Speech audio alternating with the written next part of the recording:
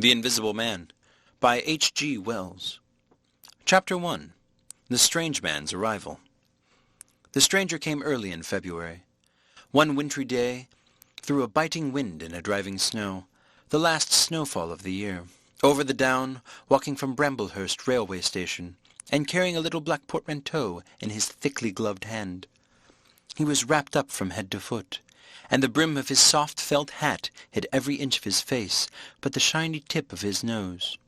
The snow had piled itself against his shoulders and chest, and added a white crest to the burden he carried. He staggered into the Coach and Horses, more dead than alive, and flung his portmanteau down. "A fire!" he cried. "In the name of human charity, a room and a fire!" He stamped and shook the snow from off himself in the bar, and followed Mrs. Hall to her guest parlour to strike his bargain. And with that much introduction, that and a couple of sovereigns flung upon the table, he took up his quarters in the inn. Mrs. Hall lit the fire and left him there while she went to prepare him a meal with her own hands. A guest to stop at Epping in the winter-time was an unheard-of piece of luck, let alone a guest who was no haggler, and she resolved herself to show herself worthy of her good fortune. As soon as the bacon was well under way, and Milly, her lymphatic aid, had been brisked up a bit by a few deftly chosen expressions of contempt, she carried the cloth, plates, and glasses into the parlour, and began to lay them with the utmost éclat. Although the fire was burning up briskly, she was surprised to see that her visitor still wore his hat and coat. Standing with his back to her, and staring out of the window at the falling snow in the yard, his gloved hands were clasped behind him, and he seemed to be lost in thought. She noticed that the melting snow that still sprinkled his shoulders dripped upon her carpet. "Can I take your hat and coat, sir?" she said, "and give 'em a good dry in the kitchen?" "No," he said without turning. She was not sure she had heard him, and was about to repeat her question. He turned his head and looked at her over his shoulder. "I prefer to keep them on," he said with emphasis, and she noticed that he wore big blue spectacles with sidelights, and had a bush-side whisker over his coat collar that completely hid his cheeks and face. "Very well, sir," she said. "As you like. In a bit the room will be warmer." He made no answer, and had turned his face away from her again, and Mrs. Hall, feeling that her conversational advances were ill-timed, laid the rest of the table things in a quick staccato and whisked out of the room. When she returned, he was still standing there, like a man of stone, his back hunched, his collar turned up, his dripping hat-brim turned down, hiding his face and ears completely. She put down the eggs and bacon with considerable emphasis, and called rather than said to him, "Your lunch is served, sir." "Thank you," he said at the same time, and did not stir until she was closing the door. Then he swung around and approached the table with a certain eager quickness. As she went behind the bar to the kitchen, she heard a sound repeated at regular intervals. Chirk, chirk, chirk, it went, the sound of a spoon being rapidly whisked around a basin. "That girl," she said. "There, I clean forgot. It's her being so long." And while she herself finished mixing the mustard, she gave Milly a few verbal stabs for her excessive slowness. She had cooked the ham and eggs, laid the table, and done everything, while Milly, help indeed, had only succeeded in delaying the mustard, and him a new guest and wanting to stay. Then she filled the mustard pot, and, putting it with a certain stateliness upon a gold and black tea-tray, carried it into the parlour. She rapped and entered promptly. As she did so, her visitor moved quickly, so that she got but a glimpse of the white object disappearing behind the table. It would seem he was picking something from the floor. She rapped down the mustard pot on the table, and then she noticed the overcoat and hat had been taken off and put over a chair in front of the fire, and a pair of wet boots threatened to rust to her steel fender. She went to these things resolutely. "I suppose I may have to dry them now," she said in a voice that brooked no denial. "Leave the hat," said her visitor in a muffled voice, and turning she saw he had raised his head and was sitting and looking at her. For a moment she stood gaping at him, too surprised to speak. He held a white cloth. It was a serviette he had brought with him, over the lower part of his face, so that his mouth and jaws were completely hidden, and that was the reason of his muffled voice. But it was not that which startled Mrs. Hall. It was the fact that all his forehead above the blue glasses were covered by a white bandage, and that another covered his ears, leaving not a scrap of his face exposed, excepting only his pink, peaked nose. It was bright, pink and shiny, just as it had been at first. He wore a dark brown velvet jacket, with a high black linen-lined collar turned up about his neck. The thick black hair escaping as it could below and between the cross bandages, projecting in curious tails and horns, giving him the strangest appearance conceivable. This muffled and bandaged head was so unlike what she had anticipated, that for a moment she was rigid. He did not remove the serviette, but remained holding it, as she saw now, with a brown-gloved hand, and regarding her with his inscrutable blue glasses. "Leave the hat," he said, speaking very distinctly through the white cloth. Her nerves began to recover from the shock they had received. She placed the hat on the chair again by the fire. "I didn't know, sir," she began, "that—" and she stopped embarrassed. "Thank you," he said dryly, glancing from her to the door, then at her again. "I'll have them nicely dried, sir, at once," she said, and carried his clothes out of the room. She glanced at his white-swathed head and blue goggles again as she was going out of the door, but his napkin was still in front of his face. She shivered a little as she closed the door behind her, and her face was eloquent of her surprise and perplexity. "I never," she whispered. "There." She went quite softly to the kitchen, and was too preoccupied to ask Milly what she was messing about with now when she got there. The visitor sat and listened to her retreating feet. He glanced inquiringly at the window before he removed his serviette and resumed his meal. He took a mouthful, glanced suspiciously at the window, took another mouthful, then rose and, taking the serviette in his hand, walked across the room and pulled the blind down to the top of the white muslin that obscured the lower panes. This left the room in a twilight. This done, he returned with an easier air to the table and his meal. "The poor soul's had an accident or operation or something," said Mrs. Hall. "What a term them bandages did give me, to be sure." She put on some more coal, unfolded the clothes-horse, and extended the traveller's coat upon this. "And they got goggles. Why, it looks more like a diving helmet than a human man." She hung his muffler on the corner of a horse, and holding that handkerchief over his mouth all the time, talking through it. Perhaps his mouth was hurt too, maybe. She turned around, as one who suddenly remembers. "Bless my soul alive," she said, going off on a tangent. "Ain't you done with them taters yet, Milly?"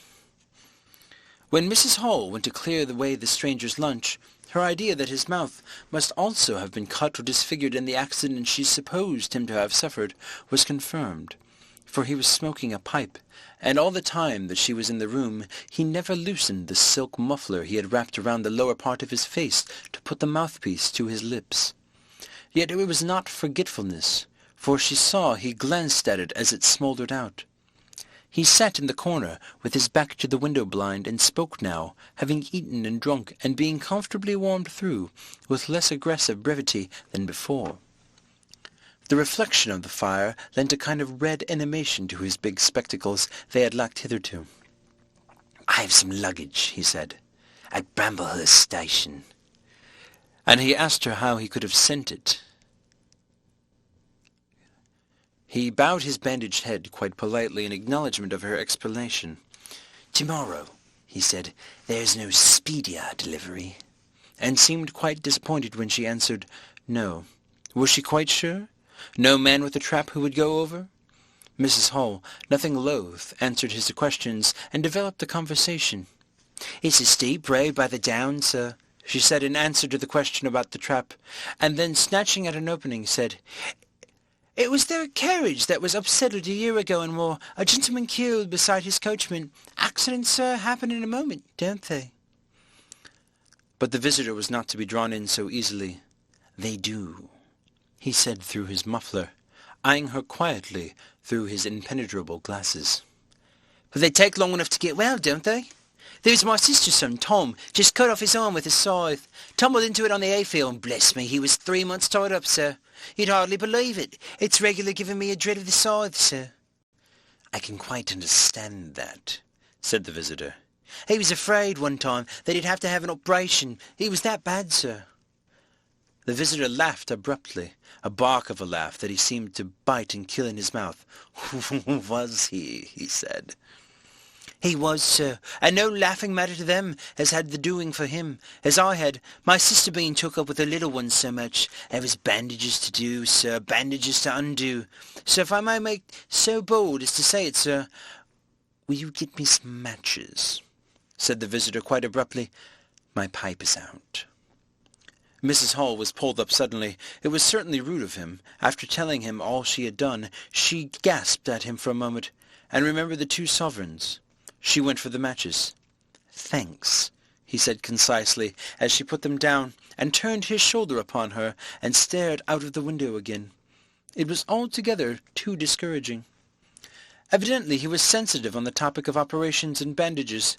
She did not make so bold as to say, however, after all, but his snubbing way had irritated her, and Milly had a hot time of it that afternoon. The visitor remained in the parlour until 4 o'clock, without giving the ghost of an excuse for an intrusion. For the most part he was quite still during that time. It would seem he sat in the growing darkness, smoking in the firelight, perhaps dozing.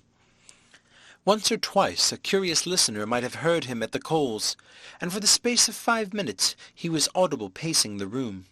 He seemed to be talking to himself. Then the armchair creaked as he sat down again. End of Chapter 1. Chapter 2. Mr. Teddy Henfrey's First Impressions. At 4 o'clock, when it was fairly dark and Mrs. Hall was screwing up her courage to go in and ask her visitor if he would take some tea, Teddy Henfrey, the clock jobber, came into the bar. "My sakes, Mrs. Hall," said he, "what is this? Is terrible weather for thin boots." The snow outside was falling faster. Mrs. Hall agreed, and then noticed that he had his bag with him. "There you're here, Mr. Teddy. I'll be glad if you'd give the old clock in the parlour a bit of a look. 'Tis going and it strikes well and hearty, but the hour hand won't do nothing but point at 6. And leading the way she went across to the parlour door and rapped and entered. Her visitor, she saw as she opened the door, was seated in the armchair before the fire, dozing it would seem, with his bandaged head drooping to one side. The only light in the room was the red glow from the fire, which lit his eyes like adverse railway signals, but left his downcast face in darkness. And the scanty vestiges of the day that came in through the open door. Everything was ruddy, shadowy, and indistinct to her, the more so since she had just been lighting the bar lamp, and her eyes were dazzled. But for a second it seemed to her that the man she looked at had an erroneous mouth wide open, a vast and incredible mouth that swallowed the whole of his lower portion of the face. It was the sensation of a moment, the white-bound head, the monstrous goggle eyes, and this huge yawn below it. Then he stirred, started up in his chair, put up his hand.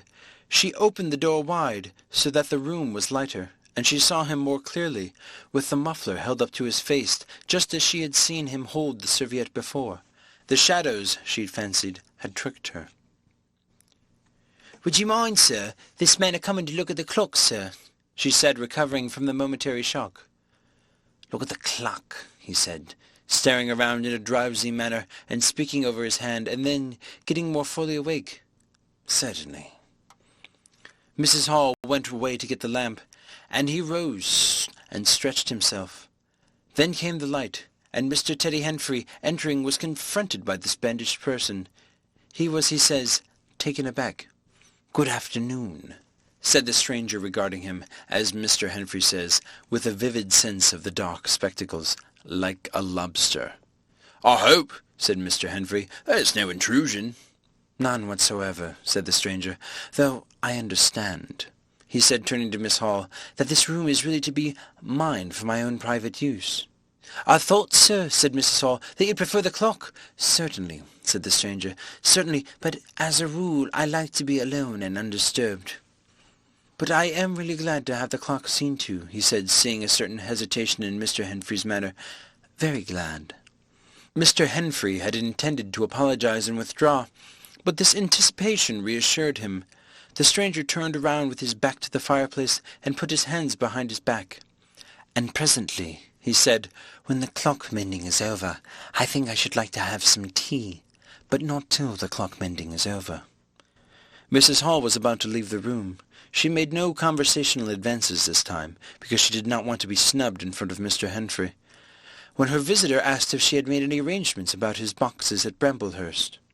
She told him she had mentioned the matter to the postman, and that the carrier could bring them over on the morrow. "You are certain that is the earliest?" he said. She was certain, with a marked coldness.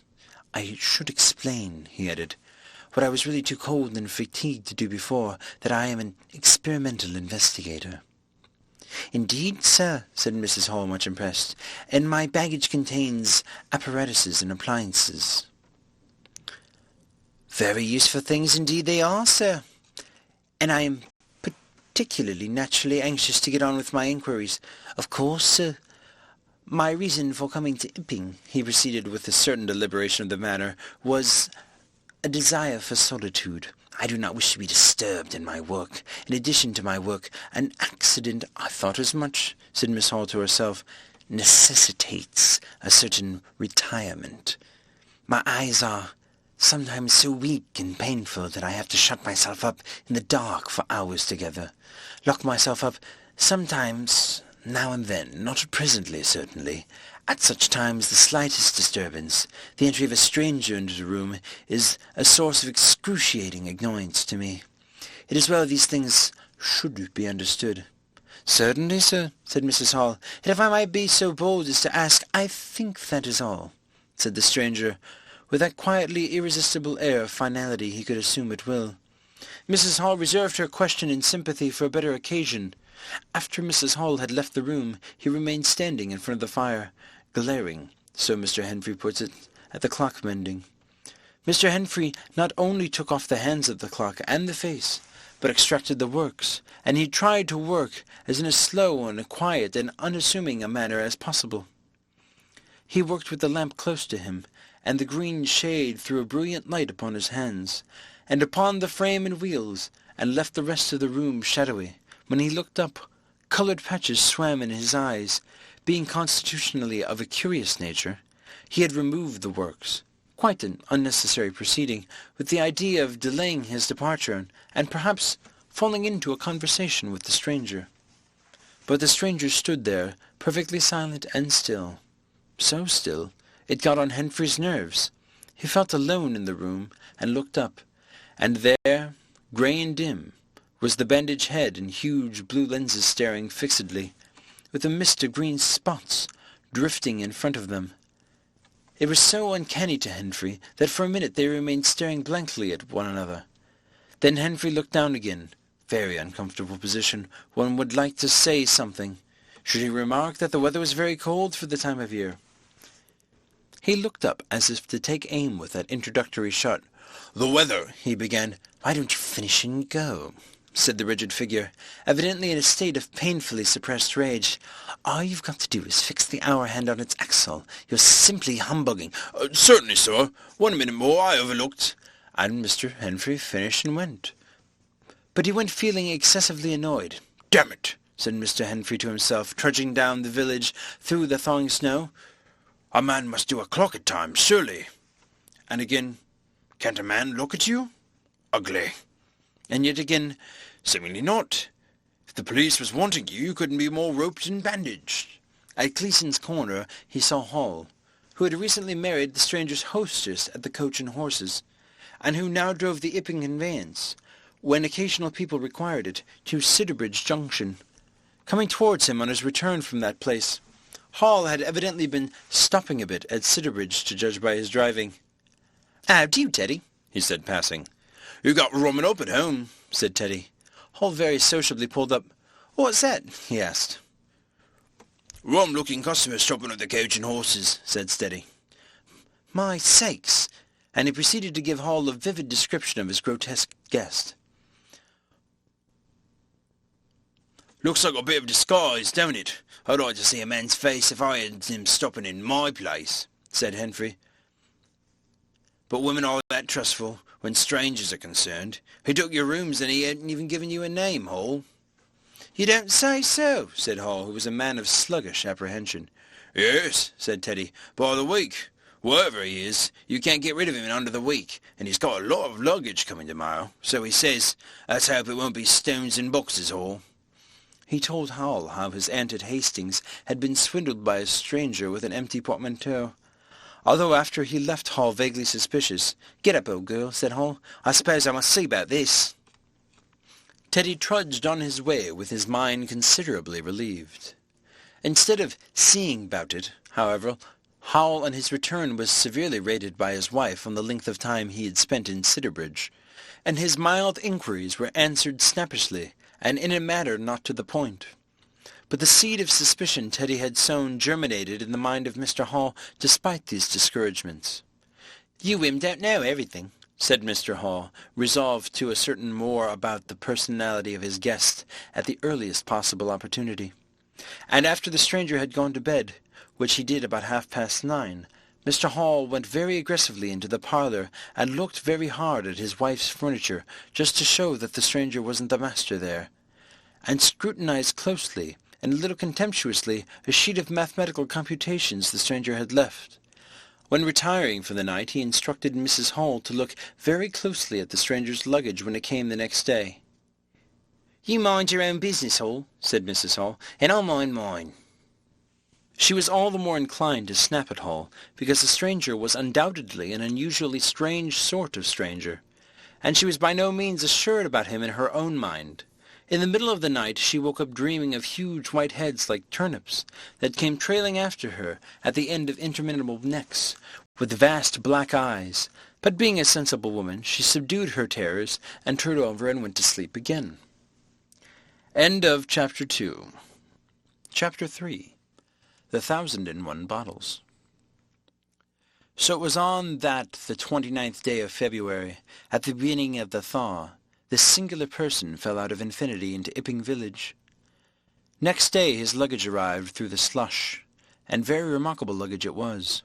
There were a couple of trunks indeed, such as a rational man might need, but in addition there were a box of books, big fat books, of which some were just in an incomprehensible handwriting, and a dozen or more crates, boxes and cases, containing objects packed in straw. As it seemed to Hall, tugging with a casual curiosity at the straw, glass bottles.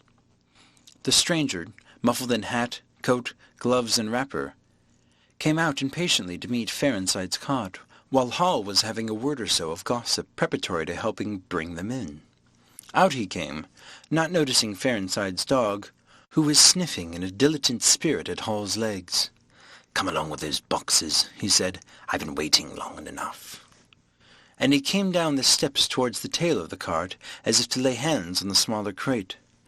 No sooner had Fairnside's dog caught a sight of him, however, than it began to bristle and growl savagely, and when he rushed down the steps, it gave an undecided hop, and then sprang straight at his hands. "Whoop!" cried Hall, jumping back, for he was no hero with dogs, and Fairnside howled, "Lie down!" and snatched his whip. They saw the dog's teeth had slipped the hand, heard a kick, saw the dog execute a flanking jump and get home on the stranger's leg, and then heard the rip of his trousering.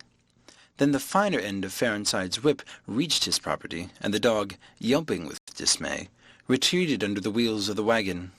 It was all the business of a swift half-minute. No one spoke. Everyone shouted.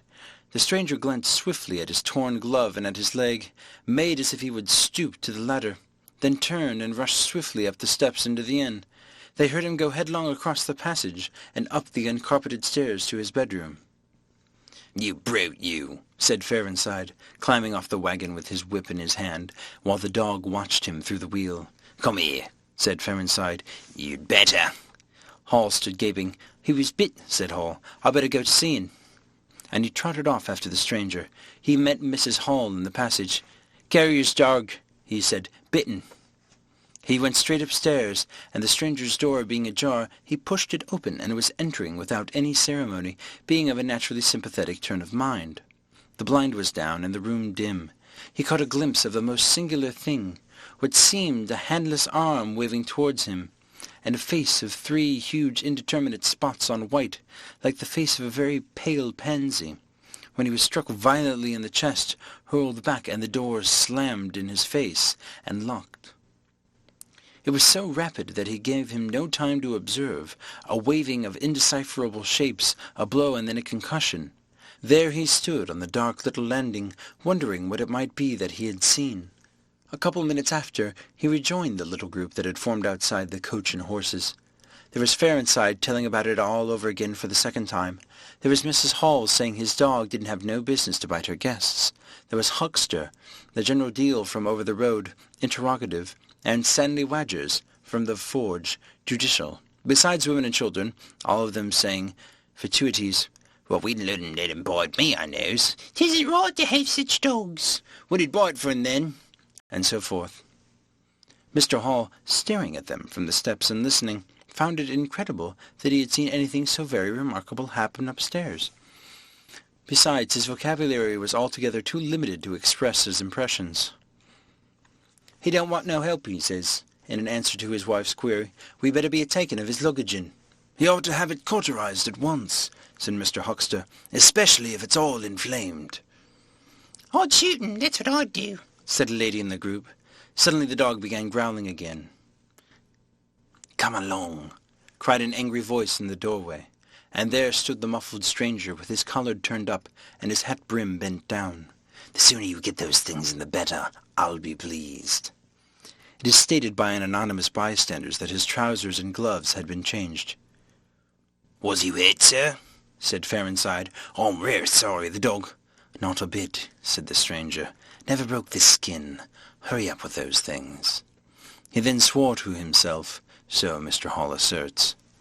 Directly the first crate was, in accordance with his directions, carried to the parlour, the stranger flung himself upon it with extraordinary eagerness, and began to unpack it, scattering the straw with an utter disregard of Mrs. Hall's carpet. And from it he began to produce bottles, little fat bottles containing powders, small and slender bottles containing coloured and white fluids, fluted blue bottles labelled poison, bottles with round bodies and slender necks, large green glass bottles, large white glass bottles, bottles with the glass stoppers and frosted labels, bottles with fine corks, bottles with bungs, bottles with wooden caps, wine bottles, salad oil bottles, putting them in rows on the chiffonier, on the mantel, on the table under the window, round the floor, on the bookshelf, everywhere. The chemist shop in Bramblehurst could not boast half so many. Quite a sight it was. Crate after crate yielded bottles, until all 6 were empty and the table high with straw. The only things that came out of these crates besides the bottles were a number of test tubes and a carefully packed balance. And directly the crates were unpacked, the stranger went to the window and set to work, not troubling in the least about the litter of straw, the fire which had gone out, the box of books outside, nor the trunks and other luggage that had gone upstairs. When Mrs. Hall took his dinner into him, he was already so absorbed in his work, pouring little drops out of the bottles into test tubes, that he did not hear her until she had swept away the bulk of the straw and put the tray on the table, with some little emphasis perhaps, seeing the state that the floor was in. Then he half turned his head and immediately turned it away again. But she saw he had removed his glasses. They were beside him on the table, and it seemed to her that his eye sockets were extraordinarily hollow. He put on his spectacles again, and then turned and faced her. She was about to complain of the straw on the floor when he anticipated her. "I wish you wouldn't come in without knocking," he said in the tone of abnormal exasperation that seemed so characteristic of him. "I knocked, but seemingly—" "Perhaps you did. But in my investigations, my really very urgent and necessary investigations, the slightest disturbance, the jar of a door, I must ask you—" "Certainly, sir. You can turn the lock if you like that, any time." "A very good idea," said the stranger. "This straw, sir, if I may be so bold as to remark—" "Don't. And if the straw makes trouble, put it down in the bill." And he mumbled at her, words suspiciously like curses. He was so odd, standing there, so aggressive and explosive, bottle in one hand and test tube in the other, that Mrs. Hall was quite alarmed, but she was a resolute woman. "In which case, I would like to know, sir, what you consider—" "A shilling. Put down a shilling. Surely a shilling's enough." "So be it," said Mrs. Hall, taking up the tablecloth and beginning to spread it over the table. "If you're satisfied, of course." He turned and sat down, with his coat collar towards her. All the afternoon he worked with the door locked, and as Mrs. Hall testifies, for the most part in silence. But once there was a concussion, and the sound of the bottles ringing together as if the table had been hit, and the smash of a bottle violently flung down. Then a rapid pacing athwart the room, fearing something was the matter. She went to the door and listened, not caring to knock. "I can't go on," he was raving. "I can't go on. 300,000, 400,000, oh, the huge multitude, cheated. All my life it may take me. Patience. Patience indeed. Fool. Fool." There was a noise of hobnails on the bricks in the bar, and Mrs. Hall had very reluctantly to leave the rest of his soliloquy. When she returned, the room was silent again, save for the faint crepitation of his chair and the occasional clink of a bottle. It was all over. The stranger had resumed work. When she took his tea, she saw broken glass in the corner of the room under the concave mirror, and a golden stain that had been carelessly wiped. She called attention to it. "Put it down in the bill," snapped her visitor. "For God's sakes, don't worry me. There's damage done. Put it down in the bill." And he went on ticking a list in the exercise book before him. "I'll tell you something," said Farnside mysteriously. It was late in the afternoon, and they were in the little beer shop of Ipping Hanger. "Well," said Teddy Henfrey. "This chap you're speaking of, what my dog bit, well, he's black. Leastways his legs are. I seed through the tear of his trousers and the tear of his glove. You'd have expected a sort of pinky to share, wouldn't you? Well, there wasn't none. Just blackness. I tell you, he's as black as my hat." "My sakes," said Henfrey. "It's a rummy case altogether. Why, his nose is as pink as paint." "It's true," said Farnside. "I knows that, and I tell you what I'm thinking. That man's a piebald, Teddy. Black here and white there, in patches, and he's ashamed of it. He's a kind of half-breed, and the colours come off patchy instead of mixing. I've heard of such things before, and it's the common way with horses, as anyone can see." End of Chapter 3. Chapter 4. Mr. Cuss interviews the stranger. I have told the circumstances of the stranger's arrival in Ipping with a certain fullness of detail, in order that the curious impression he created may be understood by the reader. But excepting two odd incidents, the circumstances of his stay until the extraordinary day of the club festival may be passed over very cursorily. There were a number of skirmishes with Mrs. Hall on the matters of domestic discipline, but in every case until late April, when the first signs of penury began, he overrode her by an easy expedient of an extra payment. Hall did not like him, and whenever he dared he talked of the advisability of getting rid of him.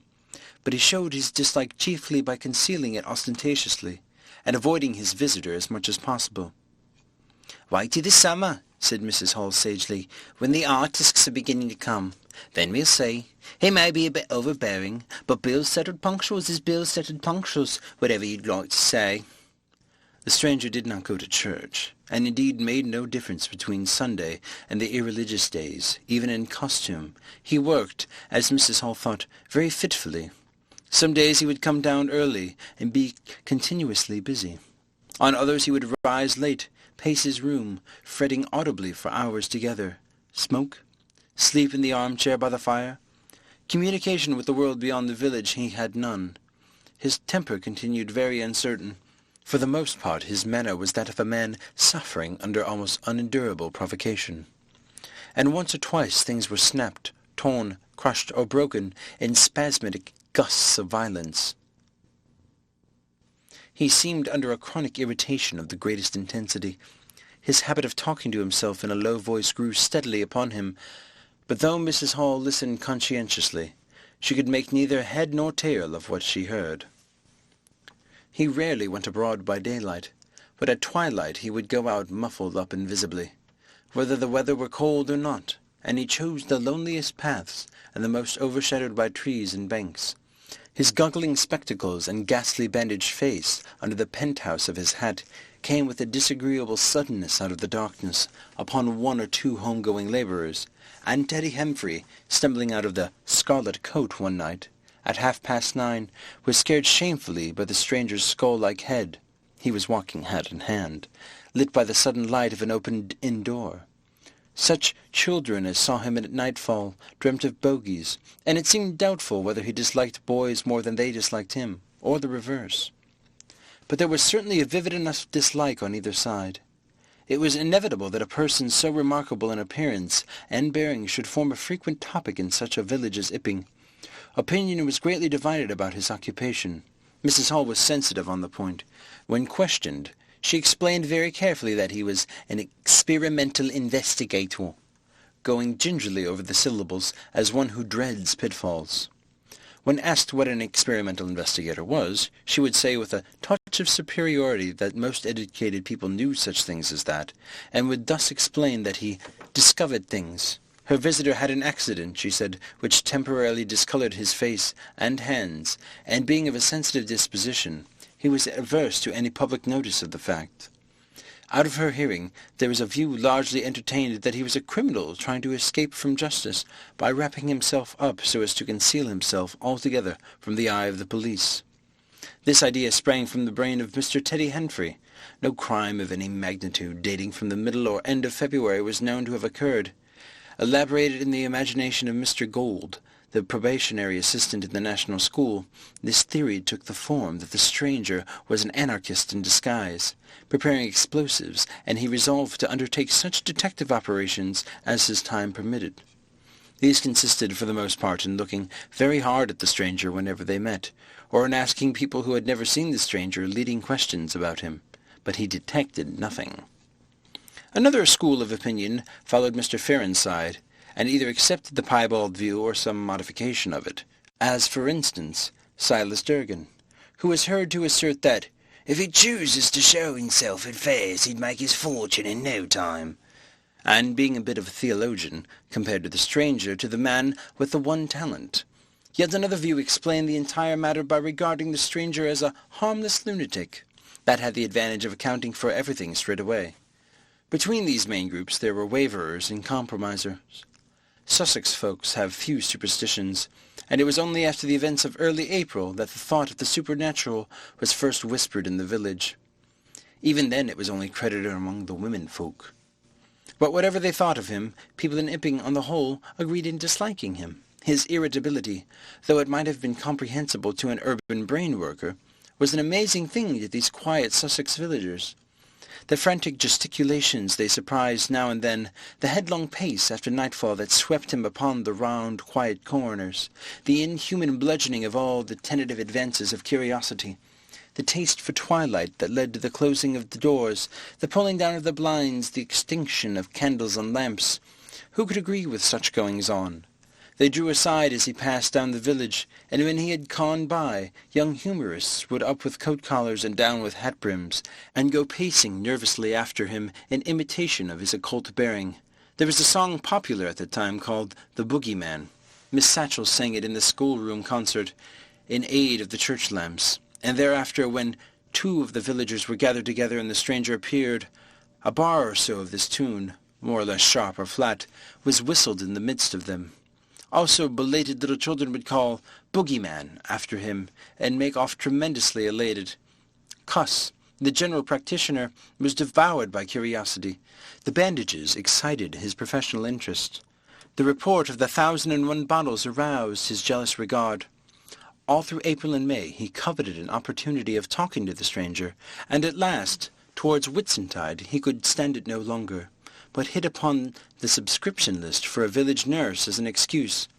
He was surprised to find that Mr. Hall did not know his guest's name.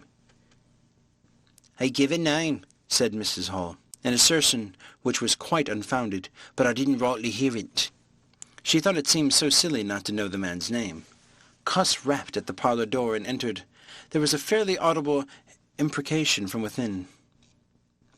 "Pardon my intrusion," said Cuss, and then the door closed and cut Mrs. Hall off from the rest of the conversation. She could hear the murmur of voices for the next 10 minutes, then a cry of surprise, a stirring of feet, a chair flung aside, a bark of laughter, quick steps to the door, and Cuss appeared, his face white, his eyes staring over his shoulder. He left the door open behind him, and without looking at her strode across the hall and went down the steps, and she heard his feet hurrying along the road. He carried his hat in his hand. She stood behind the door, looking at the open door of the parlour. Then she heard the stranger laughing quietly, and then his footsteps came across the room. She could not see his face where she stood. The parlour door slammed, and the place was silent again. Cuss went straight up the village to Bunting, the vicar. "Am I mad?" Cuss began abruptly, as he entered the shabby little study. "Do I look like an insane person?" "What's happened?" said the vicar, putting the ammonite on the loose sheets of his forthcoming sermon. "That chap at the inn." "Well?" "Give me something to drink," said Cuss, and he sat down, when his nerves had been steadied by a glass of cheap sherry, the only drink the good vicar had available. He told him of the interview he had just had. "Went in," he gasped, "and began to demand a subscription for that nurse fund. He'd stuck in his hands in his pockets as I came in. He sat down lumpily in his chair, sniffed. I told him I'd heard he took an interest in scientific things. He said yes, sniffed again, kept on sniffing all the time. Evidently recently caught an infernal cold. No wonder, wrapped up like that. I developed the nurse idea. All the while I kept my eyes open. Bottles, chemicals everywhere. Balance, test tube instans, and a smell of evening primrose. Would he subscribe? Said he'd consider it. Asked him point blank, was he researching? Said he was. A long research? Got quite cross.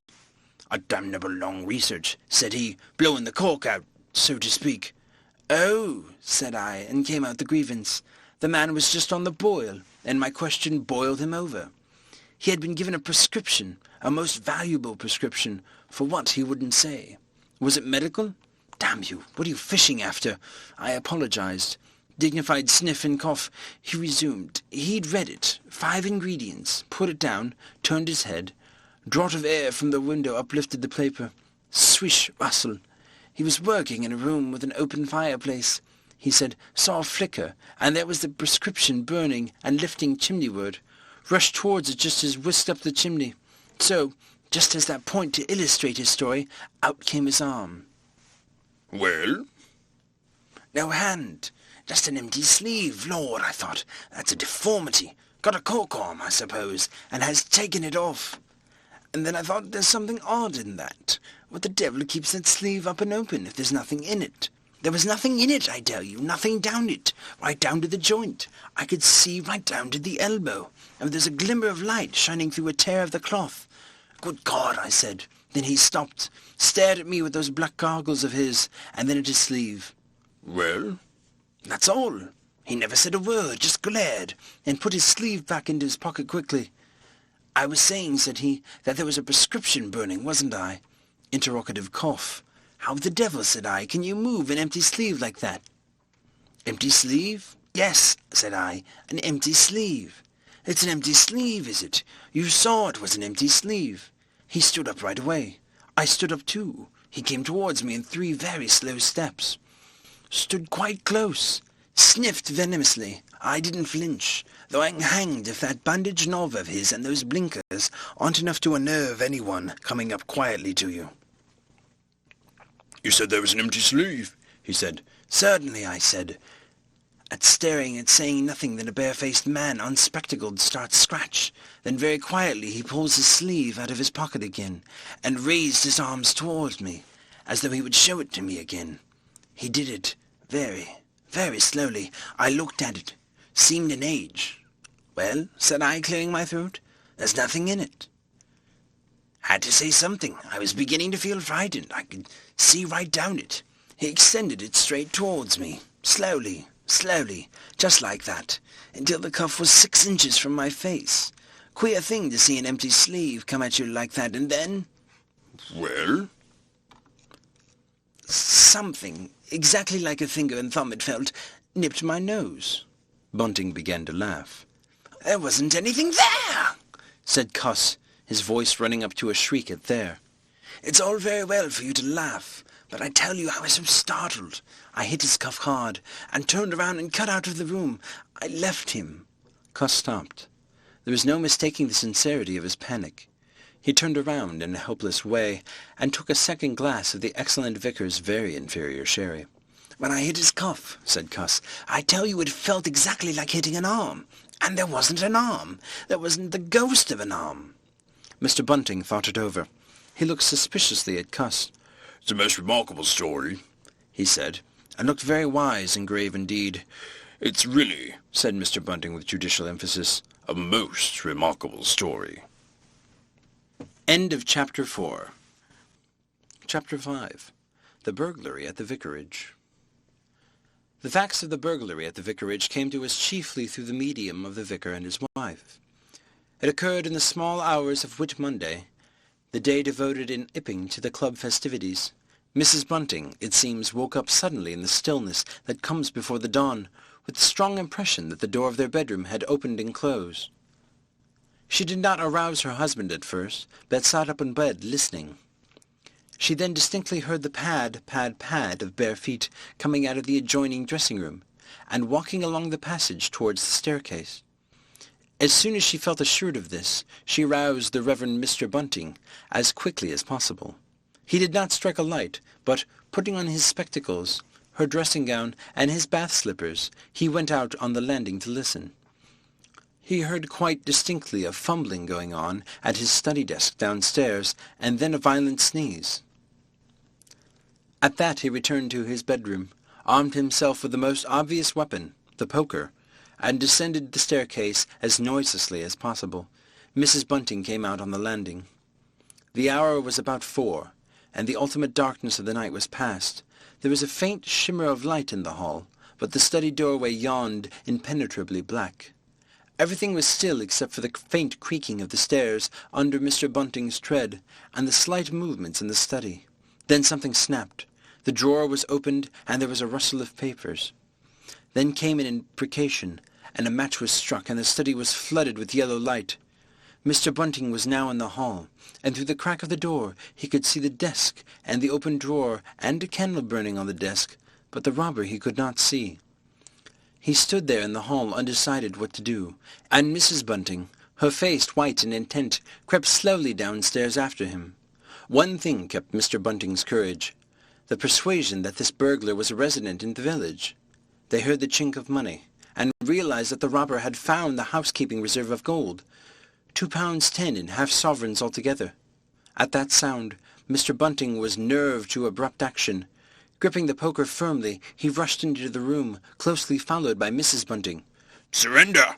cried Mr. Bunting fiercely, and then stooped amazed. Apparently the room was perfectly empty.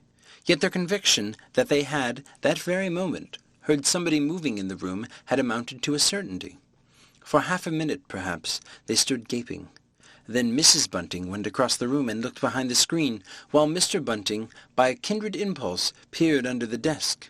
Then Mrs. Bunting turned back the window curtains, and Mr. Bunting looked up the chimney and probed it with the poker. Then Mrs. Bunting scrutinized the waste-paper basket, and Mr. Bunting opened the lid of the coal scuttle. Then they came to a stop and stood with eyes interrogating each other. I could have sworn," said Mr. Bunting. "The candle," said Mr. Bunting. "Who lit the candle?" "The drawer," said Mrs. Bunting, "and the money's gone." She went hastily to the doorway.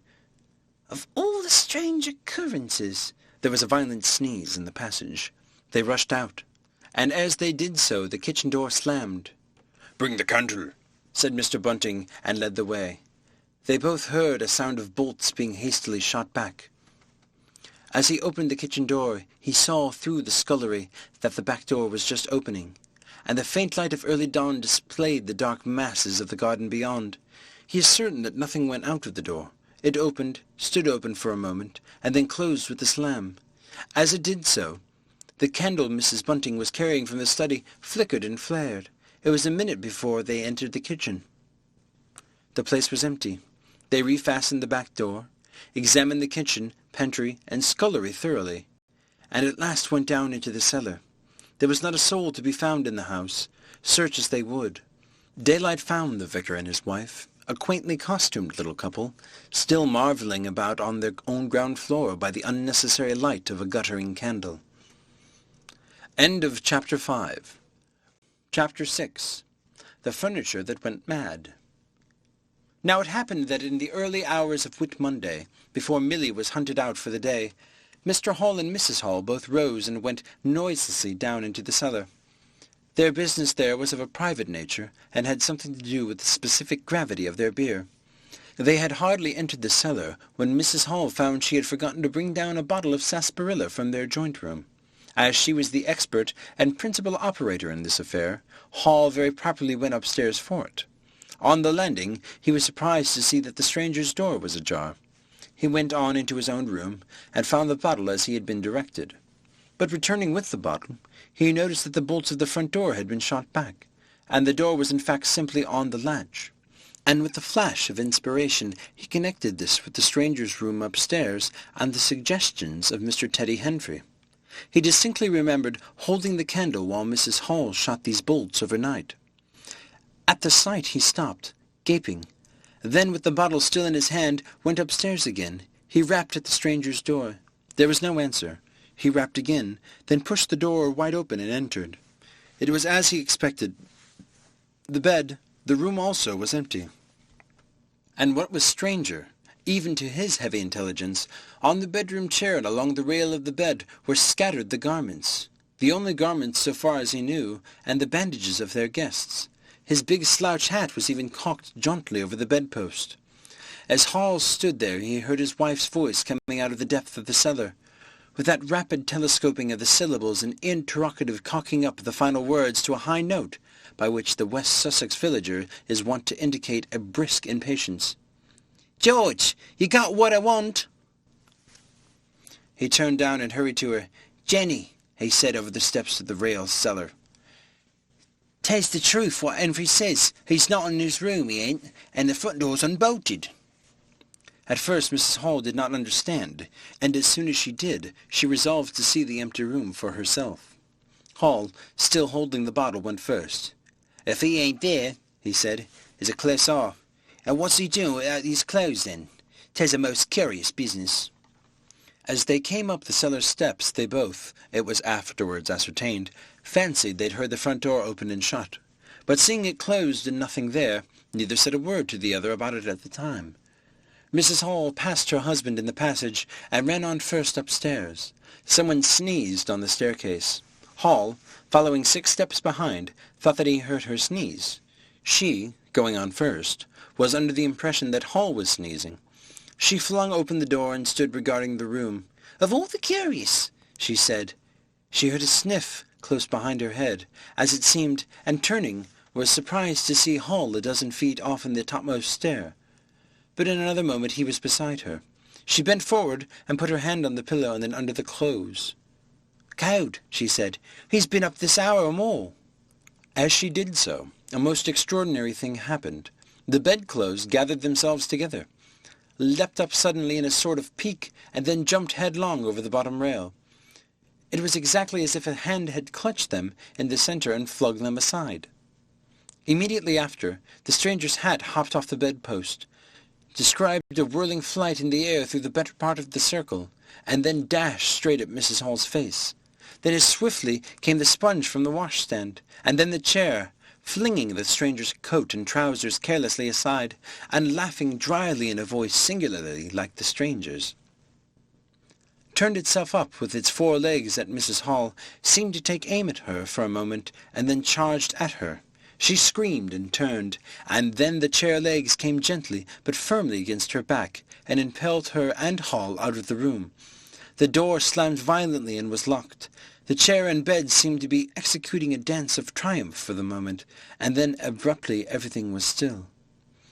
Mrs. Hall was left almost in a fainting condition in Mr. Hall's arms on the landing. It was with the greatest difficulty that Mr. Hall and Milly, who had been roused by her scream of alarm, succeeded in getting her downstairs and applying the restoratives customary in such cases. "'Tis spirits," said Mrs. Hall. "I know 'tis spirits. I've read in papers, in tables and chairs leaping and dancing." "Type a drop more, Jenny," said Hall. "'Twas steady ye." "Lock him out," says Mrs. Hall. "Don't let him come in again. I half cast. I might have known with them goggling eyes and bandaged head, and never going to church of a Sunday, and all they bottles. More'n it's right for anyone to have. He's putting the spirits in the furniture. My good old furniture. 'Twas in that very chair my poor dear mother used to sit when I was a little girl. To think you should rise up against me now." "Just a drop more, Jenny," said Hall. "Your nerves is all upset. They sent Millie across the street through the golden 5 o'clock sunshine to rouse up Mr. Sandy Wadgers, the blacksmith. Mr. Hall's compliments and the furniture upstairs were behaving most extraordinary. Would Mr. Wadgers come around? He was a knowing man, was Mr. Wadgers, and very resourceful. He took quite a grave view of the case. "Damned armed if that ain't witchcraft," was the view of Mr. Sandy Wadgers. "If you want horseshoes for such a gentry as he." He came round greatly concerned. They wanted him to lead the way upstairs to the room, but he didn't seem to be in any hurry. He preferred to talk in the passage. Over the way, Huckster's apprentice came out and began taking down the shutters of the tobacco window. He was called over to join the discussion. Mr. Huckster naturally followed over in the course of a few minutes. The Anglo-Saxon genius for parliamentary government asserted itself. There was a great deal of talk and no decisive action. "Let's have the facts first," insisted Mr. Sandy Wadgers. "Let's be sure we be acting perfectly right in busting in that door open. A door unbust is always open to busting, but you can't unbust a door once you bust it in." And suddenly, the most wonderfully, the door of the room upstairs opened of its own accord.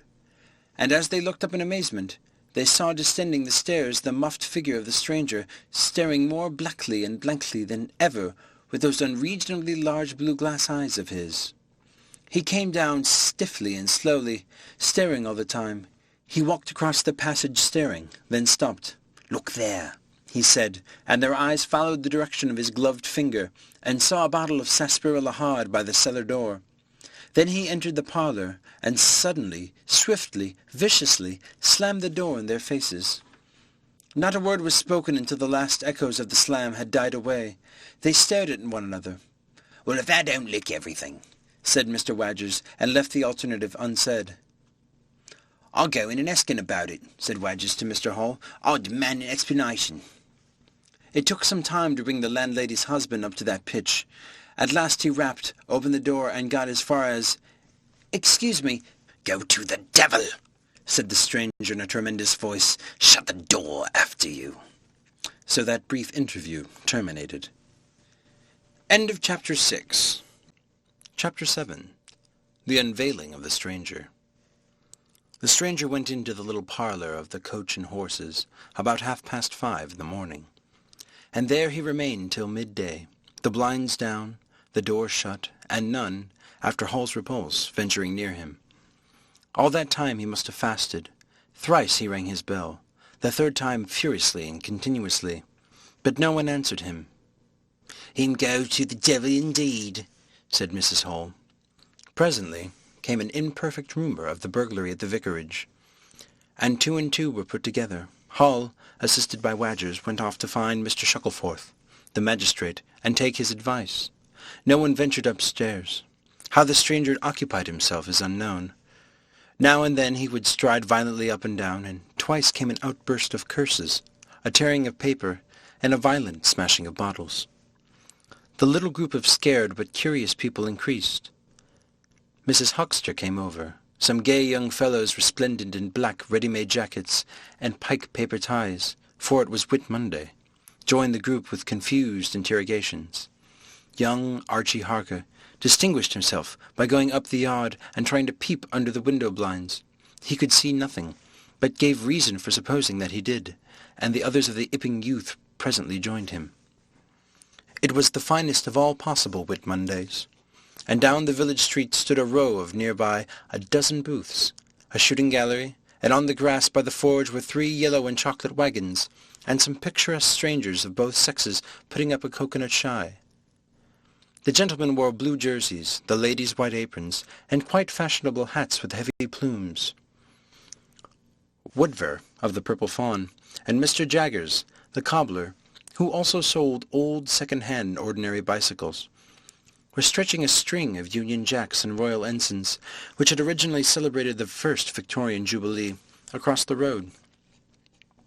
And inside, in the artificial darkness of the parlour, into which only one thin jet of sunlight penetrated, the stranger, hungry, we must suppose, and fearful, hidden in his uncomfortable hot wrappings, pored through his dark glasses upon his paper, or chinked his dirty little bottles, and occasionally swore savagely at the boys, audible, if invisible, outside the windows.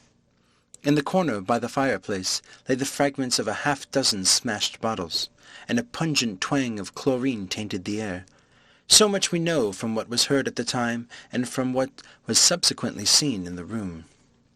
About noon he suddenly opened his parlour door and stood glaring fixedly at 3 or 4 people in the bar. "Mrs. Hall," he said. Somebody went sheepishly and called for Mrs. Hall. Mrs. Hall appeared after an interval, a little short of breath, but all the fiercer for that. Hall was still out. She had deliberated over this scene, and she came holding a little tray with an unsettled bill upon it. "Is your bill you wanting, sir?" she said. "Why wasn't my breakfast laid? Why haven't you prepared my meals and answered my bell? Do you think I live without eating?" "Why isn't my bill paid?" said Mrs. Hall. "That's what I want to know." "I told you 3 days ago I was waiting remittance." "I told you 2 days ago I wasn't going to wait no remittances. You can't grumble if your breakfast waits a bit if my bill's been waiting for 5 days, can you?" The stranger swore briefly but vividly. "Na, from the bar. "And I'd thank you kindly, sir, if you keep your swearing to yourself," said Mrs. Hall. The stranger stood looking more like an angry diving helmet than ever. It was universally felt in the bar that Mrs. Hall had the better of him. His next words showed as much. "Look here, my good woman." "Don't good woman me," said Mrs. Hall. "I've told you my remittance hasn't come." "Remittance indeed," said Mrs. Hall. I dare say in my pocket. You told me 3 days ago that you hadn't anything but a sovereign's worth of silver upon you." "Well, I've found some more." "Hullo!" from the bar. "I wonder where you found it," said Mrs. Hall. That seemed to annoy the stranger very much. He stamped his foot. "What do you mean?" "That I wonder where you found it," said Mrs. Hall. "And before I take any bills or get any breakfast or do any such things whatsoever, you got to tell me 1 or 2 things I don't understand. And what nobody don't understand is what everybody's very anxious to understand. I want to know what you've been doing to my chairs upstairs. I want to know how it is your room was empty, how you got in again. Them as stops in this house has come by indoors, and that's the rulers of the house, and that you didn't do. And what I want to know is how you did come in, and I want to know it." Suddenly the stranger raised his gloved hands clenched, stamped his foot, and said, "Stop!" with such extraordinary violence that he silenced her instantly. "You don't understand," he said, "who I am or what I am. I'll show you. By heaven, I'll show you." Then he put his open palm over his face and withdrew it. The center of his face became a black cavity. "Here," he said, stepping forward, and handed Mrs. Hall something which she, staring at his metamorphosed face, accepted automatically. Then, when she saw what it was, she screamed loudly, dropped it, and staggered back. The nose. It was the stranger's nose, pink and shining, rolled on the floor. Then he removed his spectacles, and everybody in the bar gasped. He took off his hat, and with a violent gesture tore at his whiskers and bandages. For a moment they resisted him. A flash of horrible anticipation passed through the bar. "Oh, my God!" said one. Then off they came. It was worse than anything. Mrs. Hall, standing open-mouthed and horror-struck, shrieked at what she saw, and made for the door of the house. Everyone began to move. They were prepared for scars, disfigurements, tangible horrors, but nothing. The bandages and false hair flew across the passage into the bar, making a hobbledehoy jump to avoid them. Everyone tumbled on everyone else down the steps, for the man who stood there shouting some incoherent explanation was a solid, gesticulating figure up to the coat-collar of him, and then nothingness, no visible thing at all. People down the village heard shouts and shrieks, and looking up the street saw the coach and horses violently firing out its humanity. They saw Mrs. Hall fall down, and Mr. Teddy Henfrey jump to avoid tumbling over her. And then they heard the frightful screams of Milly, who, emerging suddenly from the kitchen at the noise of the tumult, had come upon the headless stranger from behind. These increased suddenly. Forthwith everybody all down the street, the sweet-stuffer seller, coconut-shy proprietor, and his assistant, the swing-man, little boys and girls, rustic dandies, smart wenches, smocked elders, and aproned gypsies, began running towards the end. In a miraculously short space of time, a crowd of perhaps 40 people, and rapidly increasing, swayed and hooted, and inquired and exclaimed and suggested in front of Mrs. Hall's establishment. Everyone seemed eager to talk at once, and the result was babble, A small group supported Mrs. Hall, who was picked up in a state of collapse. There was a conference, and the incredible evidence of the vociferous eyewitness, "Oh, Boogie, what's he been doing? I'd heard her, has she? Run at him with a knife, I believe." "No, he'd tell you.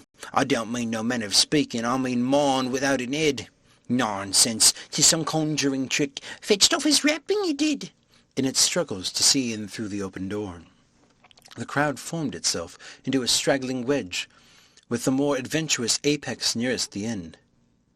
"It stood for a moment. I heard the gal scream, and it turned. I saw her skirts whisk and he went after her. Didn't take 10 seconds. Back he comes with a knife in his hand and a loaf.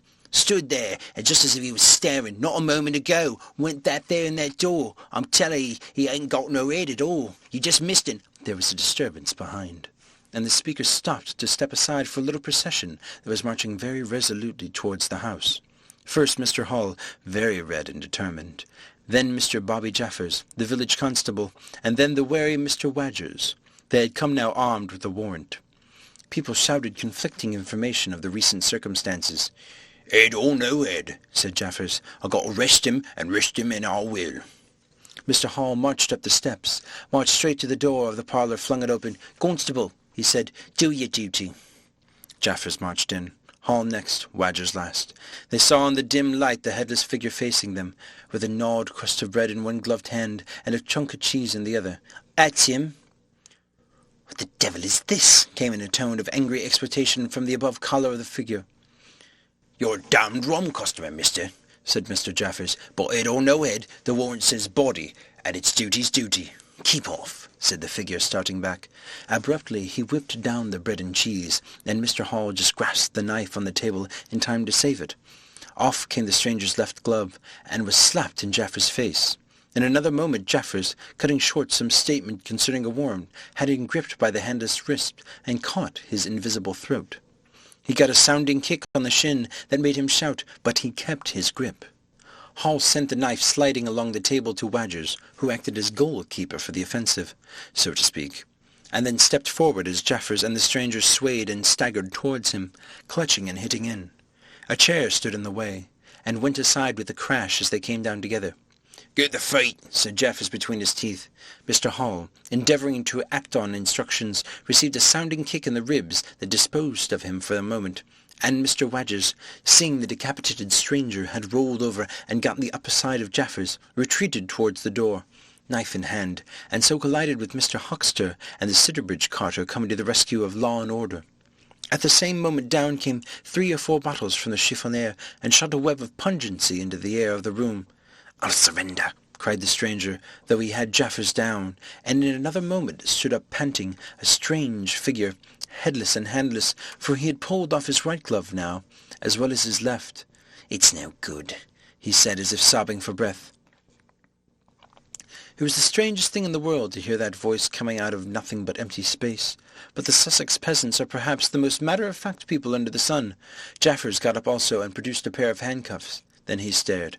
"I say," said Jaffers, brought up short by a dim realization of the incongruity of the whole business. "Darn it, can't use him. I can't see." The stranger ran his arm down to his waistcoat. As if by a miracle, the buttons to which his empty sleeve pointed became undone. Then he said something about his shin, and stooped down. He seemed to be fumbling with his shoes and socks.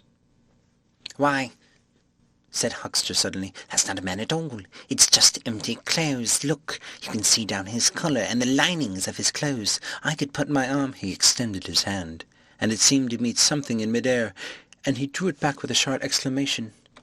"I wish you'd keep your fingers out of my eye," said the aerial voice in a tone of savage exultation. "The fact is, I'm all here, head, hands, legs, and the rest of it. But it happens I'm invisible, and it's a confounded nuisance, but I am. That's no reason why I shouldn't be poked to pieces by every stupid bumpkin and Ipping, is it?" The suit of clothes, now all unbuttoned and hanging loosely upon its unseen supports, stood up, arms akimbo. Several other of the menfolks had now entered the room, so that it was closely crowded. "Invisible, eh?" said Huckster, ignoring the stranger's abuse. "Who ever heard the likes of that?" "It's strange, perhaps, but it's not a crime. Why am I assaulted by a policeman in this fashion?" "Oh, that's a different matter," said Jaffers. "No doubt you are a bit difficult to see in this light, but I got a warrant and it's all correct. What I'm after ain't no invisibility, it's burglary. There's a house been broke into and money took." "Well—" "And circumstances certainly point—" "Stuff and nonsense," said the invisible man. "I hope so, sir, but I got my instructions." "Well," said the stranger, I'll come, but no handcuffs." "Why, it's a regular thing." "No handcuffs," stipulated the stranger. "Pardon me," said Jaffers. Abruptly the figure sat down, and before anyone could realize what was being done, the slippers, socks, and trousers had been kicked off under the table. Then he sprang up and flung off his coat. "Here, stop that," said Jaffers, suddenly realizing what was happening. He gripped at the waistcoat, it struggled, and the shirt slipped out of it, and he left it limply and empty in his hand. "Hold him," said Jaffers loudly. "Once you get things off—" "Hold him!" cried everyone, and there was a rush at the fluttering white shirt, which was now all that was visible of the stranger. The shirt-sleeve planted a shrewd blow in Hall's face that stopped his open-armed advance, and sent him backwards into the old toothsome, the sexton. And in another moment the garment was lifted up and became convulsed and vacantly flapping about the arms, even as a shirt that is being thrust over a man's head. Jaffers clutched at it, and it only helped to pull it off. He was struck in the mouth out of the air, and incontinently threw up his truncheon and smote Teddy Henfrey savagely on the crown of his head. "Look out!" said everybody, fencing at random and hitting nothing. "Hold him! Shut the door! Don't let him loose! I got something! Here he is!" A perfect babel of noises they made.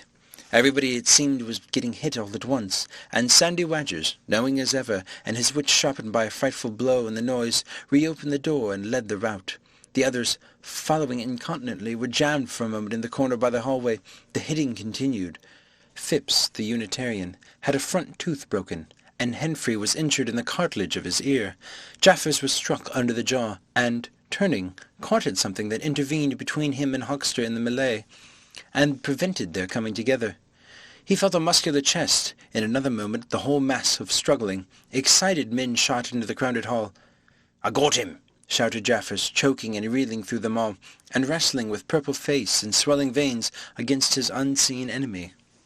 Men staggered left and right as the extraordinary conflict swayed swiftly towards the house door, and went spinning down the half-dozen steps of the inn.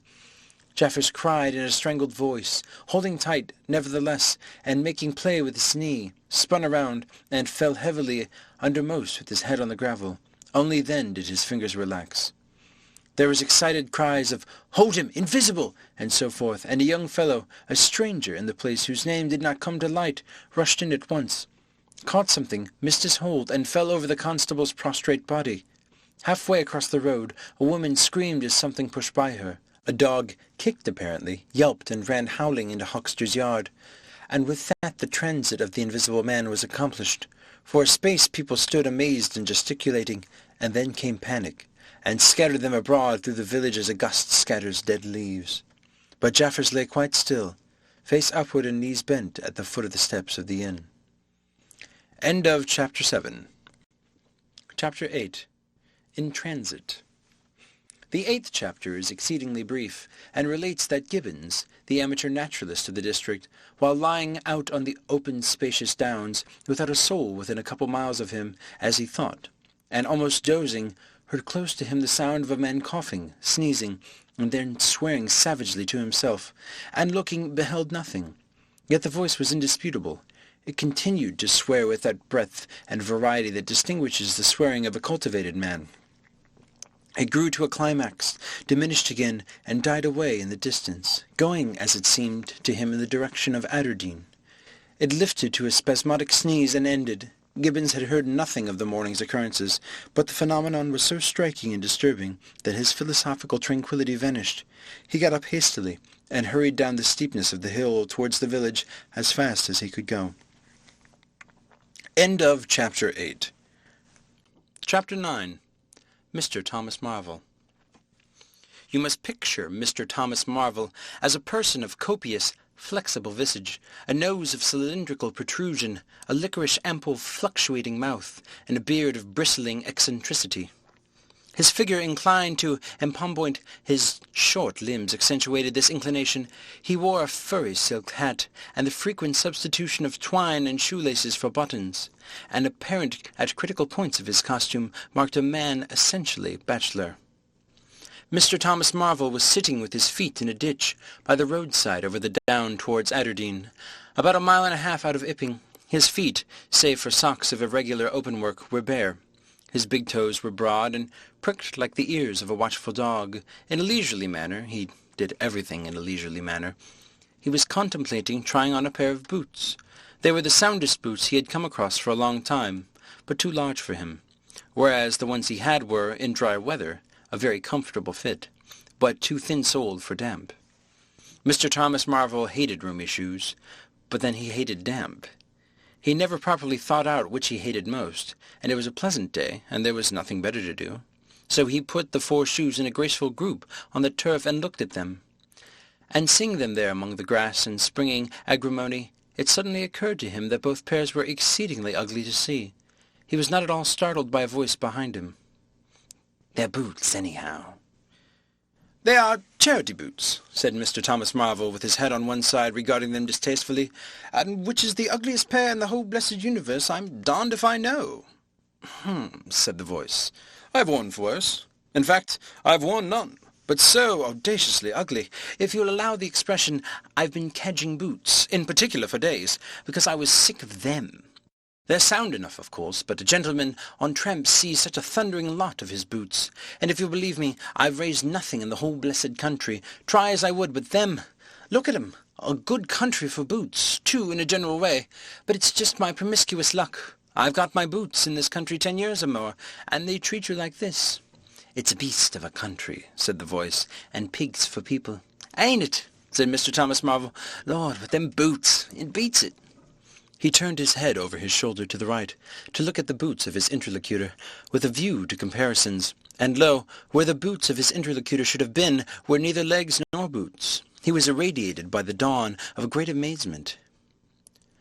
"Where are you?" said Mr. Thomas Marvel over his shoulder, and coming on all fours, he saw a stretch of empty downs with the wind swaying in the remote green-pointed furze bushes. "Am I drunk?" said Mr. Marvel. "Have I had visions? Was I talking to myself? What the—" "Don't be alarmed," said a voice. "None of your ventriloquizing me," said Mr. Thomas Marvel, rising sharply to his feet.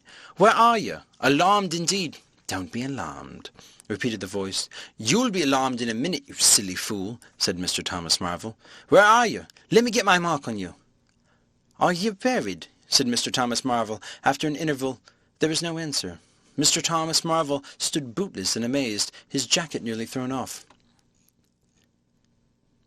"Pewit," said a pewit very remote.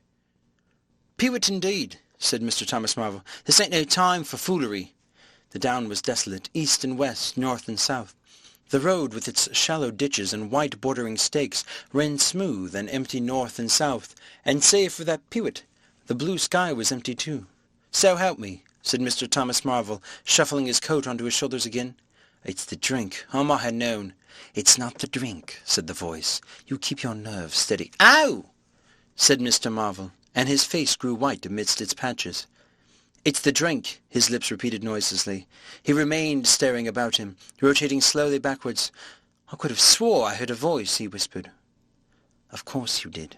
"It's there again," said Mr. Marvel, closing his eyes and clasping his hand on his brow with a tragic gesture. He was suddenly taken by the collar and shaken violently, and left more dazed than ever. "Don't be a fool," said the voice. I'm off my bloomin' chump," said Mr. Marvel. "It's no good. It's fretting about them blasted boots. I'm off my blessed bloomin' chump. Or it's the spirits." "It's neither one or the other," said the voice. "Listen, chump," said Mr. Marvel. "One minute," said the voice, penetratingly, tremulous with self-control. "Well," said Mr. Thomas Marvel, with a strange feeling of having been dug in the chest by a finger. "You think I'm just imagination?" "Just imagination." "What else can you be?" said Mr. Thomas Marvel, rubbing the back of his neck. "Very well," said the voice in a tone of relief. "Then I'm going to throw flints at you till you think differently." "But where are you?" The voice made no answer. Whiz came a flint, apparently out of the air, and missed Mr. Marvel's shoulder by a hair's breadth. Mr. Marvel, turning, saw Flint jerk up into the air, trace a complicated path, hang for a moment, then fling at his feet with almost invisible rapidity. He was too amazed to dodge. Whizzed it came and ricocheted from a bare toe into the ditch. Mr. Thomas Marvel jumped a foot and howled aloud.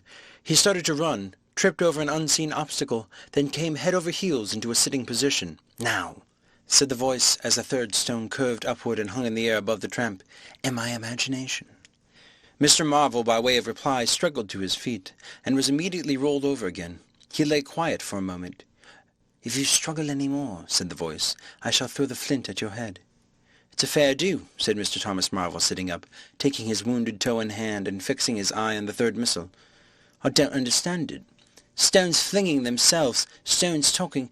Put yourself down, rot away, I'm done." The third flint fell.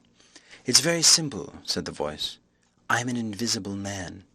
"Tell us something I don't know," said Mr. Marvel, gasping with pain.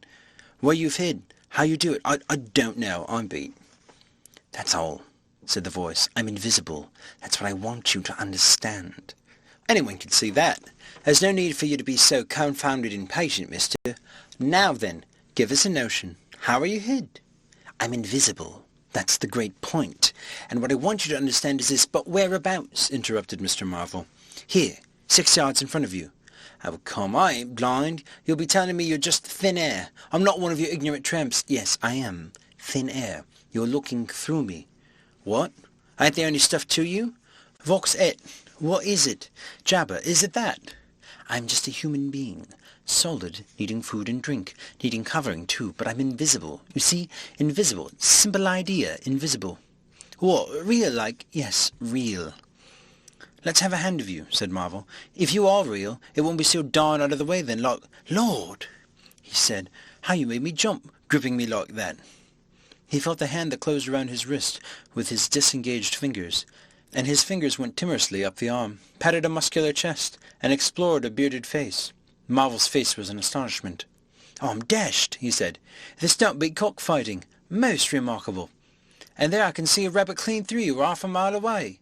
Not a bit of you visible, except—" He scrutinized the apparently empty space keenly. "You haven't been eating bread and cheese?" he asked, holding the invisible arm. "You're quite right, and it's not quite assimilated into your system." "Ah," said Mr. Marvel. "Sort of ghostly, though. Of course, all this isn't half so wonderful as you think." "It's quite wonder enough for my modest wants," said Mr. Thomas Marvel. "How'd you manage it? How'd june's it done?" "It's too long a story, and besides, I'll tell you, the whole business fairly beats me," said Mr. Marvel. "What I want to say at present is this. I need help. I have come to that. I came upon you suddenly. I was wandering, mad with rage, naked, impotent. I could have murdered. And I saw you." "Lord!" said Mr. Marvel. "I came up behind you, hesitated, went on." Mr. Marvel's expression was eloquent. "Then stopped. Here, I said, is an outcast like myself. This is the man for me. So I turned back and came to you, and—" "Lord!" said Mr. Marvel. "But I'm all in a tizzy. May I ask how is it, and what you may be requiring in the way of help? Invisible?" "I want you to help get me clothes and shelter, and then with other things, I've left them long enough. If you won't, well, but you will, must." "Look here," said Mr. Marvel. "I'm too flabbergasted. Don't knock about me any more. And leave me go. I must get steady a bit, and you've pretty near broken my toe. It's all so unreasonable. Empty downs, empty sky, nothing visible for miles except the bosom of nature. And then comes a voice out of heaven, and stones and a fist. Lord! Pull yourself together," said the voice, "for you have to do the job I've chosen for you." Mr. Marvel blew out his cheeks, and his eyes were round. "I've chosen you," said the voice. "You're the only man except some of those fools down there who knows there's such a thing as an invisible man. You have to be my helper. Help me, and I will do great things for you. An invisible man is a man of power." He stopped a moment to sneeze violently. "But if you betray me," he said, "if you fail to do as I direct you—" He paused and tapped Mr. Marvel's shoulder smartly. Mr. Marvel gave a yelp of terror at the touch. "I don't want to betray you," said Mr. Marvel, edging away from the direction of the fingers. "But don't you go a-thinking that whatever you do, all I want to do is help you. Just tell me what I got to do, Lord. Whatever you want done, that I'm most willing to do." End of Chapter 9. Chapter 10. Mr. Marvel's Visit to Ipping. After the first gusty panic had spent itself, Ipping became argumentative. Skepticism suddenly reared its head. Rather nervous skepticism. Not at all assured of its back, but skepticism nevertheless. It is so much easier not to believe in an invisible man, and those who had actually seen him dissolve into air, or felt the strength of his arm, could be counted on the fingers of 2 hands. And of these witnesses, Mr. Wadgers was presently missing, having retired impregnably behind the bolts and bars of his own house, and Jaffers was lying stunned in the parlour of the Coach and Horses. Great and strange ideas transcending experience often have less effect upon men and women than smaller, more tangible considerations. Ipping was gay with bunting, and everybody was in gala dress. Whit Monday had been looked forward to for a month or more. By the afternoon, even those who believed in the unseen were beginning to resume their little amusements in a tentative fashion, on the supposition that he had quite gone away, and with the skeptics he was already jest. But people, skeptics and believers alike, were remarkably sociable all that day. Haysman Meadows was gay with a tent, in which Mrs. Bunting and other ladies were preparing tea, while without, the Sunday school children ran races and played games under the noisy guidance of the curate and Mrs. Cuss and Sackbut. No doubt there was a slight uneasiness in the air, but people for the most part had the sense to conceal whatever imaginative qualms they experienced. On the village green, an inclined strong, down which, clinging the while to a pulley-swung handle, one could be hurled violently against a sack at the other end, came in for considerable favour among the adolescent, as also did the swings and coconut shies. There was also promenading, and the steam organ attached to a small roundabout filled with air with a pungent flavour of oil, and with equally pungent music. Members of the club who attended the church in the morning were splendid in badges of pink and green, and some of the gayer-minded had also adorned their bowler hats with brilliant-coloured favours of ribbon. Old Flesher, whose conceptions of holiday-making were severe, was visible throughout the jasmine about his window, or through the open door, whichever way you chose to look, poised delicately on a plank supported on 2 chairs, and whitewashing the ceiling of his front room. About 4 o'clock, a stranger entered the village from the direction of the downs. He was a short, stout person in an extraordinarily shabby top-hat, and appeared to be very much out of breath. His cheeks were alternately limp and slightly puffed. His mottled face was apprehensive, and he moved with a sort of reluctant alacrity. He turned the corner of the church, and directed his way to the Coach and Horses. Among others, old Fletcher remembers seeing him, and indeed the old gentleman was so struck by his peculiar agitation that he inadvertently allowed a quantity of whitewash to run down the brush into his sleeve of his coat while regarding him. This stranger, to the perceptions of the proprietor of the coconut shy, appeared to be talking to himself, and Mr. Huckster remarked the same thing. He stopped at the foot of the Coach and Horses step, and, according to Mr. Huckster, appeared to undergo a severe internal struggle before he could induce himself to enter the house. Finally he marched up the steps, and was seen by Mr. Huckster to turn left and open the door of the parlour. Mr. Huckster heard voices from within the room, and from the bar praising the man of his error. "That room's private," said Hall, and the stranger shut the door clumsily and went into the bar. In the course of a few minutes he reappeared, wiping his lips with the back of his hand, and with an air of quiet satisfaction that somehow impressed Mr. Huckster as assumed. He stood looking about him for some moments, and then Mr. Huckster saw him walk in an oddly furtive manner towards the gates of the yard, upon which the parlour window opened. The stranger, after some hesitation, leant against one of the gate-posts, produced a short clay pipe, and prepared to fill it. His fingers trembled while doing so. He lit it clumsily, and folding his arms began to smoke in a languid attitude, an attitude which his occasional glances up the yard altogether belied. All this Mr. Huckster saw over the canisters of tobacco window, and the singularity of the man's behaviour prompted him to maintain his observation. Presently the stranger stood up abruptly and put his pipe in his pocket. Then he vanished into the yard. Forthwith Mr. Huckster, conceiving he was a witness of some petty larceny, leapt around his counter and ran into the road to intercept the thief. But as he did so, Mr. Marvel reappeared, his hat askew, a big bundle in a blue tablecloth in one hand, and 3 books tied together, as it proved afterwards with the vicar's braces, in the other. Directly he saw Huckster, he gave a sort of gasp, and turning sharply to the left began to run. "Stop, thief!" cried Huckster, and set off after him. Mr. Huckster's sensations were vivid but brief. He saw the man just before him and spurting briskly for the church corner and the hill road. He saw the village flags and festivities beyond, and a face or so turned towards him. He bawled, "Stop again!"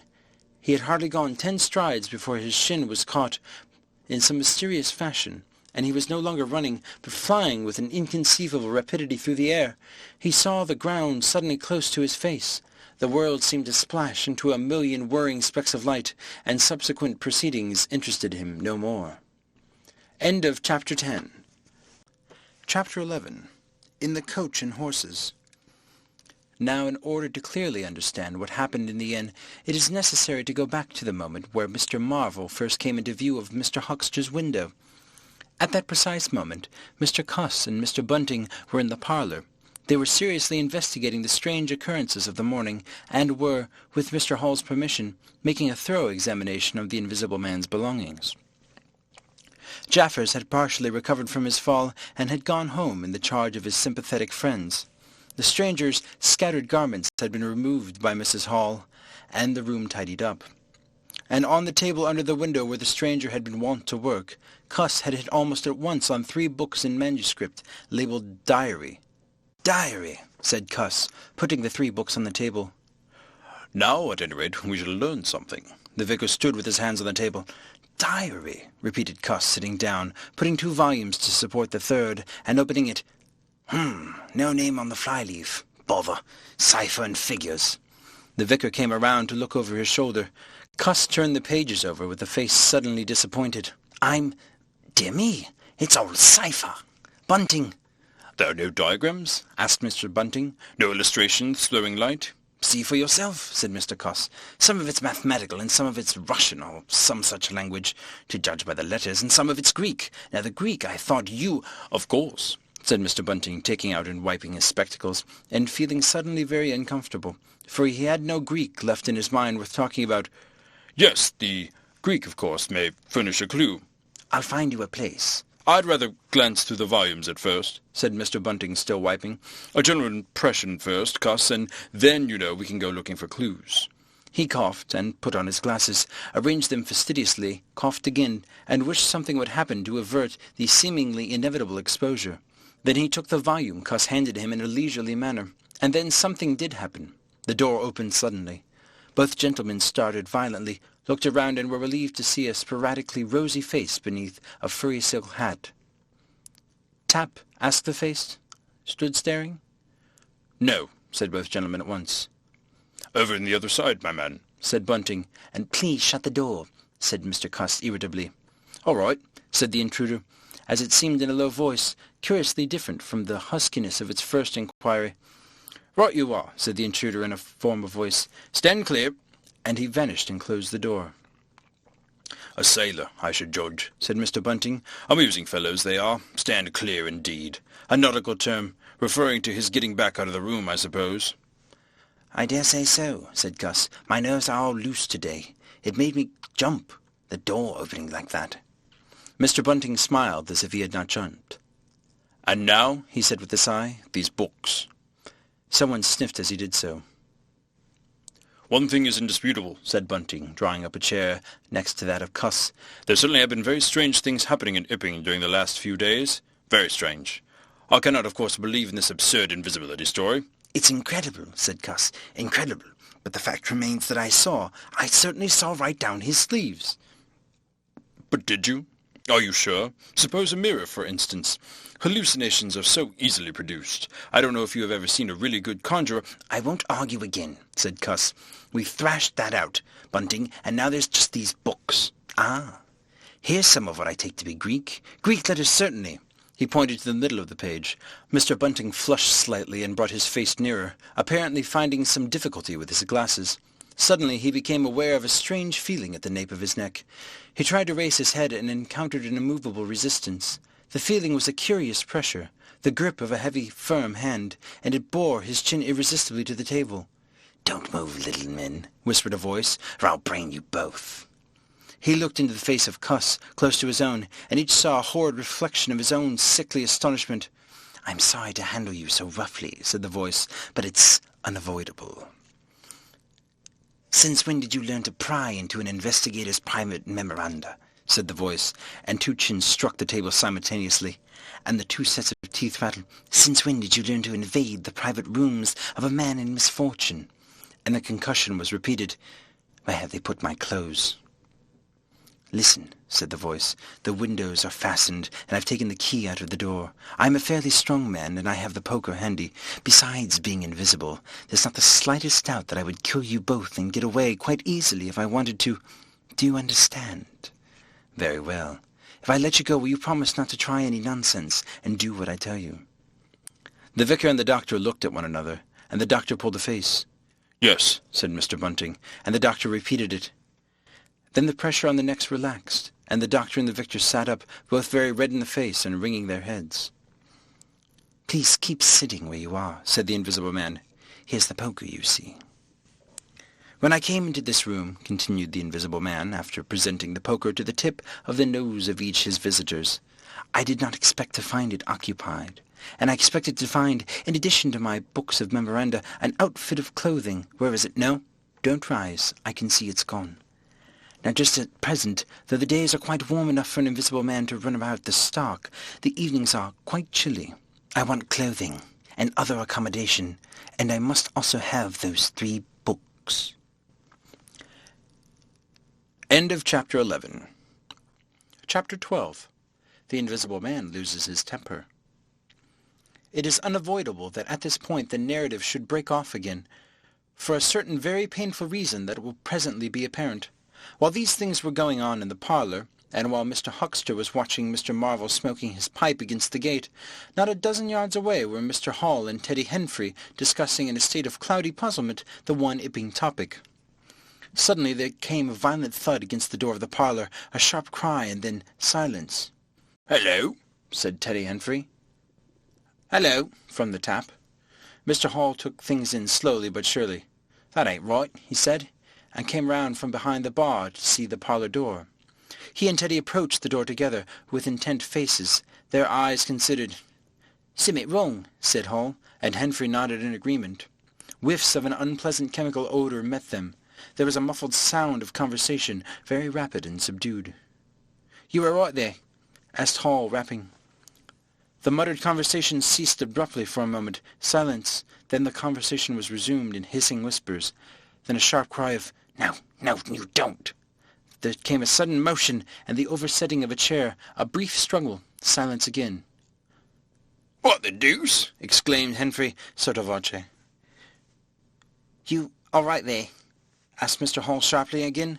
The vicar's voice answered with a curious jerking intonation. "Quite right. Please don't interrupt." "Odd," said Mr. Henfrey. "Odd," said Mr. Hall. "Says don't interrupt," says Henfrey. "I heard'n," said Hall. "Under sniff," said Henfrey. They remained listening, but the conversation was rapid and subdued. "I can't," said Mr. Bunting, his voice rising. "I tell you, sir, I will not." "What was that?" asked Henfrey. "Says he won't not," said Hahn. "Wa'n't speaking to us, was he?" "Disgraceful," said Mr. Bunting within. "Disgraceful," said Mr. Henry. "I heard it distinct." "Who's that speaking now?" asked Henfrey. "Mr. Cuss, I suppose," said Hall. "Can you hear anything?" Silence. The sounds were indistinct and perplexing. "Sounds like they're throwing the tablecloth about," said Hall. Mrs. Hall appeared behind the bar. Hall made gestures of silence and invitation. This aroused Mrs. Hall's wifey opposition. "What are you listening for, Hall?" she asked. "Ain't you nothing better to do, busy day like this?" Hall tried to convey everything by grimaces and dumb show, but Mrs. Hall was obdurate. She raised her voice, so Hall and Henfrey, rather crestfallen, tiptoed back to the bar, gesticulating, trying to explain to her. At first she refused to see anything in what they had heard at all. Then she insisted on Hall keeping silence while Henfrey told her his story. She was inclined to think the whole business nonsense. Perhaps they were just moving the furniture about. "I heard her say disgraceful. Bet I did," said Hall. "I heard that, Mrs. Hall," said Henfrey. "Like he's not," began Mrs. Hall. "Hush," said Mr. Teddy Henfrey. "Didn't I hear the window?" "What window?" asked Mrs. Hall. "Parlour window," said Henfrey. Everyone stood listening intently. Mrs. Hall's eyes directed straight before her. saw without seeing the brilliant oblong of the inn door, the road white and vivid, and Huckster's shop front blistering in the June sun. Abruptly, Huckster's door opened and Huckster appeared, eyes staring with excitement, arms gesticulating. "Yep," cried Huckster. "Stop thief!" And he ran obliquely across the oblong towards the yard gates and vanished. Simultaneously came a tumult from the parlour, and a sound of windows being closed. Hall, Henfrey, and the human contents of the tap rushed out at once pell-mell into the street.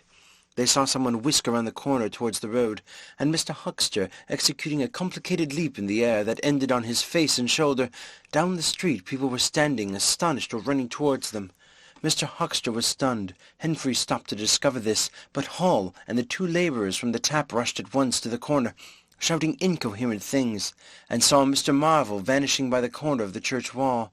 They appeared to have jumped to the impossible conclusion that this was the invisible man suddenly become visible, and set off at once in the lane to pursuit. But Hall had hardly run a dozen yards before he gave a loud shout of astonishment and went flying headlong sideways, clutching one of the labourers and bringing him to the ground. He had been charged just as one charges a man at football. The second labourer came around in a circle, stared, and conceiving that Hall had tumbled over of his own accord, turned to resume the pursuit, only to be tripped by the ankle just as Huckster had been. Then, as the first labourer struggled to his feet, he was kicked sideways by a blow that might have felled an ox. As he went down, the rush from the direction of the village green came round the corner. The first to appear was the proprietor of the Coconut Shy, a burly man in a blue jersey. He was astonished to see the lane empty save for 3 men, sprawling absurdly on the ground. And then something happened to his rearmost foot, and he went headlong and rolled down sideways, just in time to graze the feet of his brother and partner, following headlong. The 2 men were then kicked, knelt on, fallen over, and cursed by quite a number of over-hasty people. Now when Hall and Henfrey and the labourers ran out of the house, Mrs. Hall, who had been disciplined by years of experience, remained in the bar next the till. And suddenly the parlour was opened, and Mr. Cuss appeared, and without glancing at her, rushed at once down the steps toward the corner. "Hold him," he cried. "Don't let him drop the parcel." He knew nothing of the existence of Marvel, for the invisible man had handed over the books and bundle in the yard, and the face of Mr. Cuss was angry and resolute, but his costume was defective, a sort of limp white kilt that could have only passed muster and grease. "Hold him," he bawled. "He's got my trousers and every inch of the vicar's clothes." "Tend to him in a minute," he cried to Henfrey as he passed the prostrate Huckster, and coming around the corner to join the tumult, was promptly knocked off his feet into an indecorous sprawl. Somebody in full flight trod heavily on his finger.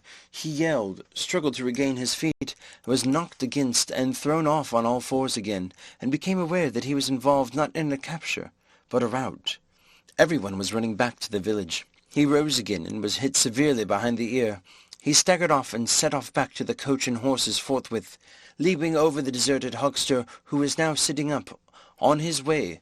Behind him, as if he was halfway up the inn steps, he heard a sudden yell of rage, rising sharply out of the confusion of cries and a resounding smack in someone's face. He recognized the voice as that of the invisible man, and the note was that of a man suddenly infuriated by a painful blow.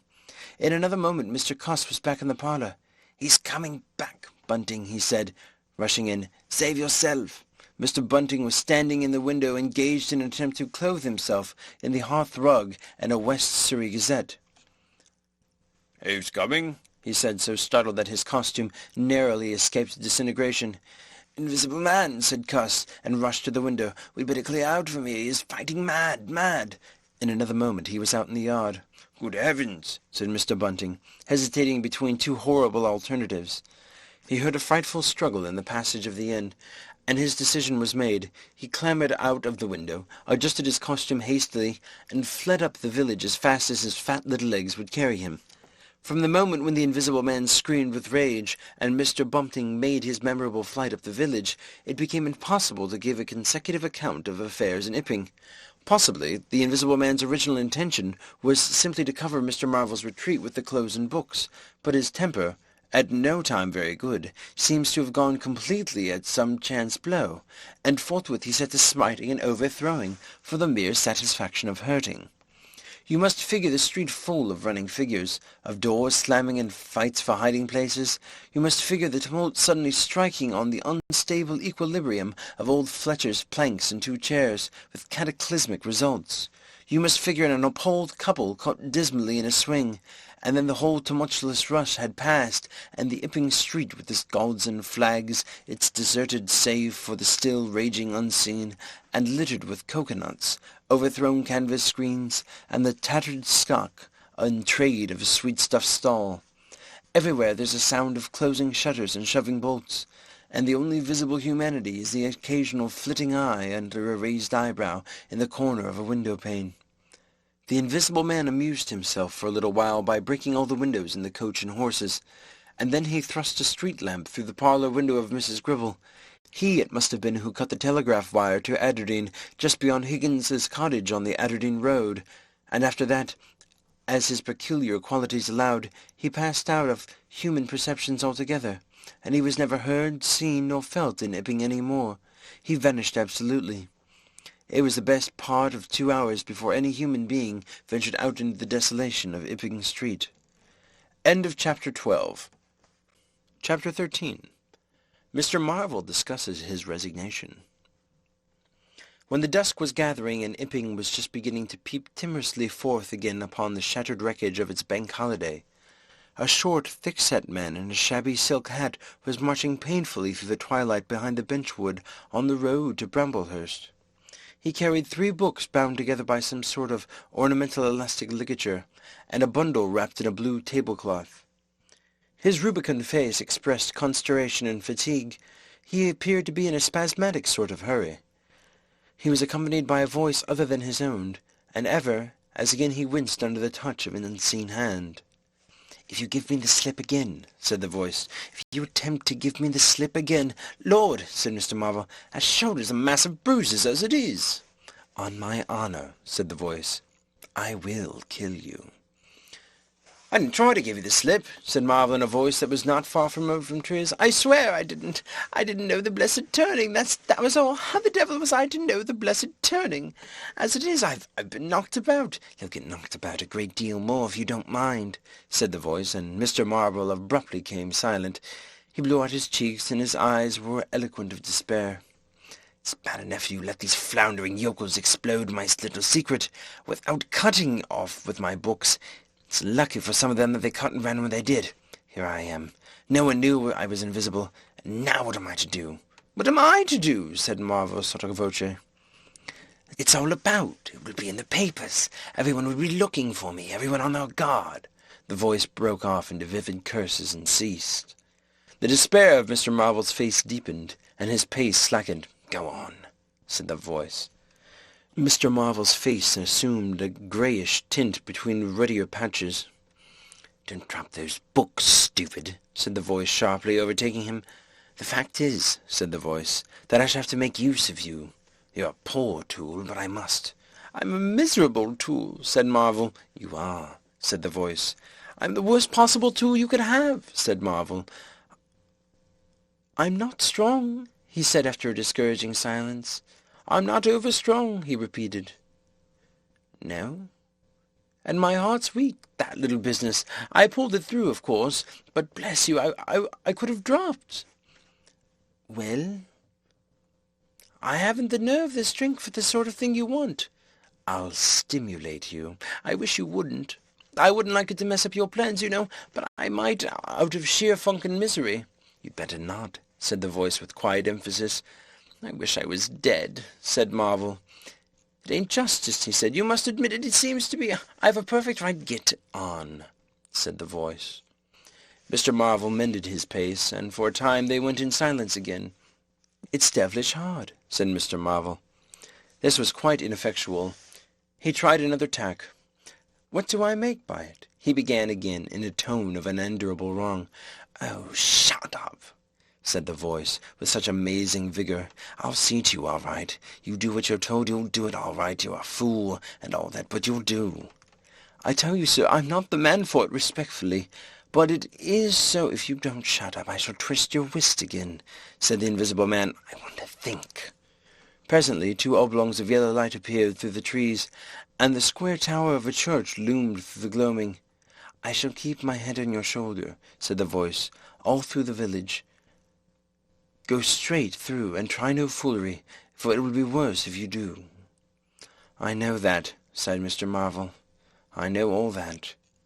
The unhappy-looking figure in the obsolete silk hat passed up the village with his burdens and vanished into the gathering darkness beyond the lights of windows.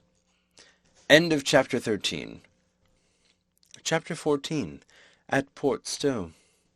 10 o'clock the next morning found Mr. Marvel, unshaven, dirty, and travel-stained, sitting with the books beside him and his hands deep in his pockets, looking very weary, nervous and uncomfortable, and inflating his cheeks at infrequent intervals. On the bench outside a little inn on the outskirts of Port Stowe. Beside him were the books, but now they were tied with string. The bundle had been abandoned in the pine woods beyond Bramblehurst. In accordance with the charge and the plans of the Invisible Man, Mr. Marvel sat on the bench, and although no one took the slightest notice of him, his agitation remained at fever heat. His hands would go ever and again to his pockets with a curious nervous fumbling. When he had been sitting for the best part of an hour, however, an elderly mariner, carrying a newspaper, came out of the inn and sat down beside him. "Pleasant day," said the mariner. Mr. Marvel glanced about him with something very like terror. "Very," he said. "Just seasonable weather for the time of year," said the mariner, taking no denial. "Quite," said Mr. Marvel. The mariner produced a toothpick, and, saving his regard, was engrossed thereby for some minutes. His eyes, meanwhile, were at liberty to examine Mr. Marvel's dusty figure, and the books beside him. As he approached Mr. Marvel, he heard a sound like the dropping of coins into a pocket. He was struck by the contrast of Mr. Marvel's appearance with this suggestion of opulence. Thence his mind wandered back again to a topic that had taken a curiously firm hold in his imagination. "Books?" he said suddenly, noisily finishing with a toothpick. Mr. Marvel stared and looked at them. "Oh, yes," he said. "Yes, they're books." "There's some extraordinary things in books," said the mariner. I believe you," said Mr. Marvel. "And some extraordinary things out of 'em," said the mariner. "True likewise." He eyed his interlocutor, and then glanced about him. "There's some extraordinary things in newspapers, for example," said the mariner. "There are?" "In this newspaper," said the mariner. "Ah," said Mr. Marvel. "There's a story," said the mariner, fixing Mr. Marvel with an eye that was firm and deliberate. "There's a story about an invisible man, for instance." Mr. Marvel pulled his mouth askew and scratched his cheek and felt his ears glowing. "What will they be writing next?" he asked faintly. "Austria or America?"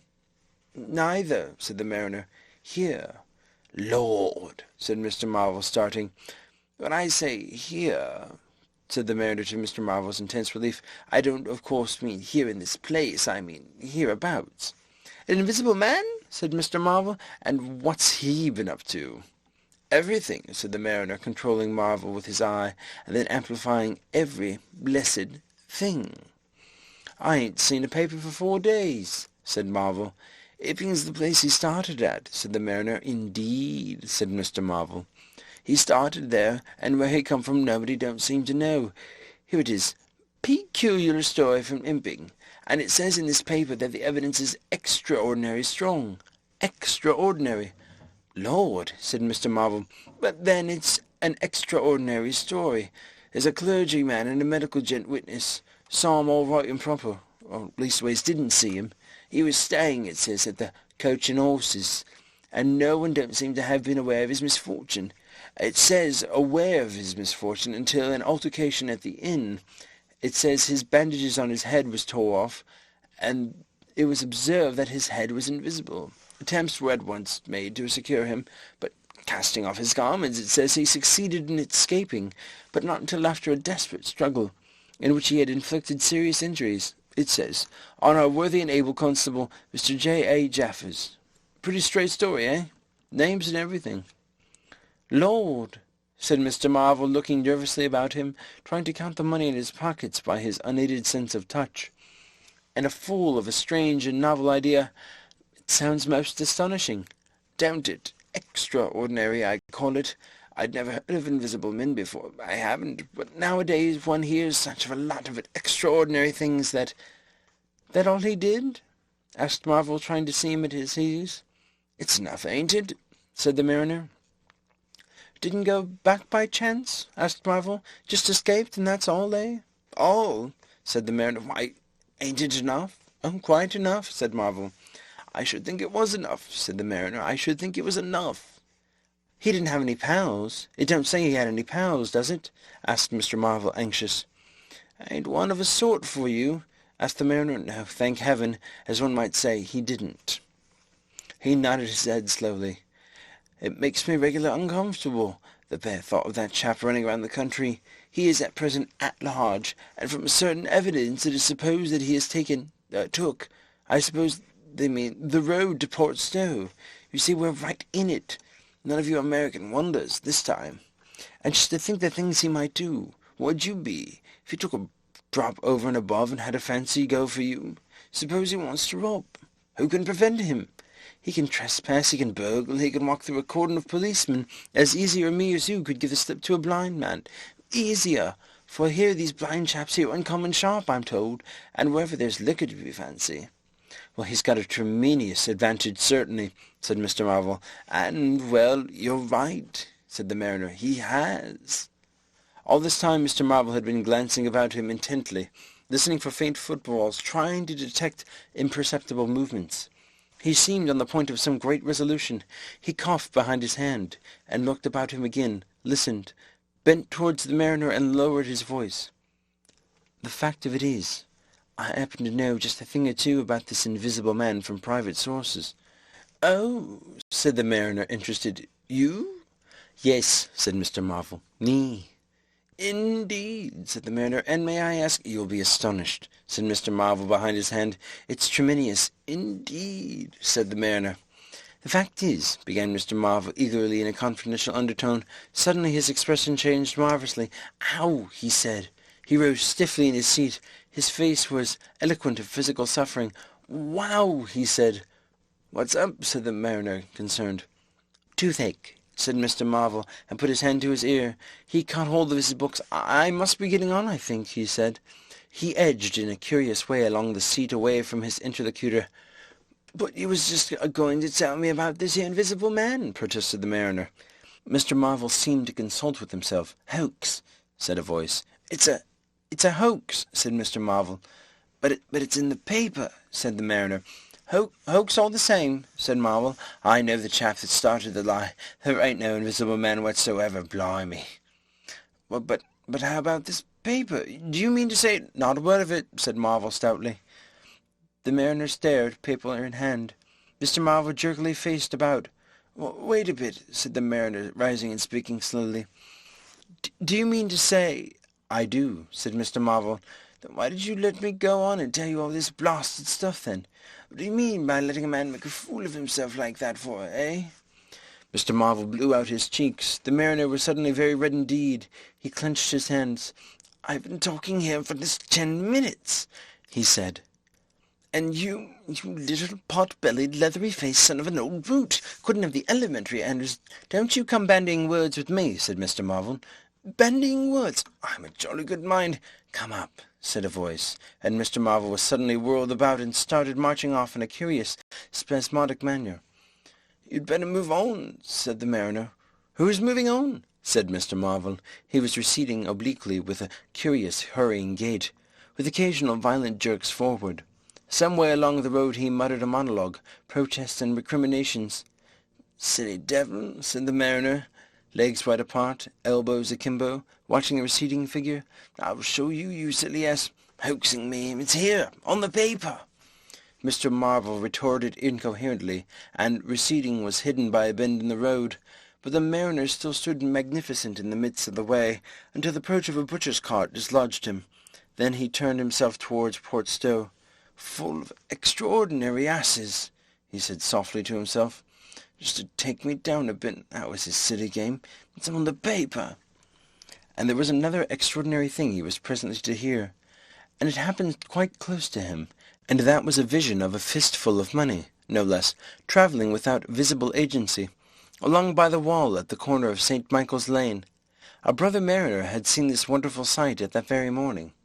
He had snatched the money forthwith and been knocked headlong, and when he had got to his feet the butterfly money had vanished. Our mariner was in the mood to believe anything, he declared, but that was a bit too stiff. Afterwards, however, he began to think things over. The story of the flying money was true, and all that about the neighbourhood, even from the August London and Country Banking Company, from the tills of shops and inns, doors standing that sunny weather entirely open. Money had been quietly and dexterously making off that day in handfuls and rouleaux, floating quietly along by the walls in shady places, dodging quickly from the approaching eyes of men, and it had, though no man had traced it, invariably ended its mysterious flight in the pocket of that agitated gentleman in the obsolete silk hat, sitting outside the little inn on the outskirts of Port Stowe. It was 10 days after, and indeed only when the Burdock story was already old, that the mariner collected these facts, and began to understand how near he had been to the wonderful invisible man. End of Chapter 14. Chapter 15. The Man Who Was Running. In the early evening time, Dr. Kemp was sitting in his study in the Belvedere on the hill overlooking Burdock. It was a pleasant little room with 3 windows, north, west, and south, and bookshelves covered with books and scientific publications, and a broad writing table, and under the north window a microscope, glass slips, minute instruments, some cultures, and scattered bottles of reagents. Dr. Kemp's solar lamp was lit, albeit the sky was still bright with the sunset light, and his blinds were up because there was no offence of peering outsiders to require them pulled down. Dr. Kemp was a tall and slender young man, with flaxen hair and a moustache almost white, and the work he was upon would earn him, he hoped, the fellowship of the Royal Society. So highly did he think of it. And his eye, presently wandering from his work, caught the sunset blazing on the back of a hill that is over against his own. For a minute perhaps he sat, pen in mouth, admiring the rich golden colour above the crest, and then his attention was attracted by a little figure of a man, inky black, running over the hill-brow towards him. He was a shortish little man, and he wore a high hat, and he was running so fast that his legs fairly twinkled. "Another one of those fools," said Dr. Kemp, "like that ass who ran into me this morning around a corner with the visible man a-coming. Can't imagine what possesses people. One might think we were in the 13th century." He got up, went to the window, and stared at the dusky hillside, and the little dark figure tearing down it. "He seems in a confounded hurry," said Dr. Kemp, "but he doesn't seem to be getting on. If his pockets were full of lead, he couldn't run heavier." "Spirited, sir," said Dr. Kemp. In another moment the higher of the Vias that had clambered up the hill from Burdock had occulted the running figure. He was visible again for a moment, and again, and then again, 3 times between the 3 detached houses that came next, and then the terrace hid him. "Asses," said Dr. Kemp, swinging around on his heel and walking back to his writing-table. But those who saw the fugitive nearer, and perceived the abject terror on his perspiring face, being themselves in an open roadway, did not share in the doctor's contempt. By the man pounded as he ran chinked like a well-filled purse that is tossed to and fro. He looked neither to the right nor the left, but his dilated eyes stared straight downhill to where the lamps were being lit, and the people were crowded in the street, and his ill-shaped mouth fell apart, and a glary foam lay on his lips, and his breath came hoarse and noisy. All he passed stopped and began to staring up the road, and down, and interrogating one another with an inkling of discomfort for the reason of his haste. Then presently, far up the hill, a dog playing in the road yelped and ran under a gate, and as they still wondered something, a wind, a pad-pad-pad, a sound like a panting breathing rushed by. People screamed, people sprang off the pavement, it passed in shouts, it passed by instinct down the hill. They were shouting in the street before Marvel was halfway there. They were bolting into houses and slamming the door behind them with the news. He had heard it made one last desperate spurt. Fear came striding by, rushed ahead of him, in a moment had seized the town. "The Invisible Man is coming! The Invisible Man!" End of Chapter 15. Chapter 16. In the Jolly Cricketers. The Jolly Cricketers is just at the bottom of the hill, where the tram lines begin. The barman leant his fat red arms on the counter and talked of horses with an anemic cabman. while the black-bearded man and his grey snapped-up biscuit and cheese drank Burton and conversed in American with the policeman off duty. "What's all the shouting about?" said the anaemic cabman, going off on a tangent, trying to see at the hill over the dirty yellow blind in the low window of the inn. Somebody ran outside. "Fire, perhaps," said the barman. Footsteps approached, running heavily, and the door was pushed open violently, and Marvel, weeping and dishevelled, his hat gone, the neck of his coat torn open, rushed in, made a convulsive turn, and attempted to shut the door. It was held half open by a strap.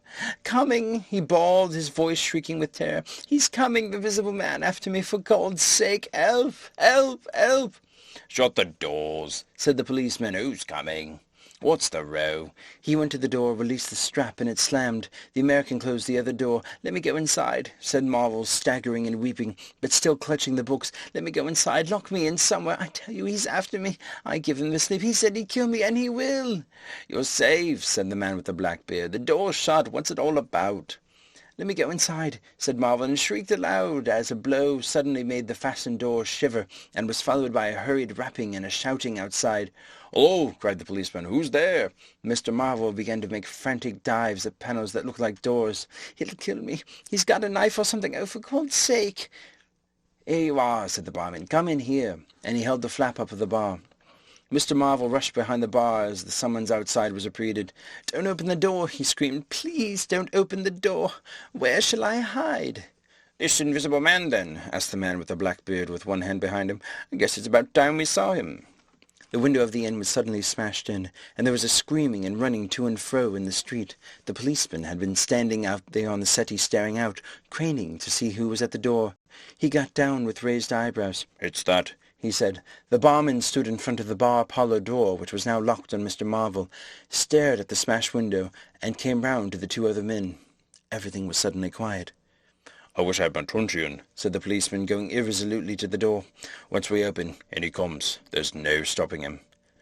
"Don't you be in too much hurry about that door," said the anaemic cabman anxiously. "Drive the boat," said the man with the black beard, "and if he comes—" He showed a revolver in his hands.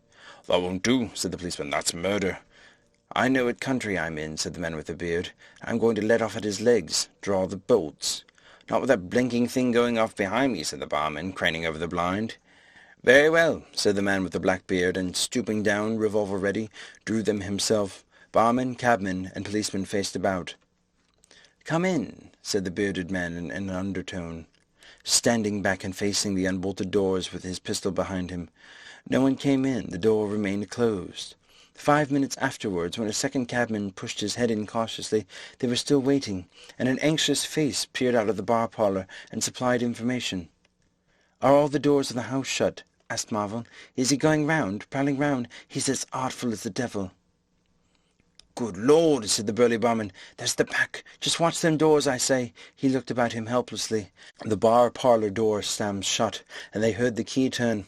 "There's the yard door, and the private door, the yard door." He rushed out of the bar. In a minute he reappeared, with carving knife in his hand. "The yard door was open," he said, and his fat underlip dropped. "He may be in the house now," said the first cabman. "He's not in the kitchen," said the barman. "There's 2 women there, and I've stabbed every inch of it with this little beef slicer, and I don't think he's come in. They haven't noticed." "Have you fastened it?" asked the first cabman. "I'm out of frocks," said the barman. The man with the beard replaced his revolver, and even as he did so the flap of the bar was shut down, and the bolt clicked. And then with a tremendous thud the catch of the door snapped, and the bar parlour door burst open. They heard Marvel squeal like a caught leveret, and forthwith they were clambering over the bar to his rescue. The bearded man's revolver cracked, and the looking-glass at the back of the parlour starred and became smashing and tinkling down. As the barman entered the room he saw Marvel, curiously crumpled up and struggling against the door that led to the yard and kitchen. The door flew open while the barman hesitated, and Marvel was dragged into the kitchen. There was a scream and a clatter of pans. Marvel, head down and lugging back obstinately, was forced into the kitchen door, and the bolts were drawn.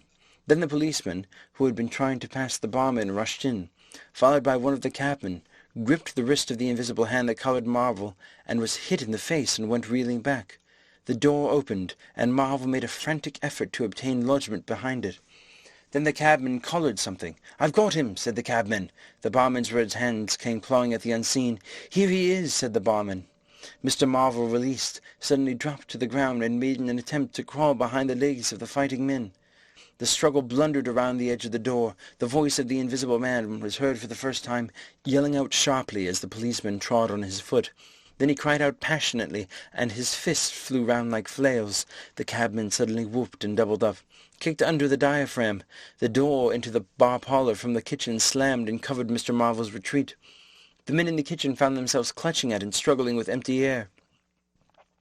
"Where's he gone?" cried the man with the beard. "Out?" "This way," said the policeman, stepping into the yard and stopping.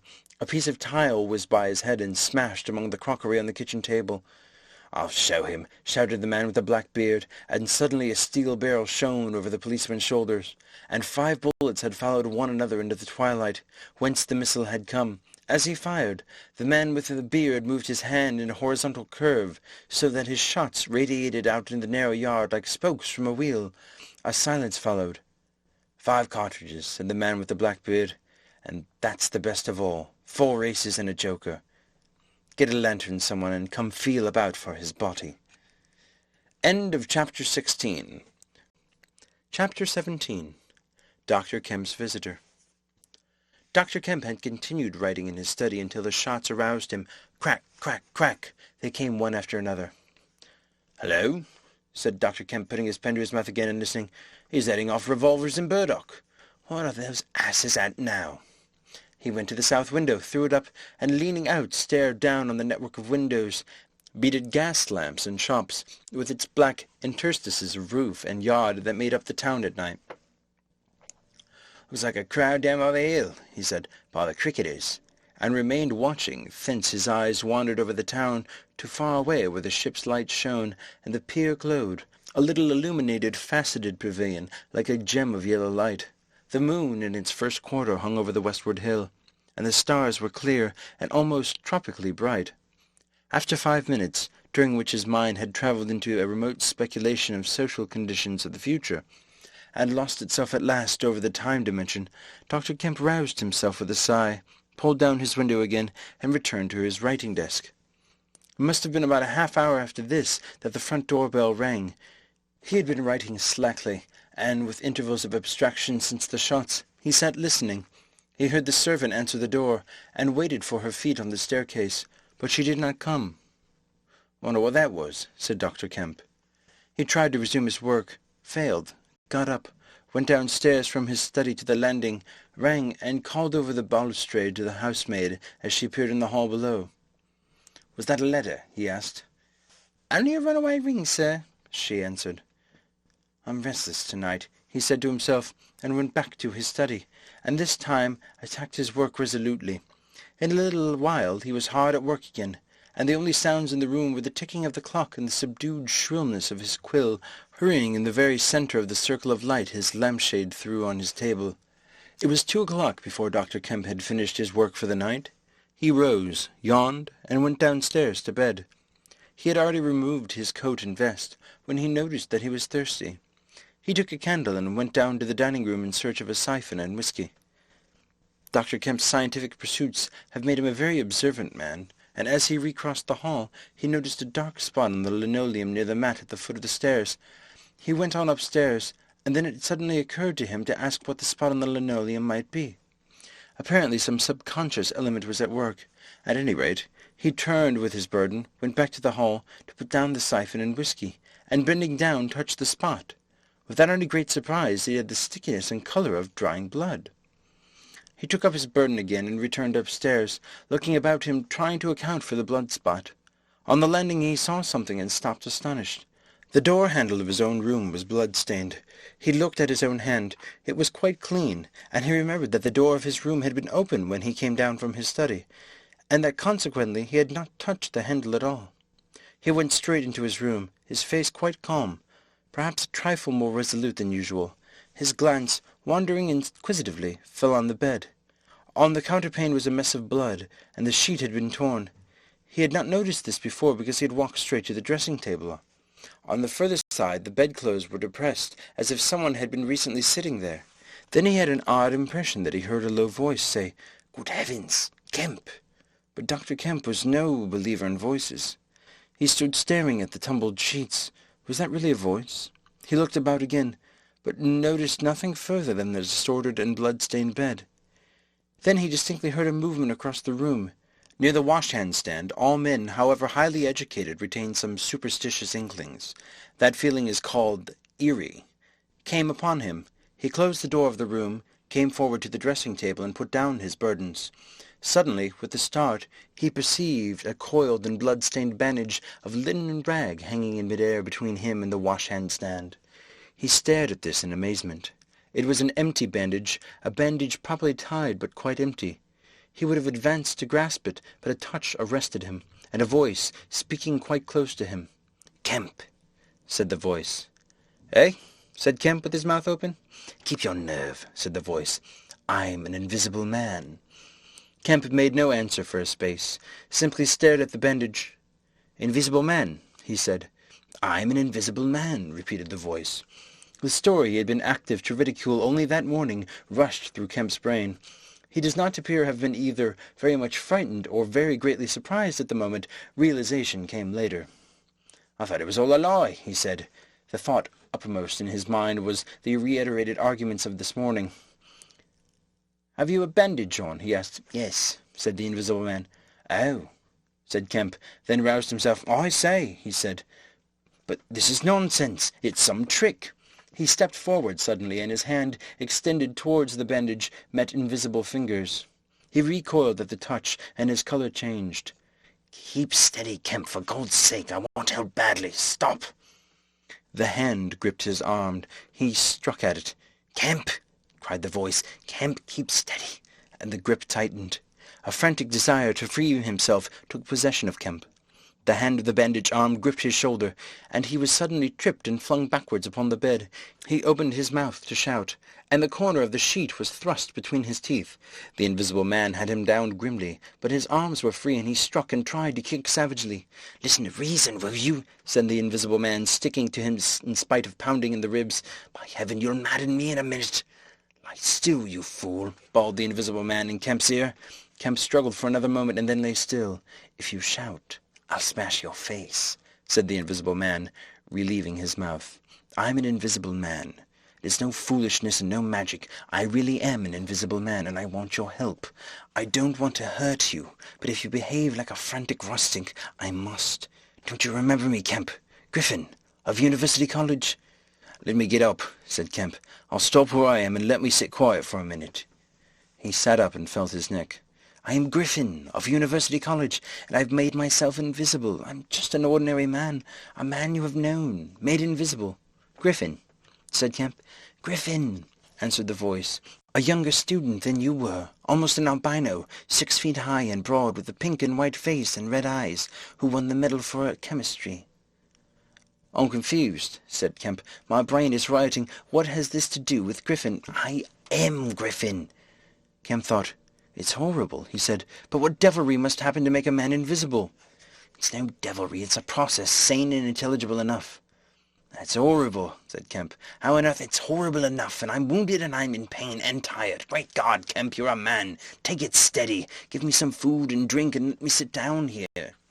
Kemp stared at the bandage as it moved across the room, then saw a basket chair dragged across the floor and come to rest near the bed. It creaked, and the seat was depressed a quarter of an inch or so. He rubbed his eyes and felt his neck again. "This beats ghost," he said, and laughed stupidly. "That's better, thank heaven." "That's better, thank heaven. You're getting sensible." "Or silly," said Kemp, and knuckled his eyes. "Give me some whiskey. I'm near dead." If I didn't feel so, where are you?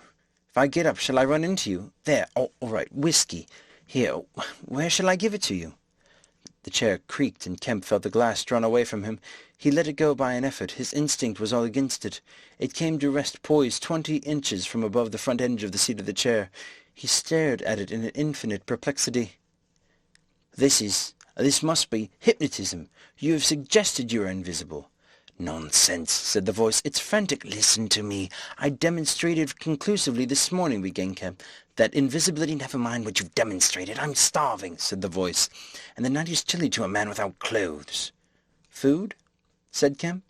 The tumbler of whiskey tilted itself. "Yes," said the invisible man, wrapping it down. "Have you a dressing-gown?" Kemp made some exclamation in an undertone. He walked to a wardrobe and produced a robe of dingy scarlet. "This do?" he asked, and it was taken from him. It hung limp for a moment in mid-air, and fluttered wearily, stood full and decorous, unbuttoning itself, and sat down in his chairs. "Drawers, socks, slippers would be a comfort," said the unseen curtly. "And food."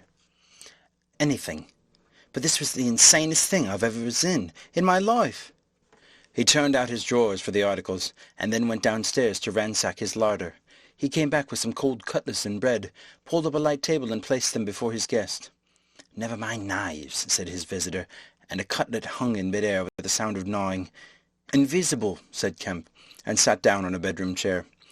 "I always like to get something about me before I eat," said the invisible man with a full mouth, eating greedily. "Queer fancy." "Suppose that wrist is all right," said Kemp. "Trust me," said the invisible man. "Of all the strange and wonderful—" "Exactly. But it's odd I should blunder into your house to get my bandaging. My first stroke of luck. Anyhow, I meant to sleep in this house tonight. You must stand that. It's a filthy nuisance. My blood showing, isn't it? Quite a clot over there. Gets visible as it coagulates. I see.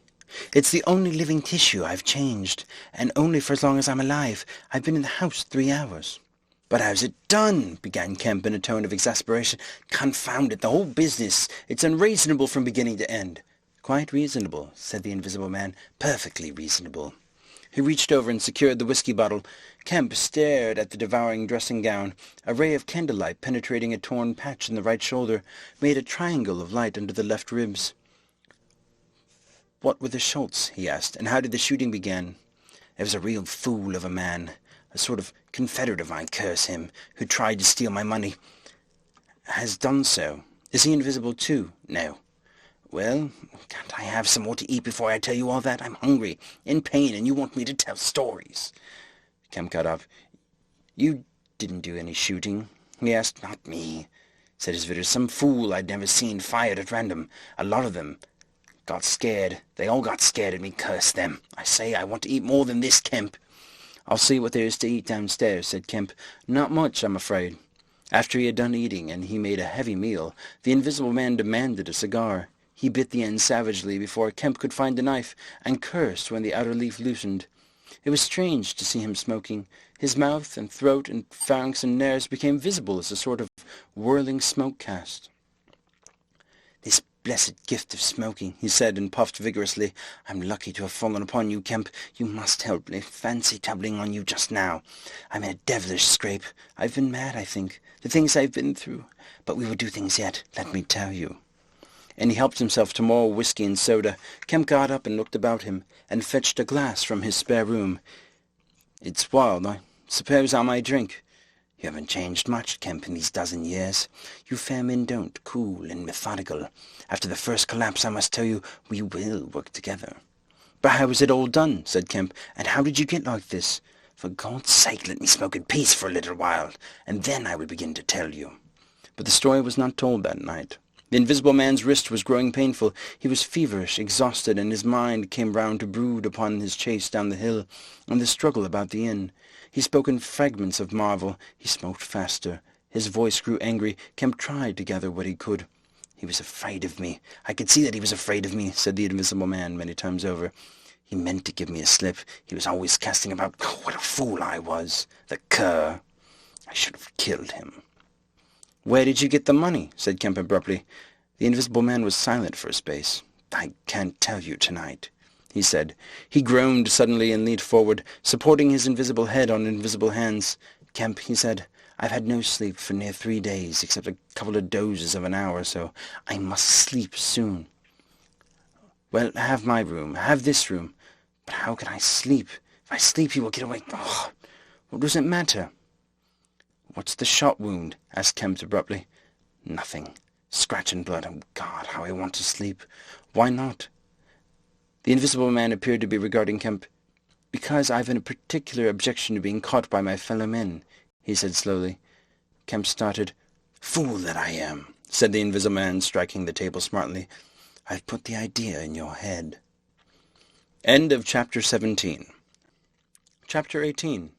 The Invisible Man Sleeps. Exhausted and wounded as the invisible man was, he refused to accept Kemp's word that his freedom should be respected. He examined the 2 windows of the bedroom, drew up the blinds and opened the sashes to confirm Kemp's statement that a retreat by them would still be possible. Outside the night was very quiet and still, and the new moon was setting over the down.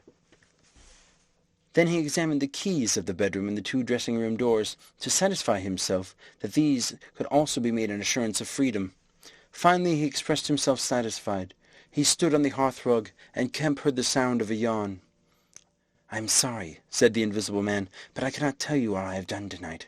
But I am worn out. It's grotesque, no doubt. It's horrible. But believe me, Kemp, in spite of your arguments this morning, it is quite a possible thing. I have made a discovery.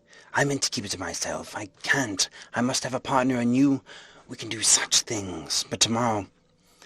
Now, Kemp, I feel as though I must sleep or perish." Kemp stood in the middle of the room, staring at the headless garment. "I suppose I must leave you," he said. "It's incredible. 3 things like this happening, overturning all my preconceptions. Would make me insane, but it's real. Is there anything more I can get you?" "Only bid me good night," said Griffin. "Good night," said Kemp, and shook an invisible hand. He walked sideways to the door. Suddenly the dressing-gown walked quickly towards him. "Understand me," said the dressing-gown. "No attempts to hamper me or capture me or—" Kemp's face changed a little. "I thought I gave you my word," he said. Kemp closed the door softly behind him, and the key was turned upon him forthwith. Then, as he stood with an expression of passive amazement on his face, the rapid feet came to the door of the dressing-room, and that too was locked.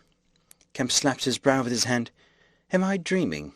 Is the world gone mad, or have I—" He laughed and put his hand to the locked door. "Bought out of my own bedroom by a flagrant absurdity," he said. He walked to the head of the staircases, turned, and stared at the locked doors. "It's fact," he said. He put his fingers to his slightly bruised neck. "Undeniable fact, but—" He shook his head hopelessly and turned and went downstairs. He lit the dining-room lamp, got out a cigar and began pacing the room, ejaculating. Now and then he would argue with himself. "Invisible," he said. "Is there such a thing as an invisible animal? In the sea, yes, thousands, millions, all the lava, all the little napilli, and the Torrenius, all the microscopic things, the jellyfish. In the sea there are more things invisible than visible. I never thought of that before. And in the ponds, too, are those little pond-life things, specks of colourless, translucent jelly. But in the air, no. It can't be. But after all, why not? If a man was made of glass, he would still be visible." His meditation became profound. The bulk of 3 cigars had passed into the invisible or diffused as white ash over the carpet before he spoke again. Then it was merely an exclamation. He turned aside, walked out of the room, and went into his little consulting room, and lit the gas there. It was a little room, because Dr. Kemp did not live by practice, and in it were the day's newspapers. The morning's paper lay carelessly opened and thrown aside. He caught it up, turned it over, and read the account of a strange story from Ipping, that the mariner at Port Stowe had spelt over so painfully to Mr. Marvel. Kemp read it swiftly. "Wrapped up," said Kemp. "Disguised, hiding it. No one seems to have been aware of his misfortune. What the devil is his game?" He dropped the paper, and his eye went seeking. "Ah," he said, and caught up the St. James Gazette, lying folded up as it had arrived. "Now we shall get the truth," said Dr. Kemp. He rent the entire paper open. A couple of columns confronted him. "An entire village in Sussex goes mad," was the heading. "Good heavens," said Kemp, reading eagerly an incredulous account of the events in Ipping of the previous afternoon that have already been described. Over the leaf the report in the morning the paper had been reprinted. He reread it. "Ran through the streets, striking right and left. Jaffers insensible. Mr. Huxley in great pain. Still unable to describe what he saw. Painful humiliation. Vicar. Woman ill with terror. Windows smashed. This extraordinary story probably a fabrication. Too good not to print. Cum grano." He dropped the paper and stared blankly out in front of him. "Probably a fabrication." He caught up the paper again and reread the whole business. But when does the tramp come in? Why the deuce was he chasing a tramp? He sat down abruptly on a surgical bench. "He's not only invisible," he said, "but he's mad, homicidal." When dawn came to mingle in its pallor with the lamplight and cigar smoke of the dining-room, Kemp was still pacing up and down, trying to grasp the incredible. He was altogether too excited to sleep. His servants descended sleepily, discovered him, and were inclined to think that overstudy had worked this ill on him. He gave them extraordinary but quite explicit instructions to lay breakfast for 2 in the Belvedere study, and then to confine themselves to the basement and ground floor. Then he continued to pace the dining room until the morning's paper came. That had much to say and little to tell beyond the confirmation of the evening before, and a very badly written account of another remarkable tale from Port Burdock. This gave Kemp the essence of happenings at the Jolly Cricketers, and the name of Marvel. "He has made me keep with him 24 hours, Marvel testified. Certain minor facts were added to the Ipping story, notably the cutting of the village telegraph wire. But there was nothing to throw light on the connection between the Invisible Man and the tramp, for Mr. Marvel had supplied no information about the 3 books, or the money with which he was lined. The incredulous tone had vanished, and a shoal of reporters and inquirers were already at work elaborating the matter. Kemp read every scrap of the report, and sent his housemaid out to get every one of the morning papers she could. These also he devoured. "He's invisible," he said, "and it reads like rage growing to mania.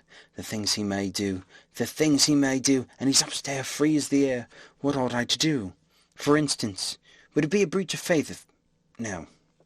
He went to the little untidy desk in the corner, and began a note. He tore this up half-written and wrote another. He read it over and considered it. Then he took an envelope and addressed it to Colonel Adi, Port Burdock. The Invisible Man awoke even as Kemp was doing this. He awoke in an evil temper and kept alert for every sound, heard his pattering feet rush suddenly across the bedroom overhead. Then a chair was flung over, and the wash-hand tumbler smashed. Kemp hurried upstairs and rapped eagerly. End of Chapter 18. Chapter 19. Certain First Principles. "What's the matter?" asked Kemp when the Invisible Man admitted him. "Nothing," was the answer. "But confound it, this smash!" "Fit of temper," said the Invisible Man. "Forgot this arm, and it's sore." "You're rather liable to that sort of thing." "I am." Kemp walked across the room and picked up the fragments of broken glass. "All the facts are out about you," said Kemp, standing up with the glass in his hand. "All that happened in Ipping and down the hill. The world has become aware of its invisible citizen. But no one knows you're here."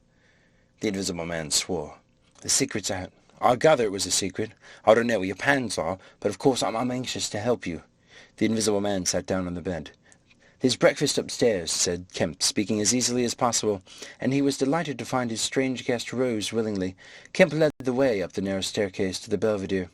"Before we can do anything else," said Kemp, "I must understand a little more about this invisibility of yours."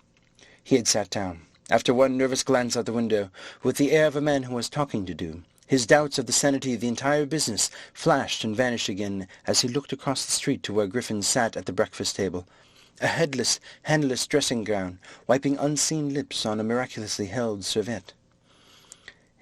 "It's simple enough, incredible enough," said Griffin, putting aside the serviette and leaning the invisible head on an invisible hand.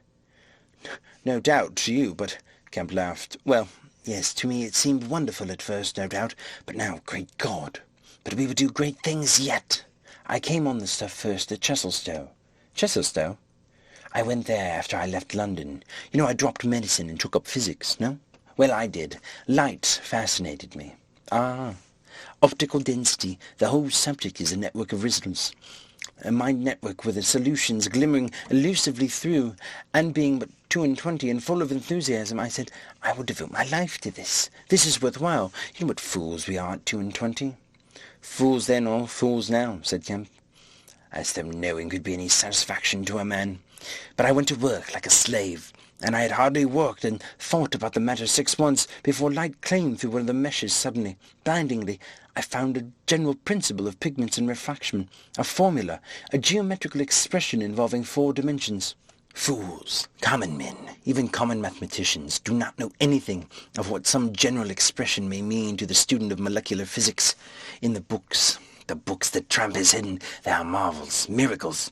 But this was not a method. It was an idea that might lead to a method by which it would be possible, without changing any other property of the matter, except in some instances colours, to lower the refractive index of a substance, solid or liquid, to that of air, so far as all practical purposes are concerned."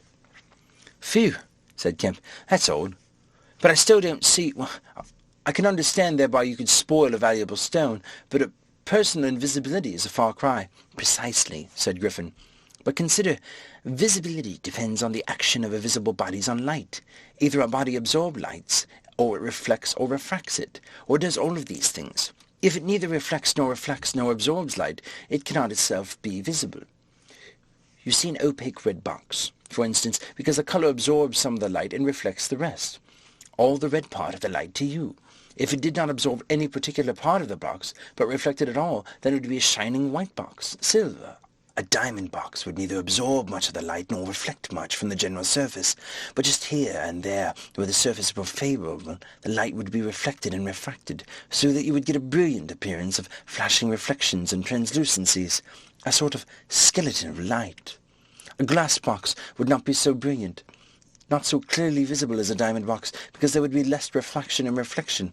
See that from certain points of view you could see quite clearly through it. Some kinds of glass would be more visible than others. A box of flint glass would be brighter than a box of ordinary window glass.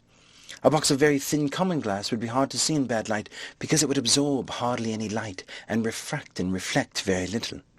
And if you put a sheet of common white glass in water, still more if you put it in some denser liquid than water, it would vanish almost altogether, because light passing from water to glass is only slightly refracted or reflected, or indeed affected in any way. It is almost as invisible as a jet of coal gas or hydrogen is in air, and for precisely the same reason.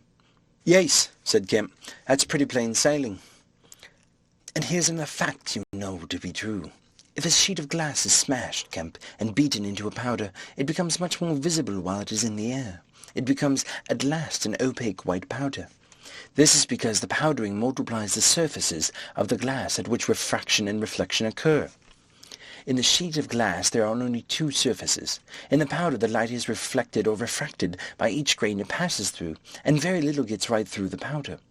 But if the white powdered glass is put into water, it forthwith vanishes. The powdered glass and water have very much the same refractive index. That is, the light undergoes very little refraction or reflection in passing from one to the other.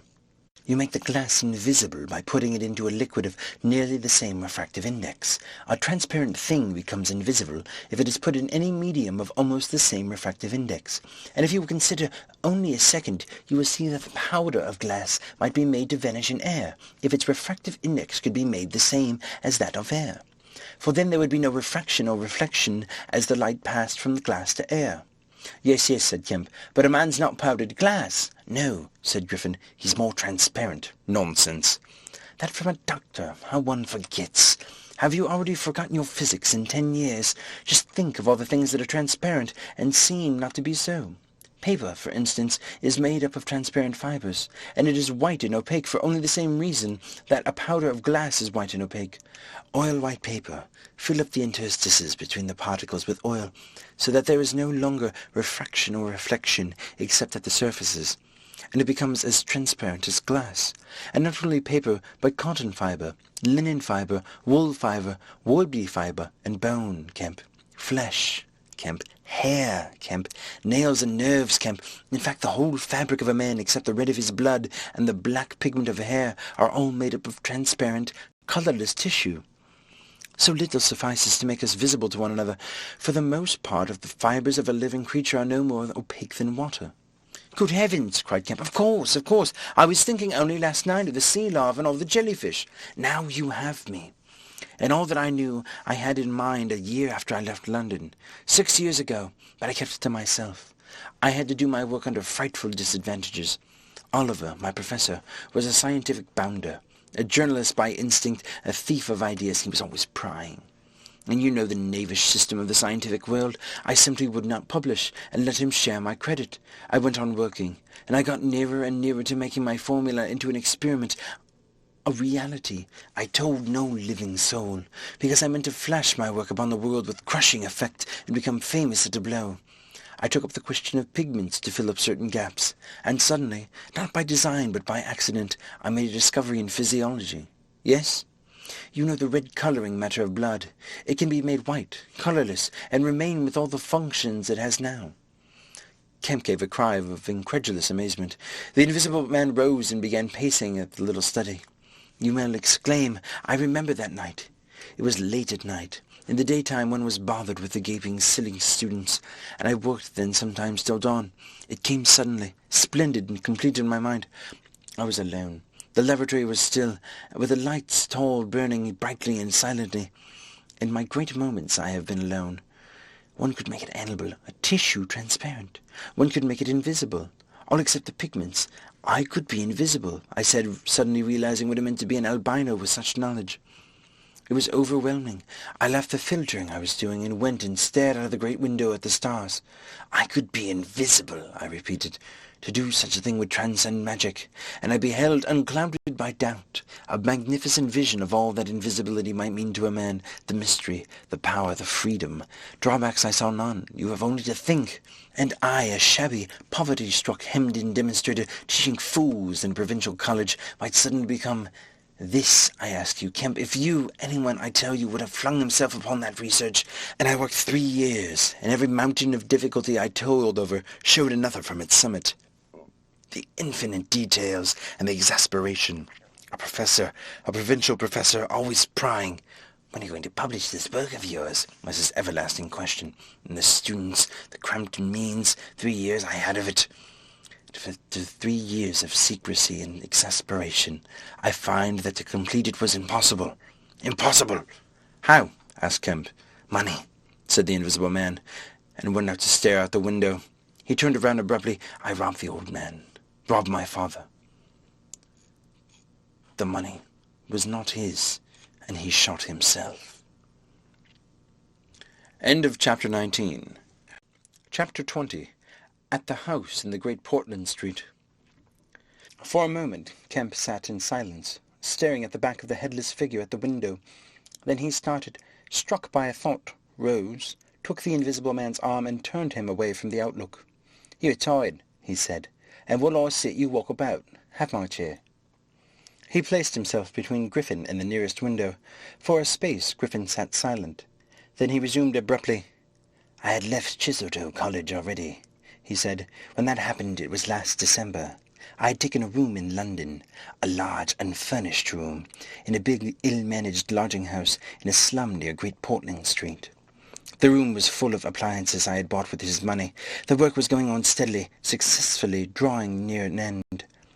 I was like a man emerging from a thicket, and suddenly coming on some unmeaning tragedy. I went to bury him. My mind was still on research, and I did not lift a finger to save his character. I remember the funeral, the cheap hearse, the scant ceremony, the windy, frost-bitten hillside, and the old college friend of his who read the service over him, a shabby, black-bent old man with a snivelling cold. I remember walking back to the empty house through the place that had once been a village and was now patched and tinkered by the jerry-builders into the ugly likeness of a town. Everywhere the roads ran out at the last in the desecrated fields and ended in rubble heaps and rank wet weeds. I remember myself as a gaunt black figure going along the slippery, shiny pavement, and the strange sense of detachment I felt from the squalid respectability, the sordid commercialism of the place. I did not feel a bit sorry for my father. He seemed to me to be the victim of his own foolish sentimentality. The current cant required my attendance at his funeral, but it was really not my affair. But going along the high street, my old life came back to me for a space. For I met a girl I had known 10 years since. Our eyes met. Something moved me to turn back and talk to her. She was a very ordinary person. It was all like a dream, that visit to the old places. I did not feel then that I was lonely, that I had come out from the world into a desolate place. I appreciated my loss of sympathy, but I put it down to the general inanity of things. Re-entering my room seemed like the recovery of reality. There were the things I knew and loved. There stood the apparatus, the experiments arranged and waiting, and now there was scarcely a difficulty left beyond the planning of details. I would tell you, Kemp, sooner or later, all the complicated processes. We need not go into that now. For the most part, saving certain gaps I chose to remember, they are written in cipher in those books that Trump has hidden. We must hunt him down. We must get those books again. But the essential phase was to place the transparent object, whose refractive index was to be lowered between the two radiating centers of a sort of ethereal vibration, of which I will tell you more fully later, not those Rungunten vibrations. I don't know what those others of mine have been described, yet they are obvious enough. I needed 2 little dynamos, and these I worked with a cheap gas engine. My first experiment was with a bit of white wool fabric. It was the strangest thing in the world to see it flicker of the flashes soft and white, and then watch it fade like a wreath of smoke and vanish. I could scarcely believe I had done it. I put my hand into the emptiness, and there was the thing as solid as ever. I felt it awkwardly, and threw it on the floor. I had a little trouble finding it again. And then came a curious experience. I heard a meow behind me and, turning, saw a lean white cat, very dirty on the cistern cover outside the window. A thought came into my head. "Everything ready for you," I said, and went to the window and opened it and called softly. She came in, purring. The poor beast was starving. I gave her some milk. All my food was in a cupboard in the corner of the room. After that she went smelling around the room, evidently with the idea of making herself at home. The invisible rag upset her a bit. You should have seen her spit at it. But I made her comfortable on the pillow of my truckle bed, and I gave her butter to get her to wash. "And you processed her?" "I processed her. But giving drugs to a cat is no joke, Kemp, and the process failed." "Failed?" "In two particulars. There were the claws and the pigment stuff, what is it, at the back of the eye in a cat, you know." "Taped 'em?" "Yes, they taped 'em. It didn't go. After I'd given stuff to bleach the blood and done certain other things to her, I gave the beast opium and put her and the pillow she was sleeping on at the apparatus. And after all the rest had faded and vanished, there remained two little ghosts of her eyes. Odd. I can't explain it. She was bandaged and clamped, of course, so I had her safe. But she woke while she was still misty, and meowed dismally, and someone came knocking. It was an old woman from downstairs who suspected me of vivisecting a drink-sodden old creature with only a white cat to care for in all the world. I whipped out some chloroform, applied it, and answered the door. "Did I hear a cat?" she asked. "My cat. Not here," I said, very politely. She was a little doubtful and tried to peer past me into the room, strange enough to her, no doubt, bare walls, uncurtained window, truckle bed, and with the gas engine vibrating in the seethe of the radiant points, and that faint ghastly stinging of chloroform in the air. She had to be satisfied at last and went away. "How long did that take?" asked Kemp. 3 or 4 hours. The cat, the bones, the sinews, and the fat of the last to go, and the tips of the coloured hairs, and, as I say, the black part of the eye. Tough, iridescent stuff it is, wouldn't go at all. It was night outside long before the business was over, and nothing was to be seen but the dim eyes and the claws. I stopped the gas engine, felt for and stroked the beast, which was still insensible, and then, being tired, left it sleeping on the invisible pillow and went to bed. I found it hard to sleep. I lay awake thinking the weak, aimless stuff, going over the experiment over and over again, or dreaming fervorously of things growing misty and vanishing about me, until everything I stood on vanished. And so I came to that sickly falling nightmare one gets, about 2. The cat began meowing about the room, and tried to hush it by talking to it. And then I decided to turn it out. I remember the shock I had when striking a light. There were just the round eyes shining green and nothing around them. I would have given it milk, but I hadn't any. It wouldn't be quiet. It just sat down and meowed at the door. I tried to catch it, with an idea of putting it out the window, but it wouldn't be caught. It vanished. Then it began meowing in different parts of the room. At last I opened the window and made a bustle. I suppose it went out at last. I never saw any more of it. Then, heaven knows why, I fell thinking of my father's funeral again, and the dismal windy hillside until the day had come. I found sleeping was hopeless, and, locking my door after me, wandered out into the morning streets. "You don't mean to say there's an invisible cat at large?" said Kemp. "If it hasn't been killed," said the invisible man. "Why not?" "Why not? I didn't mean to interrupt." "It's very probably been killed," said the invisible man. "It was alive 4 days after, I know, and down a grading in Great Titchfield Street, because I saw a crowd around the place trying to see where the meowing came." He was silent for the best part of a minute, then he resumed abruptly. "I remember that morning before the change very vividly. I must have gone up Great Portland Street. I remember the barracks in Albany Street, and the horse soldiers coming out. And at last I found the summit of Primrose Hill. It was a sunny day in January, one of those sunny frosty days that come before the snow each year. My weary brain tried to formulate the position, to plot out a plan of action. I was surprised to find now that the prize was in my grasp. How inconclusive its attainment seemed. As a matter of fact, I was worked out. The intense stress of nearly 4 years' continuous work left me incapable of any strength of feeling. I was apathetic, and I tried in vain to recover the enthusiasm of my first inquiries. The passion of discovery that had enabled me to compass even the downfall of my father's grey hairs. Nothing seemed to matter. I saw pretty clearly this was a transient mood, due to overwork and want of sleep, and either by drugs or rest it would be possible to recover my energies. All I could think clearly was that the thing had to be carried through. The fixed idea still ruled me, and soon, for the money I had was almost exhausted, I looked about me at the hillside, with children playing and the girls watching them. and tried to think of all the fantastic advantages an invisible man would have in the world. After a time I crawled home, took some food and a strong dose of strychnine, and went to sleep in my clothes on my unmade bed. Strychnine is a grand tonic, Kemp, to take the flabbiness out of a man. "It's the devil," said Kemp. "It's the Paleolithic in a bottle." I awoke vastly invigorated and rather irritable, you know. I know this stuff. And there was someone rapping at the door. It was my landlord, with threats and inquiries, an old Polish Jew in a long grey coat and greasy slippers. I had been tormenting a cat in the night, he was sure, and the old woman's tongue had been busy. He insisted on knowing all about it. The laws in this country against vivisection were very severe. He might be liable. I denied the cat. Then the vibration of the little gas engine could be felt all over the house. He said that was true, certainly. He edged around me into the room, peering about over his German silver spectacles. And a sudden dread came into my mind that he might carry away something of my secret. I tried to keep between him and the concentrating apparatus I had arranged, and that only made him more curious. What was I doing? Why was I always alone and secretive? Was it legal? Was it dangerous? I paid nothing but the usual rent. His had always been a most respectable house in a disreputable neighbourhood. Suddenly my temper gave way. I told him to get out. He began to protest, to jabber of his right of entry. In a moment I had him by the collar. Something ripped, and he went spinning out into his own passage. I slammed and locked the door and sat down quivering. He made a fuss outside, which I disregarded, and after a time he went away. But this brought matters to a crisis. I did not know what he would do, nor even what he had the power to do. To move to fresh apartments would have meant delay. Altogether I had barely £20 left in the world, for the most part in a bank, and I could not afford that. Vanish.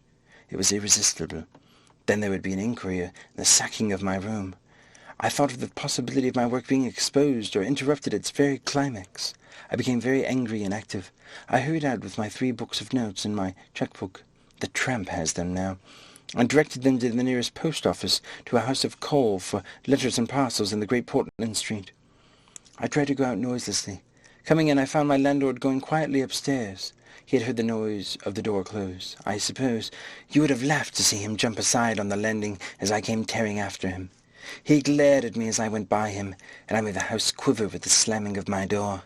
I heard him come shuffling up to my door, hesitate, and go down. I set work upon my preparations forthwith. It was all done that evening and night, while I was still sitting under the sickly, drowsy influence of the drugs that decolorized blood. There came a repeated knocking at the door. It ceased. Footsteps went away and returned, and the knocking was resumed. There was an attempt to push something under the door, a blue paper. Then in a fit of irritation I rose and went and flung the door wide open. "Now then," said I. He was my landlord, with a notice of ejectment or something. He held it out to me, saw something odd about my hands, I expected it, and lifted his eyes to my face. For a moment he gaped, and then gave sort of an inarticulate cry, dropped candle and writ together, and went blundering down the dark passage to the stairs. I shut the door, locked it, and went to the looking-glass. Then I understood his terror. My face was white, like white stone. But it was all horrible. I had not expected the suffering. A night of rakish anguish, sickness, and fainting. I set my teeth through my skin and was presently afire, all my body afire. But I lay there like grim death. I understood now how it was the cat had howled until I chloroformed it. Lucky it was I lived alone and unattended in my room. There were times where I sobbed and groaned and talked, but I stuck to it. I became insensible and woke languid in the darkness. The pain had passed. I thought I was killing myself, and I did not care. I shall never forget that dawn, and the strange horror of seeing that my hands had become as clouded glass, and watching them grow clearer and thinner as the day went by, until at last I could see the sickly disorder of my room through them. Though I closed my transparent eyelids, my limbs became glassy, and the bones and arteries faded, vanished, and the little white nerves went last. I gritted my teeth and stayed there to the end. At last only the dead tips of fingernails remained, pallid and white, and the brown stain of some acid upon my fingers. I struggled up. At first I was incapable as a swathed infant, stepping with limbs I could not see. I was weak and very hungry. I went and stared at nothing in my shaving-glass, at nothing save where an attenuated pigment still remained behind the retina of my eyes. Fainter than mist, I had to hang onto the table and press my forehead against the glass. It was only by a frantic effort of will that I dragged myself back to the apparatus and completed the process. I slept during the forenoon, pulling the sheets over my eyes to shut out the light, and about midday I was awakened again by a knocking. My strength had returned. I sat up and listened and heard a whispering. I sprang to my feet as noiselessly as possible, began to detach the connections of my apparatus, and to distribute it about the room as to destroy the suggestions of its arrangement. Presently the knocking was renewed and the voices called, first my landlord and then two others. To gain time I answered them. The invisible rag and pillow came to hand, and I opened the window and pitched them out under the cistern cover. As the window opened, a heavy crash came at the door. Someone had charged it with the idea of smashing the lock, but the stout bolts I had screwed up some days before stopped him. That startled me, made me angry. I began to tremble and do things hurriedly. I tossed together some loose paper, straw packing paper and so forth, in the middle of the room, and turned on the gas. Heavy blows began to rain upon the door. I could not find the matches. I beat my hands on the wall with rage. I turned down the gas again, stepped out of the window with the cistern cover, and very softly lowered the sash, and sat down, secure and invisible, but quivering with anger, to watch events. They split a panel, I saw, and in another moment they had broken away the staples of the bolts, and stood in the open doorway. It was the landlord and his two stepsons, sturdy young men of 3 or 4 and 20. Behind them fluttered the old hag of a woman from downstairs. You may imagine their astonishment to find the room empty. One of the younger men rushed to the window at once, flung it up and stared out. His staring eyes and thick-lipped, bearded face came a foot from my face. I was half-minded to hit his soundly consonants, but I rested my doubled fist. He stared right through me. So did others as they joined him. The old men went and peered under the bed. They all made a rush for the cupboard. They had to argue at length in Yiddish and Cockney English. They concluded I had not answered them, that their imagination had deceived them. A feeling of extraordinary elation took place of my anger as I sat outside the window and watched those 4 people, for the old lady came in, glancing suspiciously about her like a cat, trying to understand the riddle of my behaviour. The old man, so far as I could understand his patois, agreed with the old lady that I was a vivisectionist. The sons protested in garbled English that I was an electrician, and appealed to all the dynamos and radiators. They were all nervous about my arrival, although I found subsequently that they had bolted the front door. The old lady peered into the cupboard under the bed, and one of the young men pushed the register and stared up the chimney. One of my fellow lodgers, a costermonger who shared the opposite room with the butcher, appeared on the landing, and he was called in and told incoherent things.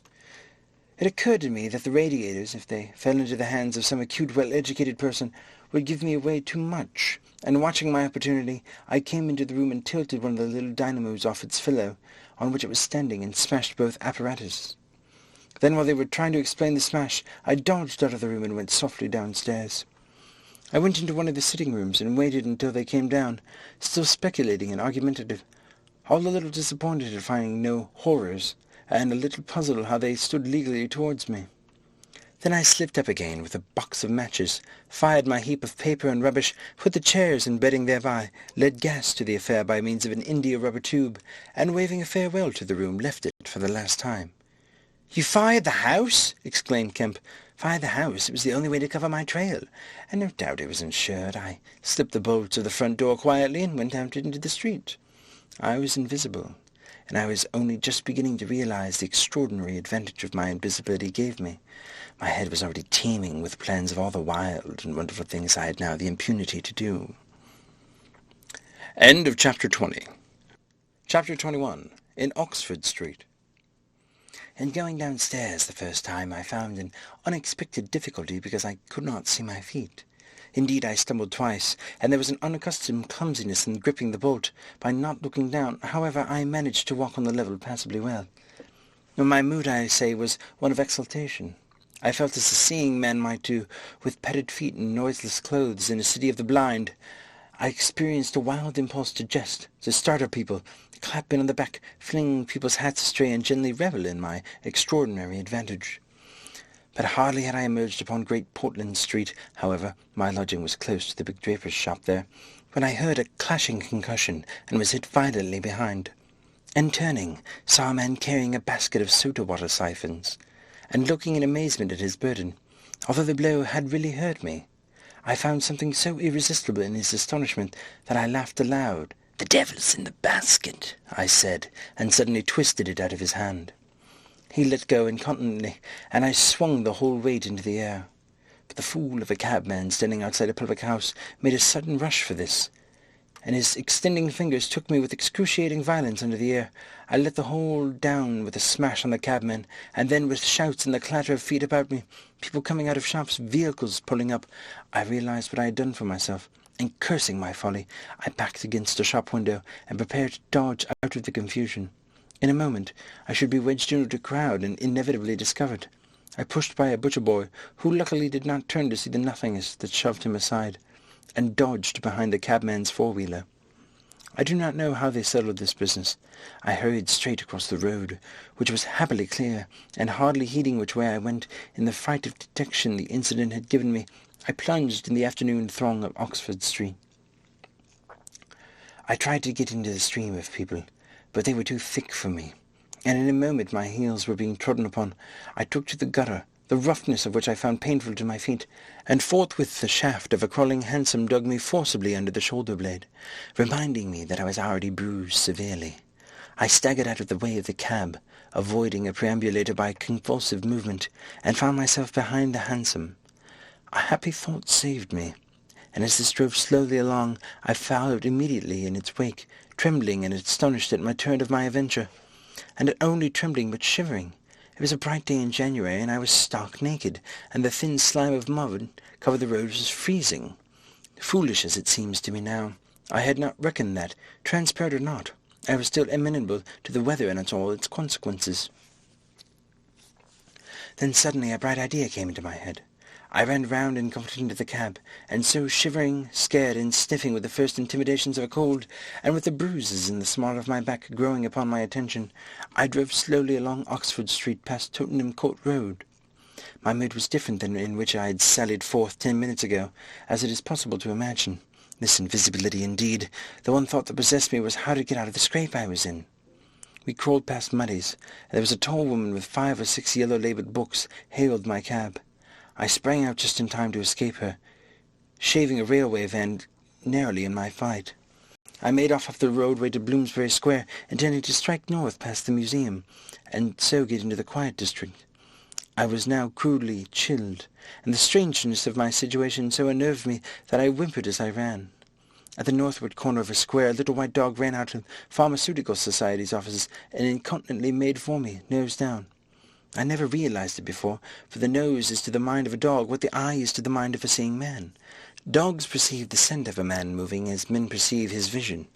The brute began barking and leaping, showing, as it seemed to me, all too plainly that he was aware of me. I crossed Great Russell Street, glancing over my shoulder as I did so, and went some way along the Montague Street before I realized what I was running towards.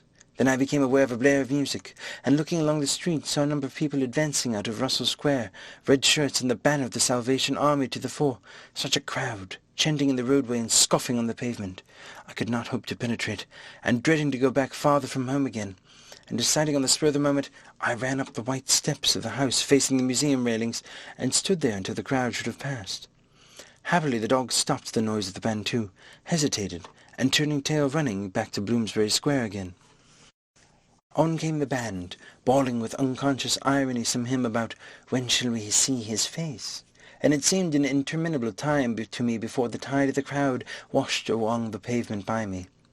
Thud, thud, thud came the drum with a vibrating resonance, and for the moment I did not notice 2 urchins stopping at the railings by me. "See 'em," says one. "See what?" says the other. "Why, them footmarks, bare, like what you make in the mud."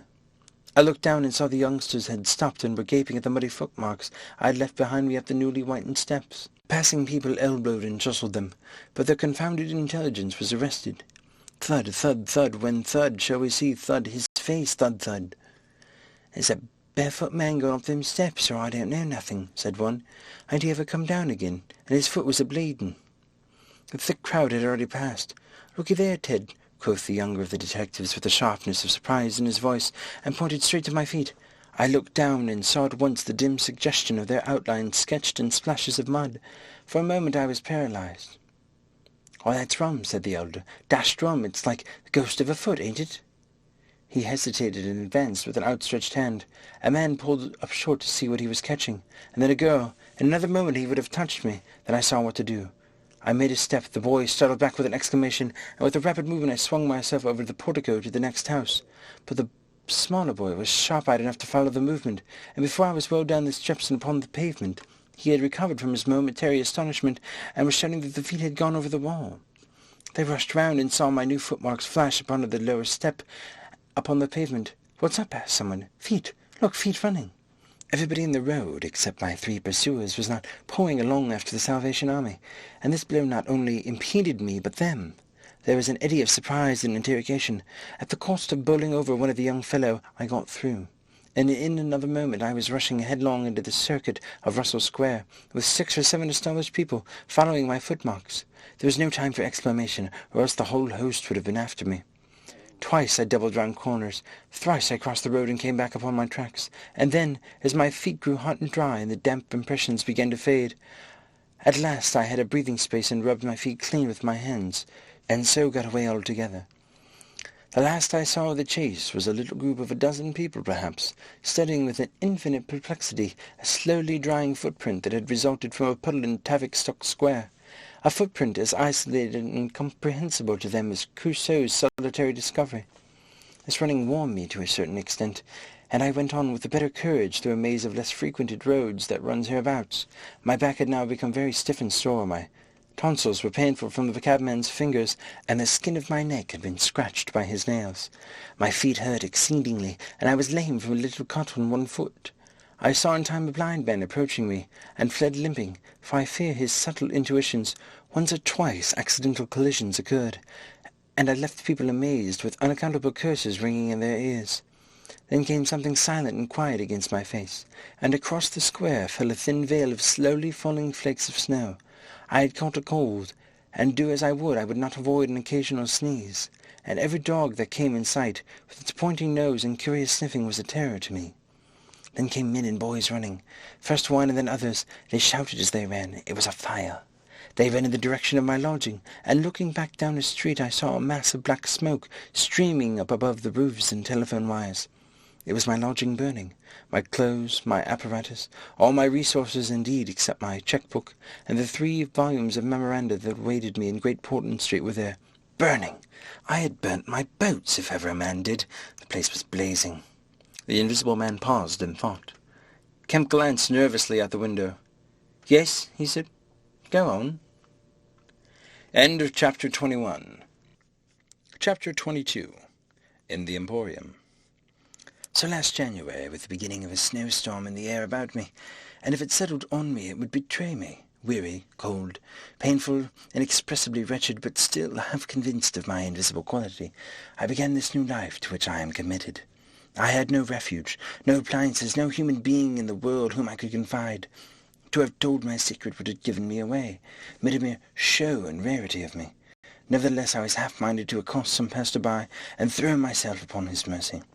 But I knew too clearly the terrible and brutal cruelty my advances would evoke. I made no plans in the street. My sole subject was to get shelter from the snow, to get myself covered and warm, that I might hope to plan. But even to me, an invisible man, the rows of London houses stood latched, barred, and bolted impregnably. Only one thing I could see clearly before me, the cold exposure and misery of the snowstorm in the night, and then I had a brilliant idea. I turned down one of the roads leading from Grover Street to Tottenham Court Road, and found myself outside Omnis, the big establishment where everything is to be bought. You know the place. Meat, grocery, linen, furniture, clothing, oil paintings, even a huge meandering collection of shops rather than a shop. I thought I should find the doors open, but they were closed. As I stood in a wide entrance, a carriage stopped outside. A man in uniform, you know the kind of personage with ominum on his cap, flung open the door. I contrived to enter, walking down the shop. It was a department where they were selling ribbons and gloves and stockings and that kind of thing. Came to a more spacious region, devoted to picnic baskets and wicker furniture. I did not feel safe there, however. People were going to and fro, and I prowled restlessly until I came upon a huge section in an upper floor, containing multitudes of bedsteads, and over these I clambered, and found a resting place at last among a huge pile of folded flock mattresses.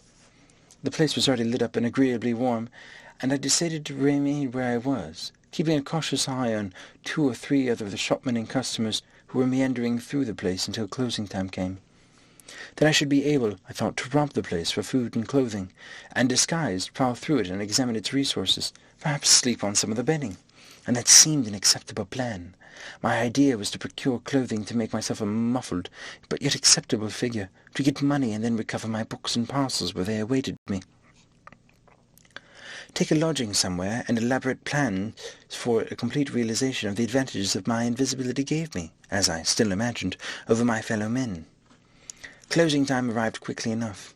It could not have been more than an hour after I took up my position on the mattress before I noticed the blinds of the windows being drawn and the customers being marched forward, and the number of brisk young men began with remarkable velocity to tidy up the goods that remained disturbed. I left my lair as the crowds diminished, and prowled cautiously out into the less desolate parts of the shop. I was really surprised to observe how rapidly the young men and women whipped away the goods displayed for sale during the day. All the boxes of goods, the hanging fabrics and festoons of lace, the boxes of sweets in the grocery section. The displays of this and that were being whipped down, folded up, and slapped into tiny receptacles, and everything that could not be taken down and put away had sheets of some coarse stuff like sacking flung over them. Finally, all the chairs were turned up onto the counters, leaving the floor clear. Directly each of these young people had done, he or she made promptly for the door with such an expression of animation as I have rarely observed in a shop assistant before.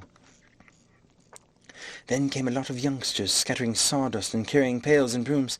I had to dodge to get out of the way, and as it was, my ankle got stung with the sawdust. For some time, wandering through the swathed and darkened departments, I could hear the brooms at work, and at last, a good hour or more after the shop had been closed, came the noise of locking doors. Silence came upon the place, and I found myself wandering through the vast and intricate shops and galleries, showrooms of the place alone. It was very still. In one place I remember passing near one of the Tottenham Court Road entrances, and listening to the tapping boot heels of passers-by. My first visit was to the place where I had seen the stockings and gloves for sale. It was the dark, and I had the devil of a hunt after matches, which I found at last in a drawer of a little cash desk. Then I had to get a candle. I had to tear down the wrappings and ransack a number of boxes and drawers, but at last I managed to turn out what I sought. The box label called them lambswool pants and lambswool vests, then socks, a thick comforter, and then I went to the clothing place and got trousers, a lounge jacket, an overcoat and a slouch hat. A clerical sort of hat with the brim turned down. I began to feel a human being again, and my next thought was food. Upstairs there was a refreshment department, and there I got cold meat. There was still coffee in the urn, and I lit the gas and warmed it up again, and altogether I did not do badly. Afterwards, prowling through the place in search of blankets, I had to put up at last with a heap of down quilts. I came upon a grocery section with lots of chocolate and candied fruits. More than was good for me, indeed, and some white burgundy. I knew that was a toy department, and I had a brilliant idea. I found some artificial noses, dummy noses, you know, and I thought of dark spectacles. But Omnums had no optical department. My nose had been a difficulty indeed, and I thought of paint, but the discovery set my mind running on wigs and masks and the like. I finally went to sleep in the heap of down quilts, very warm and comfortable. My last thoughts before sleeping were most agreeable. I had sensed the change. I was in a state of physical serenity, and that was reflected in my mind.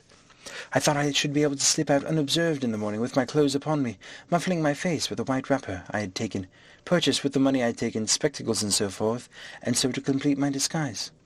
I lapsed into disorderly dreams of all the fantastic things that had happened during the last few days. I saw the ugly little Jew of a landlord vociferating in his rooms. I saw his 2 sons marvelling, and the wrinkled old woman's gnarled face as she asked for her cat. I experienced again the strange sensation of seeing the cloth disappear. And so I came round to the wildly inside sniffing old clergyman mumbling earth to earth, ashes to ashes, dust to dust, at my father's open grave. "You also," said a voice, and suddenly I was being forced towards the grave. I struggled, shouted, appealed to the mourners, but they continued stonily following the service, the old clergyman too, never faltering, droning and sniffing through the ritual. I realized I was invisible and inaudible, that overwhelming forces had their grip on me. I struggled in vain. I was forced over the brink, the coffin rang hollow as I fell upon it, and the gravel came flying after me in spadefuls. Nobody heeded me. Nobody was aware of me. I made convulsive struggles and awoke. The pale London dawn had come. The place was full of a chilly grey light that filtered round the edges of the window blinds. I sat up, and for a time I could not think where this ample apartment, with its counters and piles of rolled stuff, its heaps of quilts and cushions and its iron pillows might be. Then as recollection came back to me, I heard voices in conversation. Then far down the place, in the brighter side of some department which had already raised its blinds, I saw 2 men approaching. I scrambled to my feet, looking about me for some way of escape. Even as I did, the sound of my movement made them aware of me. I suppose they saw merely a figure moving quietly and quickly away. "Who's that?" cried one. "Stop there!" shouted the other. I dashed around a corner and came full tilt. A faceless figure, mind you, or a lanky lad of 15. He yelled, and I bowled him over, rushed past him, turned another corner, and by a happy inspiration threw myself behind a counter. In another moment feet went running past, and I heard voices shouting, "All hands to the doors," asking what was up, and giving one advice on how to catch me. Lying on the ground, I felt scared out of my wits, but odd as it may seem, it did not occur to me at the moment to take off my clothes as I should have done. I had made up my mind, I suppose, to get away in them, and that ruled me. And then down the vista of the counters came a bawling of, "Here he is!" I sprang to my feet, whipped a chair off the counter, and sent it whirling at the fool who had shouted. Turned, came into another round a corner, sent him spinning, and rushed up the stairs. He kept his footing, gave a view hello, and came up the staircase hot after me. Up the staircase were piled a multitude of those bright-coloured pot things. What are they? "Art pots," suggested Kemp. "That's it, art pots." Well, I turned to the top step and swung round, plucked one out of a pile and smashed it on his silly head as he came at me. The whole pile of pots went headlong, and I heard shouting and footsteps running from our pots. I made a mad rush for the refreshment place, and there was a man in white like a man-cook, who took up the chase. I made one last desperate turn, and found myself among lamps and ironmongery. I went behind the counter of this, and waited for my cook, and as he bolted in at the head of the chase, I doubled him up with a lamp. Down he went, and I crouched down behind the counter and began whipping off my clothes as fast as I could. Coat, jacket, trousers, shoes were all right, but a lamb's-wool vest fits a man like a skin. I heard more men coming. My cook was lying quiet on the other side of the counter, stunned or scared, speechless. I had to make another dash for it, like a rabbit hunted out of a woodpile. "This way, policeman!" I heard someone shouting. I found myself in a bedstead storeroom again, and at the end of a wilderness of wardrobes I rushed among them, went flat, got rid of my vest after infinite wriggling, and stood a free man again, panting and scared. As the policeman and 3 of the shopmen came around the corner, they made a rush for the vests and pants, and collared the trousers. "He's dropping his plunder," said one of the young men. "He must be somewhere here." But they did not find me all the same. I stood watching them hunt for me for a time, and cursing my ill luck in losing the clothes. Then I went into the refreshment room, drank a little milk I found there, and sat down by the fire to consider my position. In a little while 2 assistants came in and began to talk over the business very excitedly, like the fools they were. I heard a magnified account of my depredations, and other speculations as to my whereabouts. Then I fell to scheming again. The insurmountable difficulty of the place, especially now that it was alarmed, was to get my plunder out of it. I went down into the warehouse and to see if there was any chance of packing and addressing a parcel, but I could not understand the system of checking. About 11 o'clock, the snow having thawed as it fell, and the day being a finer and a little warmer than the previous one, I decided that the Emporium was hopeless and went out again, exasperated at my want of success, with only the vaguest plans of action in my mind. End of Chapter 22. Chapter 23. In Drury Lane. "But now you begin to realize," said the Invisible Man, "the full disadvantage of my condition. I had no shelter, no covering. To get clothing was to forego all my advantage, to make myself a strange and terrible thing. I was fasting, for to eat, to fill myself with unassimilated matter, were to become grotesquely visible again." "I never thought of that," said Kemp. "Nor had I. And the snow had warned me of other dangers. I could not go abroad in the snow. It would settle on me and expose me. Rain, too, would make me a watery outline, a glistening surface of a man, a bubble. And fog, I should be like a fainter bubble in a fog, a surface, a greasy glimmer of humanity. Moreover, as I went abroad, in the London air I gathered dirt about my ankles, floating smuts and dusts upon my skin. I did not know how long it would be before I should become visible from that cause also, but I saw clearly it should not be long. Not in London, at any rate. I went in the slums towards Great Portland Street, and I found myself at the end of the street in which I had lodged. I did not go that way because of the crowd halfway down it, opposite to the still smoking ruins of the house I had fired. My most immediate problem was to get clothing. What to do with my face puzzled me.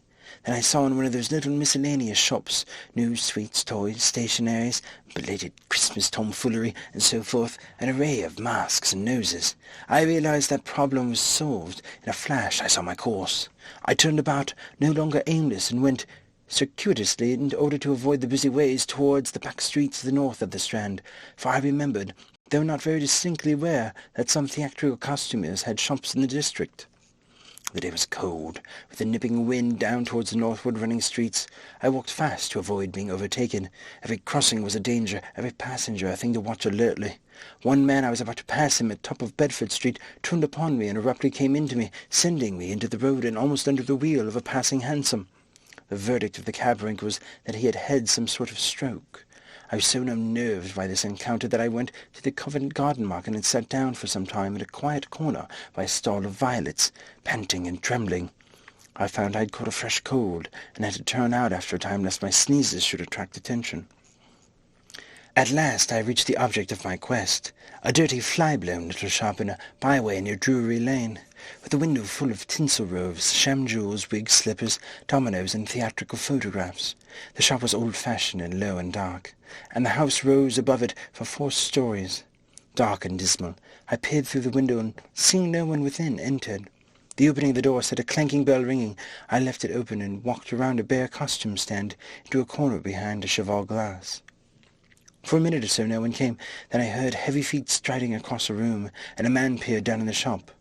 My plans were definitely perfect. I proposed to make my way into the house, secrete myself upstairs, watch my opportunity, and when everything was quiet, rummage out a wig, mask, spectacles, and costume, and go into the world, perhaps a grotesque, but still a credible figure. And incidentally, of course, I would rob the house of any available money. The man who had just entered the shop was a short, slight-hunched, beetle-browed man with long arms and very short, bandy legs. Apparently I had interrupted a meal. He stared about the shop with an expression of expectation. This gave way to surprise, then to anger, as he saw the shop empty. "Damn the boys," he said, and he went to stare up and down the street. He came in again in a minute, kicked the door to with his foot spitefully, and went muttering back to the house door. I came forward to follow him, and at the noise of my moving he stopped dead. I did so too, startled by his quickness of ear. He slammed the house door in my face. I stood hesitating. Suddenly I heard his quick footsteps returning, and the door reopened. He stood looking about the shop like one who was not still satisfied. Then, murmuring to himself, he examined the back of the counter and peered behind some fixtures. Then he stood doubtful. He had left the house door open, and I slipped into the inner room. It was a queer little room, poorly furnished, with a number of big masks in the corner. On the table was his belated breakfast, and it was a confoundedly exasperating thing for me, Kemp, to have to sniff his coffee and stand watching while he came in and resumed his meal. And his table manners were irritating. 3 doors opened into the little room, one going upstairs and one down, but they were all shut. I could not get out of the room while he was there. I could scarcely move because of his alertness, and there was a draught down my back. Twice I strangled a sneeze just in time. The spectacular quality of my sensations was curious and novel. But for all that I was growing heartily tired and angry long before he had done his eating. But at last he had made an end, and putting his beggarly crockery on the black tin tray upon which he had had his teapot, and gathering all the crumbs up on the mustard-stained cloth, he took the whole lot of things out after him. His burden prevented his shutting the door behind him, as he would have done. I never saw such a man for shutting doors, and I followed him into a very dirty underground kitchen and scullery. I had the pleasure of seeing him begin to wash up, and then, finding no good in keeping down there, and the brick floor being cold on my feet, I returned upstairs and sat in his chair by the fire. It was burning low, and, scarcely thinking, I put on a little coal. The noise of this brought him up at once. As he stood aglare, he peered about the room, and was within an ace of touching me. Even after that examination, he scarcely seemed satisfied. He stopped in the doorway and took a final inspection before he went down. I waited in the little parlour for an age, and at last he came up and opened the upstairs door. I just managed to get by him. On the staircase he stopped suddenly, so that I very nearly blundered into him. He stood looking back right into my face and listening. "I could have sworn," he said. His long hairy hand pulled at his lower lip. His eye went up and down the staircase. Then he grunted and went up again. His hand was on the handle of a door. Then he stopped again, and with the same puzzled anger on his face, he was becoming aware of the faint sounds of my movements about him. The man must have diabolically acute hearing. He suddenly flashed into rage. "There's anyone in this house," he cried with an oath, and left the threat unfinished. He put his hand in his pocket and failed to find what he wanted, and rushing past me went blunderingly, noisily, and pugnaciously downstairs. But I did not follow him. I sat on the head of the staircase until his return. Presently he came up again, still muttering. He opened the door of the room, and before I could enter, slammed it in my face. I resolved to explore the house, and spend some time in doing so as noiselessly as possible. The house was very old and tumbled down and damp, so that the paper in the attics was peeling from the walls and rat-infested. Some of the door handles were stiff, and I was afraid to turn them. Several rooms I did inspect were unfurnished, and others were littered with theatrical lumber, bought second-hand, I judged from its appearance. In one room next to his I found a lot of old clothes. I began routing among these, and in my eagerness forgot the evident sharpness of his ears. I heard a stealthy footstep, and, looking up just in time, saw him peering in at the tumbled heap and holding an old-fashioned revolver in his hand. I stood perfectly still while he stared about in open-mouthedness and suspicious. "Must have been her," he said slowly. "Damn her!" He shut the door quietly, and immediately I heard the key turn in the lock. Then his footsteps retreated. I realized abruptly that I was locked in. For a minute I did not know what to do. I walked from door to window and back, and stood perplexed. A gust of anger came upon me, but I decided to inspect the clothes before I did anything further, and my first attempt brought down a pile from an upper shelf. This brought him back more sinister than ever. That time he actually touched me, jumped back with amazement, and stood astonished in the middle of the room. Presently he calmed a little. "Rats," he said in an undertone, fingers on his lips. He was evidently a little scared. I edged quietly out of the room, but a plank creaked. Then an infernal little brute started going all over the house, revolver in hand, and locking door after door and pocketing the keys. When I realized he was up to, I had a fit of rage. I could hardly control myself sufficiently to watch my opportunity. By this time I knew he was alone in the house, so I made no more ado, but knocked him on the head. "Knocked him on the head?" exclaimed Kemp. "Yes, stunned him. As he was going downstairs, hit him from behind with a stool that stood on the landing. He went downstairs like a bag of old boots." "But, I say, the common conventions of humanity are all very well for common people. But the point was, Kemp, that I had to get out of that house in a disguise without his seeing me. I couldn't think of any other way of doing it. And then I gagged him with a Louis XIV vest and tied him up in a sheet." "Tied him up in a sheet?" "I made a sort of bag of it. It was rather a good idea to keep the idiot scared and quiet, and a devilishly hard thing to get out of. Head away from the string, my dear Kemp. It's no good your sitting glaring as though I was a murderer. It had to be done. He had his revolver. If once he saw me, he would have been able to describe me." "But still," said Kemp, "in England, today, and the man was in his own house, and you were robbing." "Robbing? Confound it, you'll call me a thief next. Surely, Kemp, you're not fool enough to dance on the old strings. Can't you see my position?" "And his too," said Kemp. The Invisible Man stood up sharply. "What do you mean to say?" Kemp's face grew a trifle hard. He was about to speak and checked himself. "I suppose, after all," he said with a sudden change of manner, "the thing had to be done. You were in a fix, but still, of course, I was in a fix. An infernal fix, and he'd made me wild, too, hunting me about the house, fooling about with his revolver, locking and unlocking doors. He was simply exasperating. You don't blame me, do you? You don't blame me?" "I never blame anyone," said Kemp. "It's quite out of fashion." "What'd you do next?" "I was hungry. Downstairs I found a loaf and some rank cheese, more than sufficient to satisfy my hunger. I took some brandy and water, and then went up past my impromptu bag. He was lying quite still, to the room containing the old clothes. This looked out upon the street, 2 lace curtains brown with dirt guarding the window. I went and peered out through their interstices. Outside the day was bright, by contrast with the brown shadows of the dismal house in which I found myself, dazzlingly bright. A brisk traffic was going by. Fruit carts, a handsome four-wheeler with a pile of boxes, a fishmonger's cart. I turned with spots of colour swimming before my eyes to the shadowy fixtures behind me. My excitement was giving place to a clear apprehension of my position again. The room was full of a faint scent of benzoline, used, suppose, in cleaning the garments. I began a systematic search of the place. I should judge the hunchback had been alone in the house for some time. He was a curious person. Everything that could be possibly of service to me I collected in the closed storeroom, and then I made a deliberate selection. I found a handbag, and thought a suitable possession, and some powder, rouge, and some sticking plaster. I thought of painting and powdering my face, and all that was to show of me, in order to render myself visible, but the disadvantage of this lay in the fact that I should require turpentine and other appliances, and a considerable amount of time before I could vanish again. Finally I chose a mask of the better type, slightly grotesque, but not more so than many human beings, dark glasses, greyish whiskers, and a wig. I could find no underclothing, but I could buy that subsequently, and for the time I swathed myself in calico dominoes and some white cashmere scarves. I could find no socks, but the hunchback's boots were rather a loose fit and sufficed. In a desk in the shop were 3 sovereigns and about 30 shillings worth of silver, and in a locked cupboard I burst in the inner room were 8 pounds in gold.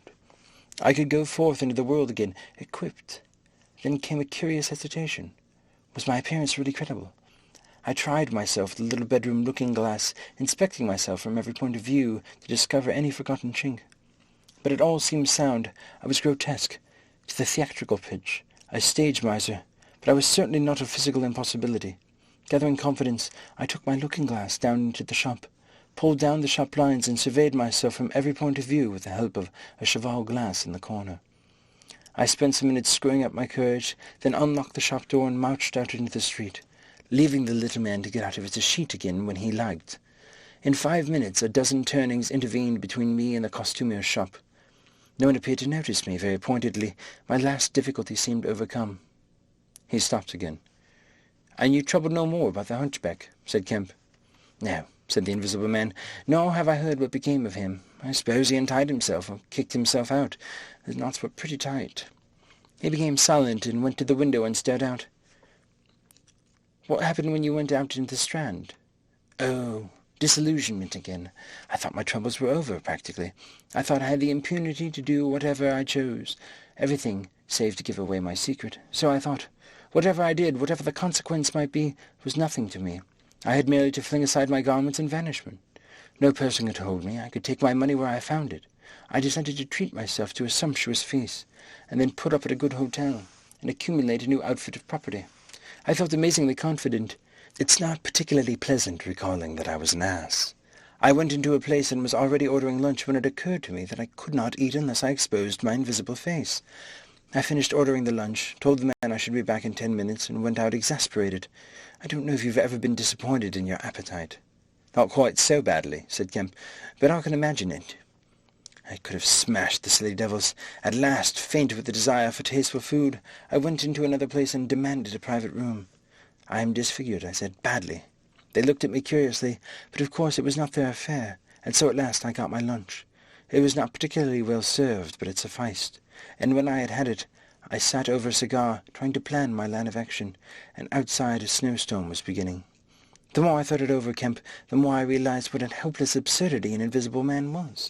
In a cold and dirty climate, in a crowded civilized city, before I made this mad experiment, I had dreamt 1,000 advantages. That afternoon it all seemed all disappointment. I went over the heads of things a man reckons desirable. No doubt invisibility made it possible to get them, but it made it impossible to enjoy them when they are got. Ambition. What's the good of pride of place when you cannot appear there? What is the good of the love of a woman when her name must needs be Delilah? I've no taste for politics, for the black goddisms of fame, for philanthropy or sport. What was I to do? And for this I'd become a wrapped-up mystery, a swathed and bandaged caricature of a man. He paused, and his attitude suggesting a roving glance at the window. "But how did you get to Epping?" said Kemp, anxious to keep his guest busy talking. "I went there to work. I had one hope. It was a half idea. I have it still. It's a full-blown idea now, a way of getting back, of restoring what I have done, when I choose, when I have done all I mean to do invisibly, and that is what I chiefly want to talk to you about now." "You went straight to Epping?" "Yes, I had simply to get my 3 volumes of memoranda and my cheque-book, my luggage and underclothing, order a quantity of chemicals to work out this idea of mine.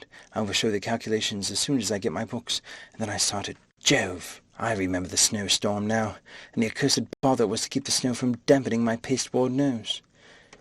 "At the end," said Kemp, "the day before yesterday, when they found you out, you rather, to judge by the papers."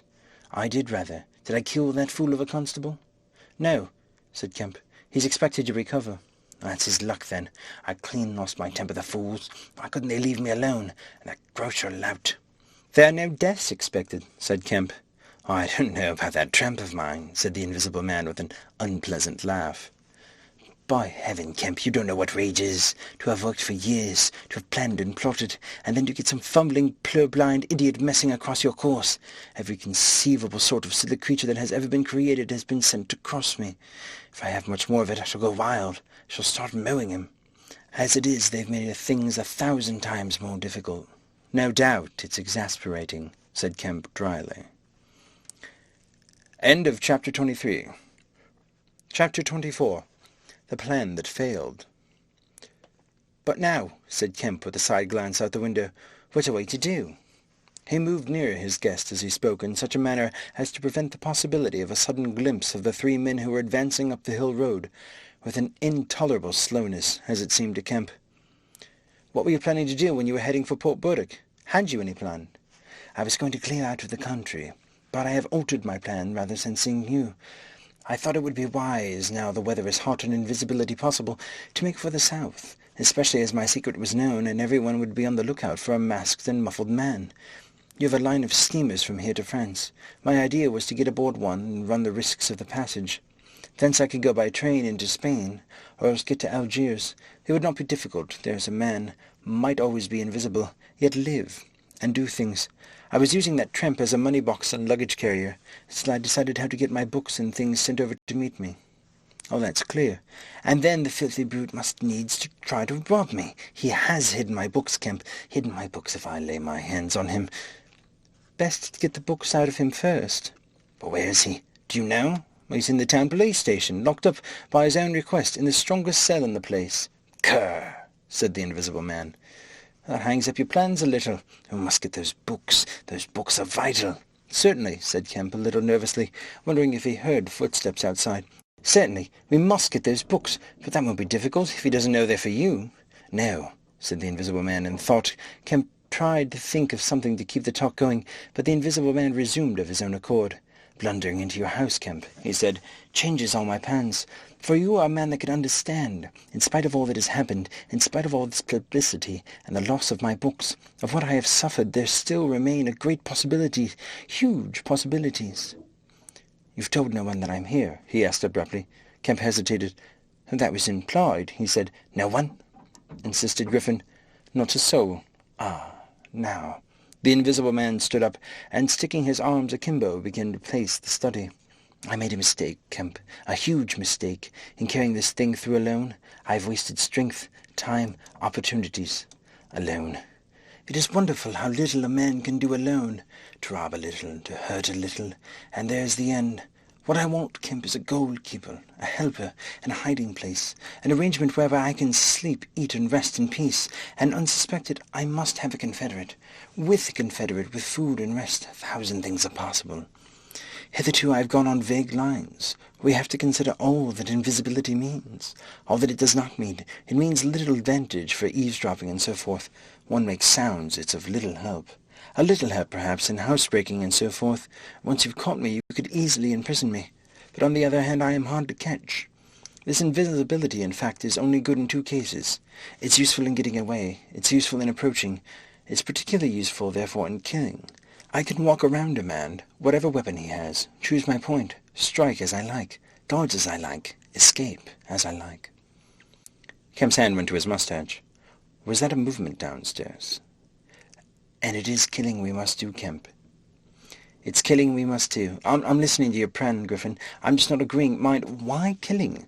Not wanton killing, but a judicious slaying. The point is, they know there is an invisible man, as well as we know there is an invisible man, and that invisible man, Kemp, must now establish a reign of terror. Yes, no doubt it's startling, but I mean it, a reign of terror. He must take some town like your Burdock and terrify and dominate it. He must issue his orders. He can do that in 1,000 ways. Scraps of paper thrust under doors would suffice, and all who disobey his orders he must kill, and kill all who do defend them." "Humph," said Kemp, no longer listening to Griffin, but to the sound of his front door opening and closing. "It seems to me, Griffin," he said, in order to cover his wandering attention, "that your confederate would be in a difficult position." "No one would ever know he was a confederate," said the invisible man eagerly, and then suddenly, "Hush! What's that downstairs?" "Nothing," said Kemp, suddenly began to speak loud and fast. "I don't agree to this, Griffin," he said. "Understand me, I don't agree to this. Why dream of playing a game against the race? How can you hope to gain happiness?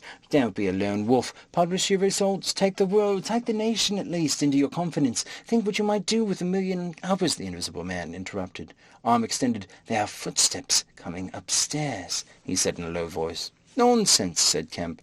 "Let me see," said the invisible man, and advanced, arm extended, to the door. And then things happened very swiftly. Kemp hesitated for a second, and then moved to intercept him. The invisible man started and stood still. "Traitor!" cried the voice, and suddenly the dressing-gown opened, and sitting down the unseen began to disrobe. Kemp made 3 swift steps to the door, and forthwith the invisible man, his legs had vanished, sprang to his feet with a shout. Kemp flung the door open. As it opened, there came a sound of hurrying feet downstairs and voices. With a quick movement, Kemp thrust the invisible man back, sprang aside, and slammed the door. The key was outside and ready. In another moment Griffin would have been alone in the Belvedere study, a prisoner, save for one little thing. The key had been slipped in hastily that morning. As Kemp slammed the door, it fell noisily upon the carpet. Kemp's face became white. He tried to grip the door handle with both hands. For a moment he stood lugging. Then the door gave 6 inches, but he got it closed again. The second time it was jerked a foot wide, and the dressing-gown came wedging itself into the opening. His throat was gripped by invisible fingers. He left his hold on the handle to defend himself. He was forced back, tripped, and pitched heavily into the corner of the landing. The empty dressing-gown was flung on top of him. Halfway up the staircase was Colonel Addy, the recipient of Kemp's letter, the chief of the Burbuck police. He was staring aghast at the sudden appearance of Kemp, followed by the extraordinary sight of clothing tossed empty in the air. He saw Kemp felled and struggling to his feet. He saw him rush forward and go down again, felled like an ox. Then suddenly he was struck violently by nothing. A vast weight seemed leapt upon him, and he was hurled headlong down the staircase, with a grip on his throat and a knee in his groin. An invisible foot trod on his back. A ghostly patter passed downstairs. He heard the 2 police officers in the howl shout and run, and the front door of the house slam violently. He rolled up and stood staring. He saw, staggering down the staircase, Kemp, dusty and dishevelled, one side of his face white from a blow, his lip bleeding, and a pink dressing-gown and some underclothing held in his arms. "My God!" cried Kemp. "The game's up! He's gone!" End of Chapter 24. Chapter 25. The Hunting of the Invisible Man.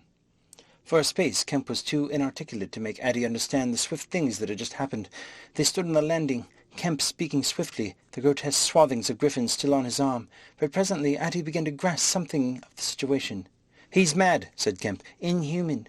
He is pure selfishness. He thinks nothing but his own advantage, his own safety. I've listened to such a story this morning of brutal self-seeking. He's wounded men. He will kill them unless we can prevent him. He will create a panic. Nothing can stop him. He's going out now, furious."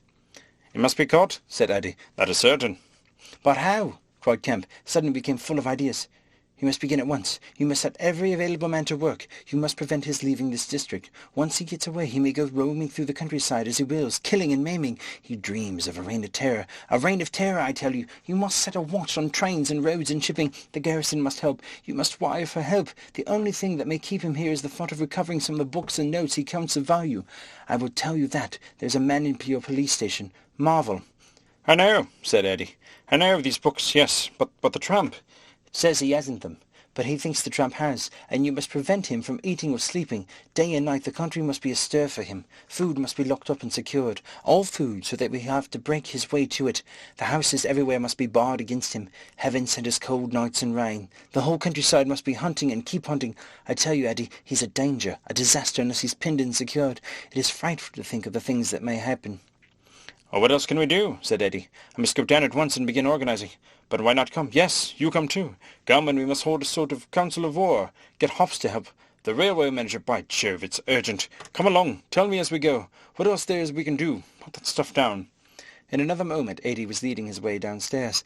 They found the front door open and the policemen standing outside staring at empty air. "We got away, sir," said one. "We must go down to the central station at once," said Adie. "One of you go down and get a cab to come up and meet us quickly. And now, Kemp, what else?" "Dogs," said Kemp. "Get dogs. They don't see him, but they wind him. Get dogs." "Good," said Adie. "It's not generally known, but the prisoner officials over at Halstead know a man with bloodhounds' dogs. What else?" "Bear in mind," said Kemp, "his food shows. After eating, his food shows until it's assimilated, so that he has to hide after eating. You must keep on beating every thicket, every quiet corner. Put all weapons, all implements that might be weapons away. He can't carry such things for long, and what he can snatch up and strike men with must be hidden away." "Good again," said Adie. "We shall have him yet." "And on the roads," said Kemp, and hesitated. "Yes?" said Adie. "Powdered glass. It's cruel, I know, but think of what he may do." Adie drew in the air sharply between his teeth. "It's unsportsmanlike. I don't know, but I'll have powdered rest got ready. If he goes too far, "The man's become inhuman, I tell you," said Kemp. "I'm as sure he will establish a reign of terror so soon as he got over the emotions of his escape. As I'm sure I'm talking to you, our only chance is to be ahead. He's cut himself off from his kind. His blood be upon his own head." End of Chapter 25. Chapter 26. The Wicksteed Murder. The Invisible Man seems to have rushed out of Kemp's house in a state of blind fury. A little child playing near Kemp's gateway was violently caught up and thrown aside, so that its ankle was broken. And thereafter for some hours the Invisible Man passed out of human perceptions. No one knows where he went nor what he did, but one can imagine him hurrying through the hot June afternoon, up the hill and on to the open downland behind Port Burdock, raging and despairing his intolerable fate, and sheltering at last, heated and weary, among the thickets of Hiddentine, to piece together again his shattered schemes against his species. That seems to most probable refuge for him, for there it was he reasserted himself in a grimly tragical manner about 2 in the afternoon. One wonders what his state of mind may have been during that time, and what plans he had devised. No doubt he was almost ecstatically exasperated by Kemp's treachery, and though we may be able to understand the motives that led to that deceit, we may still imagine and even sympathize a little with the fury the attempted surprise must have occasioned. Perhaps something of the stunned astonishment of his Oxford Street experiences may have returned to him, for he had evidently counted on Kemp's cooperation in his brutal dream of a terrorized world. At any rate, he vanished from human ken about midnight, and no living witness can tell what he did until 2:30. It was a fortunate thing, perhaps, for humanity, but for him it was a fatal inaction. During that time, a growing multitude of men scattered over the countryside were busy. In the morning he had still been simply a legend, a terror. In the afternoon, by virtue chiefly of Kemp's dryly worded proclamation, he was presented as a tangible antagonist to be wounded, captured, or overcome, and the countryside began organizing itself with an inconceivable rapidity. By 2 o'clock he still might have removed himself out of the district by getting aboard a train, but after 2 that became impossible. Every passenger train along the lines of the great parallelogram between Southampton, Manchester, Brighton, and Horsham travelled with locked doors, and the goods traffic was almost entirely suspended. In a great circle of 20 miles around Port Burdock, men armed with guns and bludgeons were presently setting out in groups of 3 and 4 with dogs to beat the roads and fields. Mounted policemen rode along the country lanes, stopping at every cottage and warning the people to lock up their houses and keep indoors unless they were armed. And all the elementary schools had broken up by 3 o'clock, and the children, scared and keeping together in groups, were hurrying home. Kemp's proclamation, signed indeed by Eddy, was posted almost over the whole district by 4 or 5 o'clock in the afternoon. It gave briefly but clearly all the conditions of the struggle.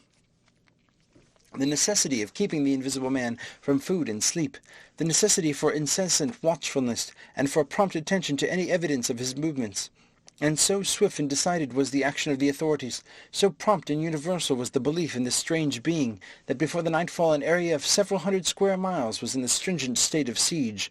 And before nightfall, too, the thrill of horror went through the whole watching, nervous countryside, going from whispering mouth to mouth, swift and certain over the length and breadth of the country, past the story of the murder of Mr. Wicksteed. If our supposition that the Invisible Man's refuge was in the Hiddentine thickets, then we must suppose that in the early afternoon he sallied out again, bent upon some project that involved the use of a weapon. We cannot know what the project was, but the evidence that he had the iron rod in his hand before he met Wicksteed is to me at last overwhelming. Of course, we can know nothing of the details of that encounter.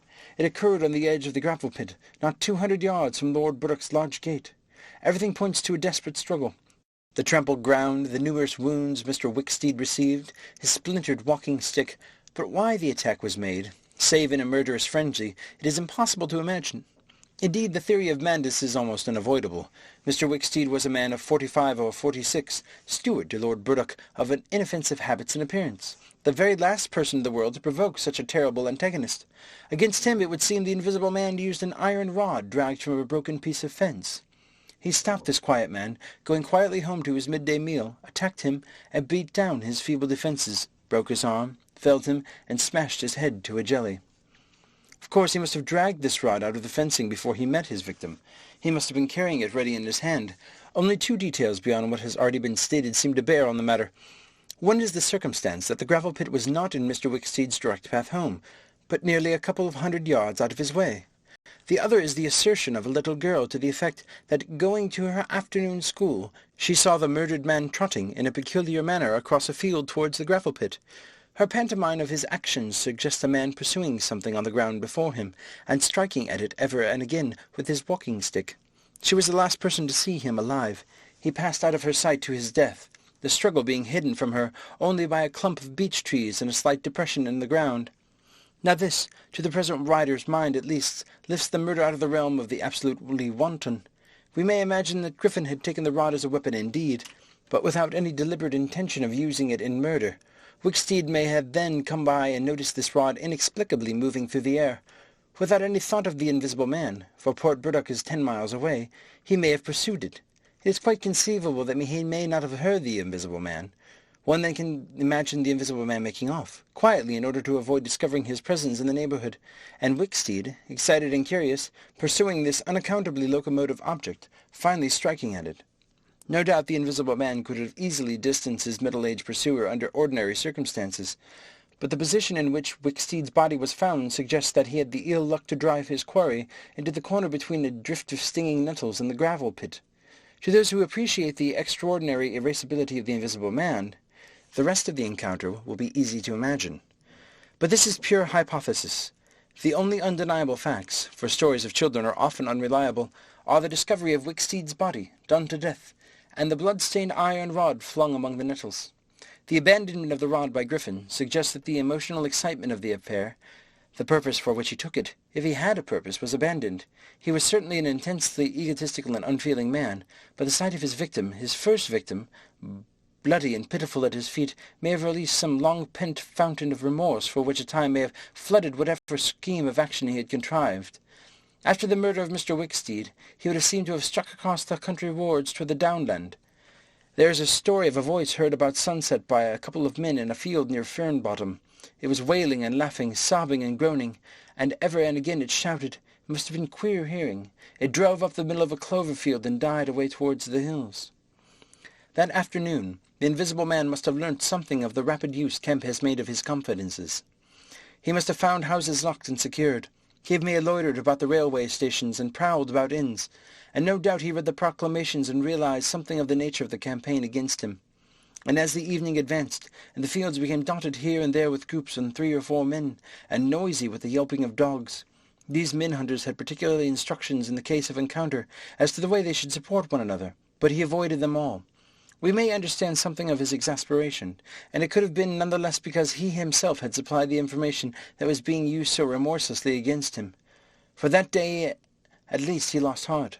For nearly 24 hours, save when he turned on Wicksteed, he was a hunted man. In the night he must have eaten and slept, for in the morning he was himself again, active, powerful, angry, and malignant, prepared for his last great struggle against the world. End of Chapter 26. Chapter 27. The Siege of Kemp's House. Kemp read a strange missive, written in pencil on a greasy sheet of paper.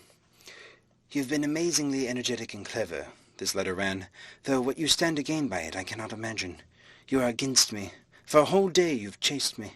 You've tried to rob me of a night's rest, but I have had food in spite of you. I have slept in spite of you, and the game is only beginning. The game is only beginning. There is nothing for it but to start the terror. This announces the first day of terror. Port Burdock is no longer under the Queen. Tell your colonel of police and tell the rest of them. It is under me, the terror. This is the day of year 1 of the new epoch, the epoch of the Invisible Man. I am Invisible Man the first. To begin with, the rule will be easy. The first day there will be one execution for the sake of an example. A man named Kemp. Death starts for him today. He may lock himself away, hide himself away, get guards about him, put on armor if he likes. Death, the unseen death is coming. Let him take precautions. It will impress my people. Death starts from the pillar box by midday. The letter will fall as the postman comes along. Then off. The game begins. Death starts. Help him not, my people, lest death fall upon you also. Today, Kemp is to die." Kemp read the letter twice. "It's no hoax," he said. "That's his voice, and he means it." He turned and folded the sheet over and saw on the address side of it the postmark Hittending and the prosaic detail 2D to pay. He got up slowly, leaving his lunch unfinished. The letter had come by 1 o'clock post, and went into his study. He rang for his housekeeper and told her to go round the house at once, examine all the fastenings of the windows, and close all the shutters. He closed the shutters of his study himself. From a locked drawer in his bedroom he took a little revolver, examined it carefully, and put it into the pocket of his lounge jacket. He wrote a number of brief notes, one to Colonel Eddy, gave him to a servant to take, with explicit instructions as to her way of leaving the house. "There's no danger," he said, and added a mental reservation, "to you." He remained meditative for a space after doing this. He then returned to his cooling lunch. He ate with gaps of thought. Finally he struck the table sharply. "We will have him," he said, "and I'm the bait. He will come too far." He went up to the Belvedere, carefully shutting every door after him. "It's a game," he said. "An old game, but the chances are all for me, Mr. Griffin, in spite of your invisibility. Griffin contra mundum, with a vengeance." He stood at the window, staring at the hot hillside. He must get food every day, and I don't envy him. Did he really sleep last night, out in the open somewhere, secure from collisions? I wish we could get some cold, wet weather instead of the heat. He may be watching me now. He went to close the window. Something rapped smartly against the brickwork over the frame, and made him start violently back. "I'm getting nervous," said Kemp, but it was 5 minutes before he went to the window again. "It must have been a sparrow," he said. Presently he heard the front door bell ringing, and hurried downstairs. He unbolted and unlocked the door, examined the chain, put it up, and opened cautiously without showing himself. A familiar voice hailed him. It was Eddy. "Your servant's been assaulted, Kemp," he said around the door. "What?" exclaimed Kemp. "Had that note of yours taken away from her. He's close about here. Let me in." Kemp released the chain, and Eddy entered through as narrow opening as possible. He stood in the hall, looking with infinite relief at Kemp refastening the door. "Note was snatched out of her hand. Scared her horribly. She's down at the station. Hysterics. He's close here. What was it about?" Kemp swore. "What a fool I was," said Kemp. "Might have known. It's not an hour's walk from Hidden already." "What's up?" said Eddy. "Look here," said Kemp, and led the way into his study. He handed Eddy the Invisible Man's letter. Eddy read it and whistled softly. "And you," said Eddy, "proposed a trap." "Like a fool," said Kemp, "and sent my proposal out by a maidservant to him." Eddy followed Kemp's profanity. "He'll clear out," said Eddy. "Not he," said Kemp. A resounding smash of glass came from upstairs. Eddy had a silvery glimpse of a little revolver half out of Kemp's pocket. "It's the window upstairs," said Kemp, and led the way up. There came a second smash while they were still on the staircase. When they reached the study they found 2 of the 3 windows smashed, half the room littered with splintered glass, and one big flint lying on the writing table. 2 men stopped in the doorway, contemplating the wreckage. Kemp swore again. As he did so, the 3rd window went with a snap like a pistol, hung starred for a moment, and collapsed in jagged, shivering triangles into the room. "What's this for?" asked Eddy. "It's a beginning," said Kemp. "There's no way of climbing up here?" "Not for a cat," said Kemp. "No shutters?" "Not here. All the downstairs rooms." Hello! Smash, and then whack of boards, head hard, came downstairs. "Confound him," said Kemp. "That must be... Yes, it's one of the bedrooms. He's going to do all the house. But he's a fool. The shutters are up, and the glass would fall outside. He'll cut his feet." Another window proclaimed its destruction, and 2 men stood on the landing perplexed. "I have it," said Eddy. "Let me have a stick or something, and I'll go down to the station and get the bloodhounds put on. That ought to settle him. They're hard by. Not 10 minutes. Another window went the way of its fellows. "You haven't a revolver?" asked Eddy. Kemp's hand went into his pocket. Then he hesitated. I haven't one. At least to spare." "I'll bring it back," said Eddy. "You'll be safe here." Kemp, ashamed of his momentary lapse of truthfulness, handed him the weapon. "Now for the door," said Eddy. As they stood hesitating in the hall, they heard one of the first-floor bedroom windows crack and clash. Kemp went to the door and began to slip the bolts as silently as possible. His face was a little paler than usual. "You must step straight out," said Kemp. In another moment Eddy was on the doorstep and the bolts were dropping back into the staples. He hesitated for a moment, feeling more comfortable with his back against the door. Then he marched, upright and square, down the steps. He crossed the lawn and approached the gate. A little breeze seemed to ripple over the grass.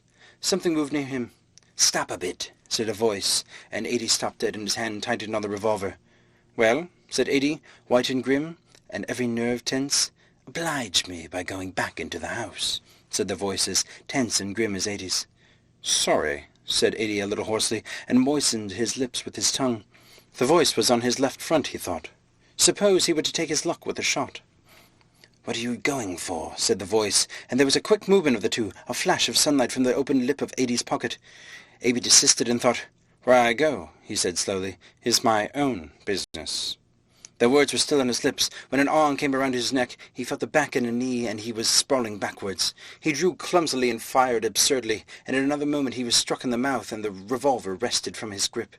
He made a vain clutch at his slippery limb, tried to struggle, and fell back. "Damn," said Eddie. The voice laughed. "I'd kill you now if it wasn't the waste of a bullet," it said. He saw the revolver in mid-air, 6 feet off, covering him. "Well," said Eddie, sitting up. "Get up," said the voice. Eddie stood up. "Attention," said the voice, and then fiercely, "don't try any games. Remember, I can see your face if you can't see mine. You've got to go back to the house." "You won't let me in," said Eddie. "That's a pity," said the invisible man. "I've got no quarrel with you." Eddie moistened his lips again.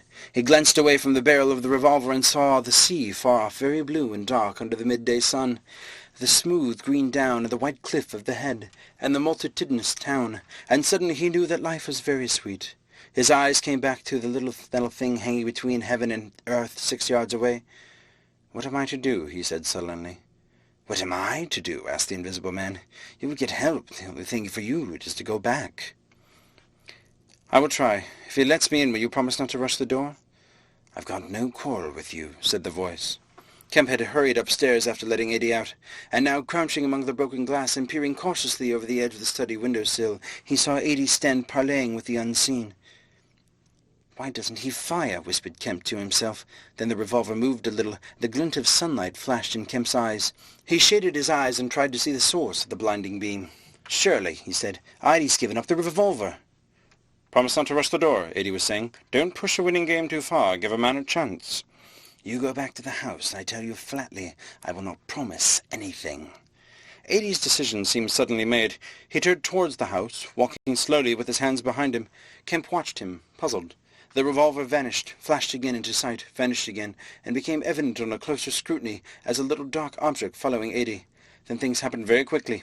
Eddie leapt backwards, swung around, clutched at his little object, missed it, and threw up his hands and fell forward on his face, leaving a puff of blue in the air. Kemp did not hear the sound of a shot. Eddie writhed, raised himself on one arm, fell forward, and lay still. For a space Kemp remained staring into the quiet carelessness of Eddie's attitude.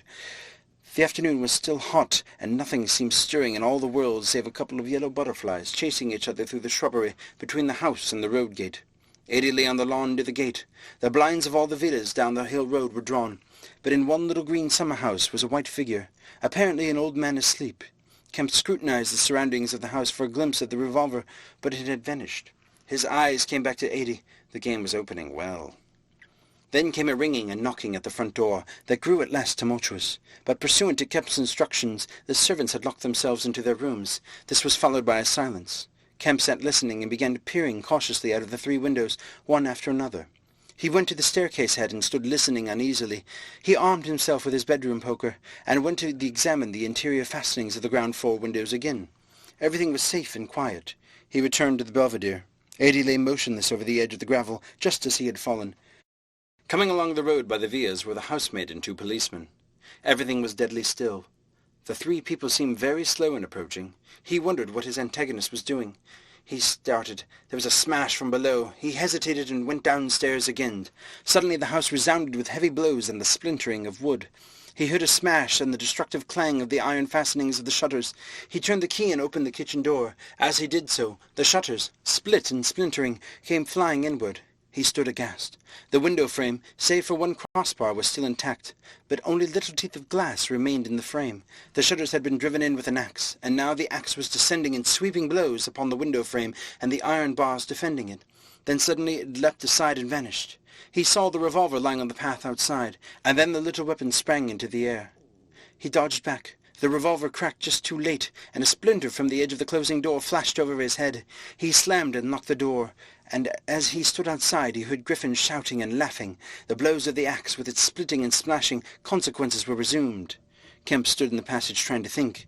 In a moment the invisible man would be in the kitchen. This door would not keep him a moment, and then a ringing came from the front door again. It would be the policeman. He ran into the hall, put up the chain and drew the bolts. He made the girl speak before he dropped the chain, and 3 people blundered into the house in a heap, and Kemp slammed the door again. "The invisible man," said Kemp. "He has a revolver with 2 shots left. He's killed Eddie. Shot him anyhow. Didn't you see him on the lawn? He's lying there." "Oh?" said one of the policemen. "Eddie," said Kemp. "We came the back way." said the girl. "What's that smashing?" asked one of the policemen. "He's in the kitchen, or will be. He's found an axe." Suddenly the house was full of the Invisible Man's resounding blows on the kitchen door. The girl stared towards the kitchen, shuddered, and retreated to the dining room. Kemp tried to explain in broken sentences. They heard the kitchen door give.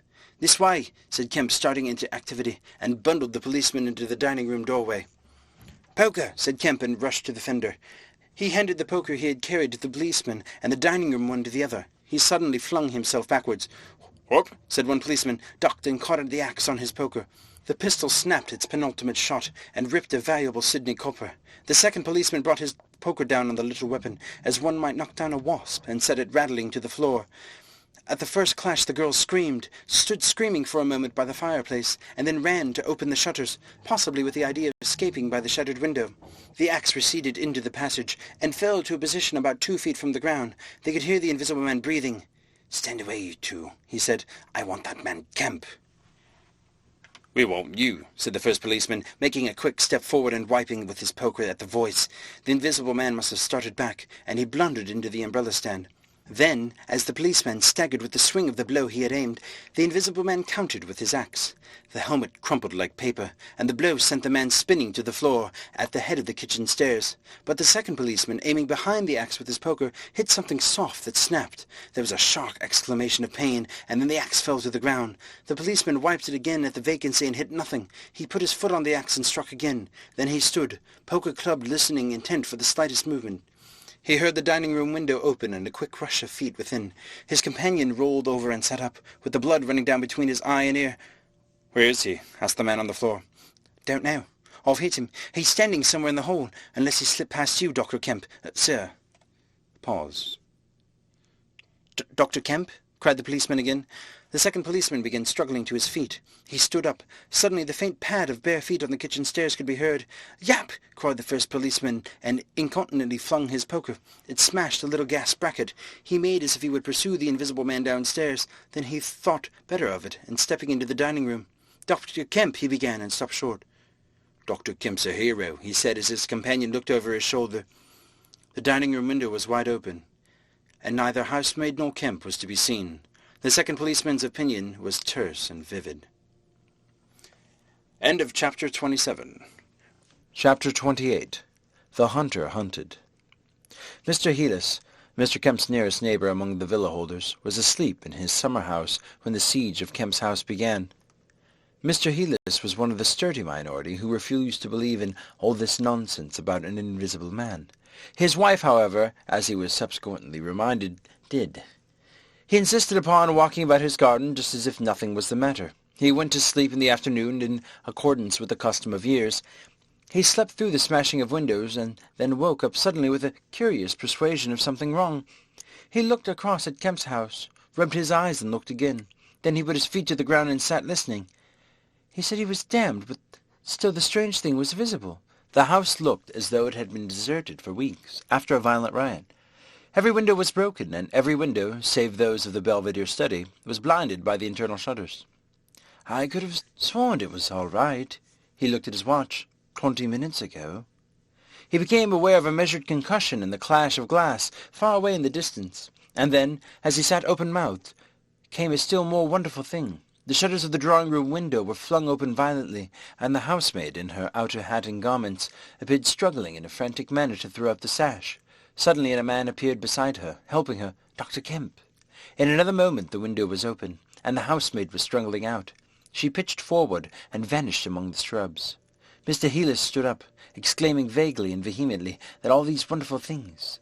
He saw Kemp stand on the sill, spring from the window, and reappear almost instantaneously, running along the path in the shrubbery, stooping as he ran, like a man who evades observation. He vanished behind a laburnum, and appeared again clambering over a fence that abutted on the open down. In a second he had tumbled over, and was running at a tremendous pace down the slope towards Mr. Heelis. "Lord!" cried Mr. Heelis, struck with an idea. "It's that invisible man brute! It's right, after all!" With Mr. Heelis, to think things like that was to act, and his cook, watching him from the top window, was amazed to see him coming pelting towards the house at a good 9 miles an hour. There was a slamming of the doors, a ringing of bells, and the voice of Mr. Heelis bellowing like a bull, "Shut the doors! Shut the windows! Shut everything! The invisible man is coming!" Instantly the house was full of screams and directions and scurrying feet. He ran himself to shut the French windows that opened on the veranda. As he did so, Kemp's head and shoulders and knee appeared over the edge of the garden fence.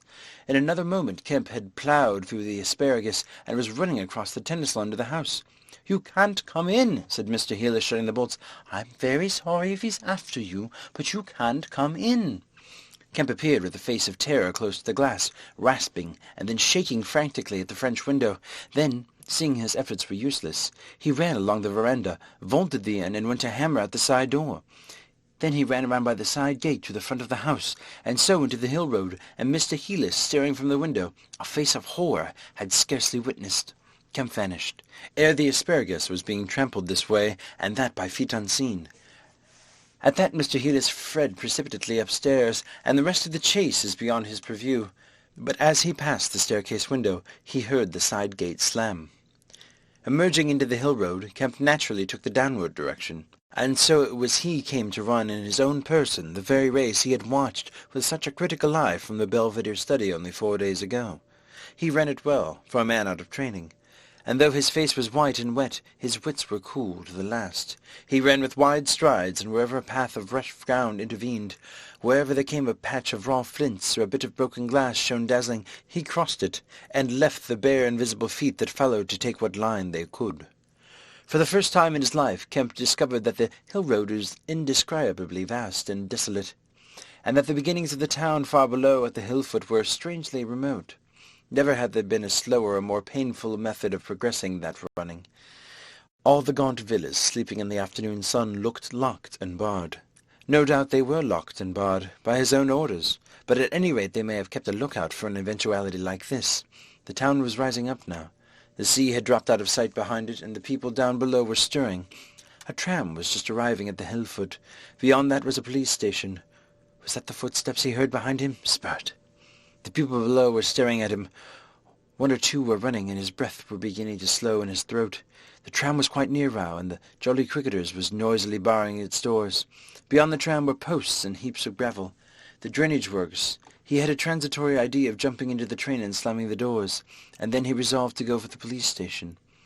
In another moment he had passed the door of the Jolly Cricketers, and was in the blistering fag end of the street.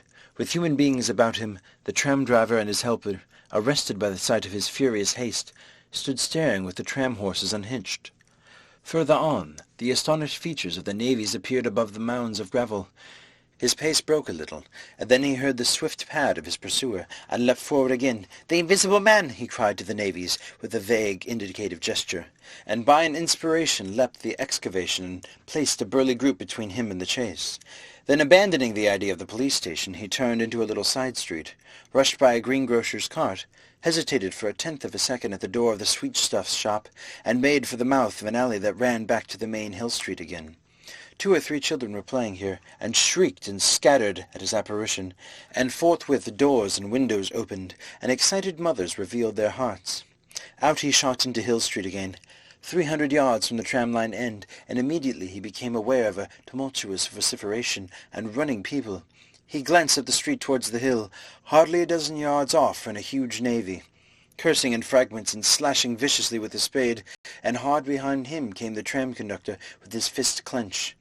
Up the street others followed these two, striking and shouting. Down towards the town, men and women were running, and he noticed clearly one man coming out of a shop door with a stick in his hand. Spread out!" cried someone. Kemp suddenly grasped the altered condition of the chase. He stopped and looked around, panting. "He's close here," he cried. "Form a line across." He was hit hard under the ear, and went reeling, trying to face round towards his unseen antagonist. He just managed to keep his feet, and he struck a vain counter in the air. Then he was hit again under the jaw, and sprawled headlong on the ground.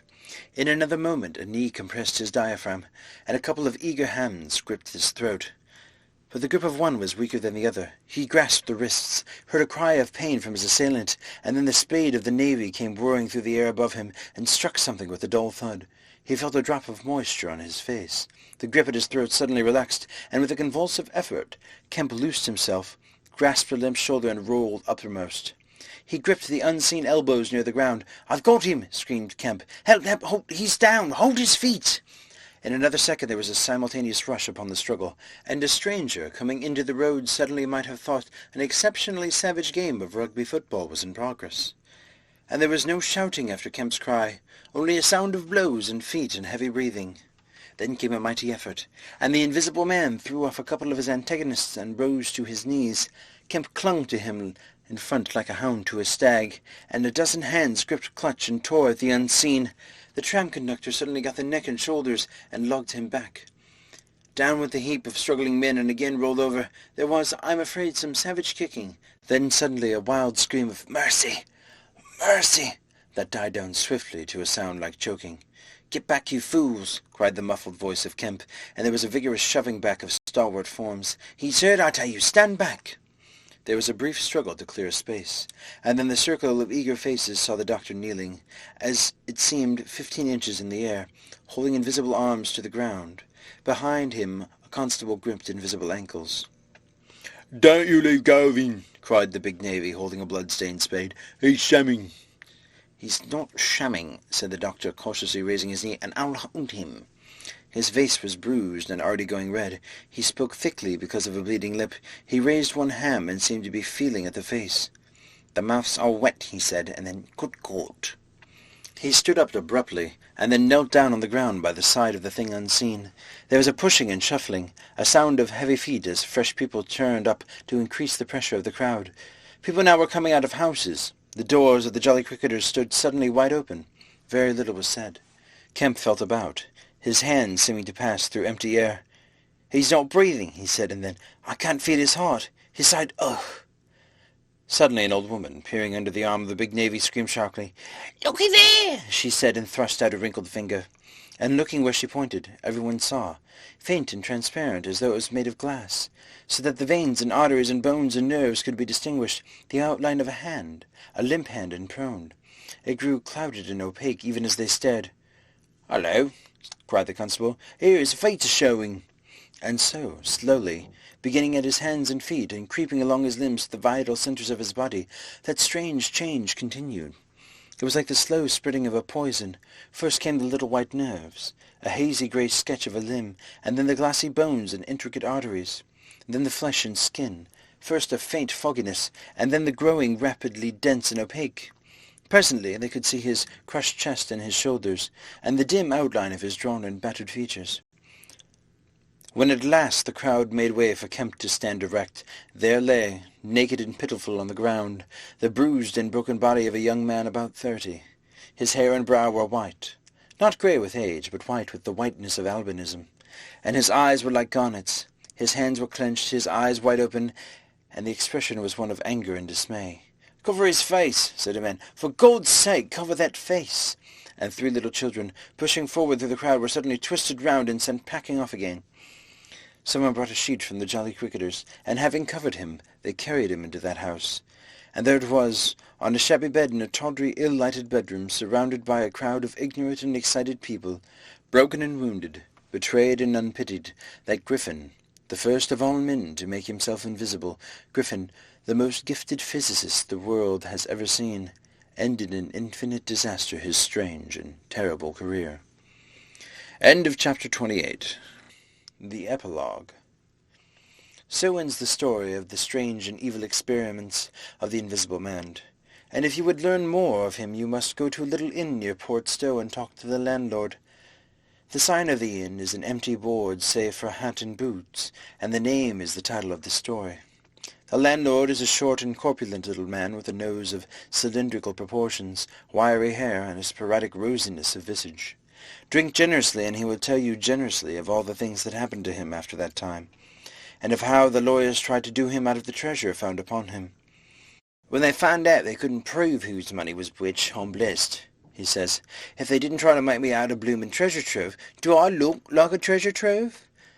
And then the general gave me a guinea a night to tell the story of the Empire Music, just to tell him in my own words, barring one."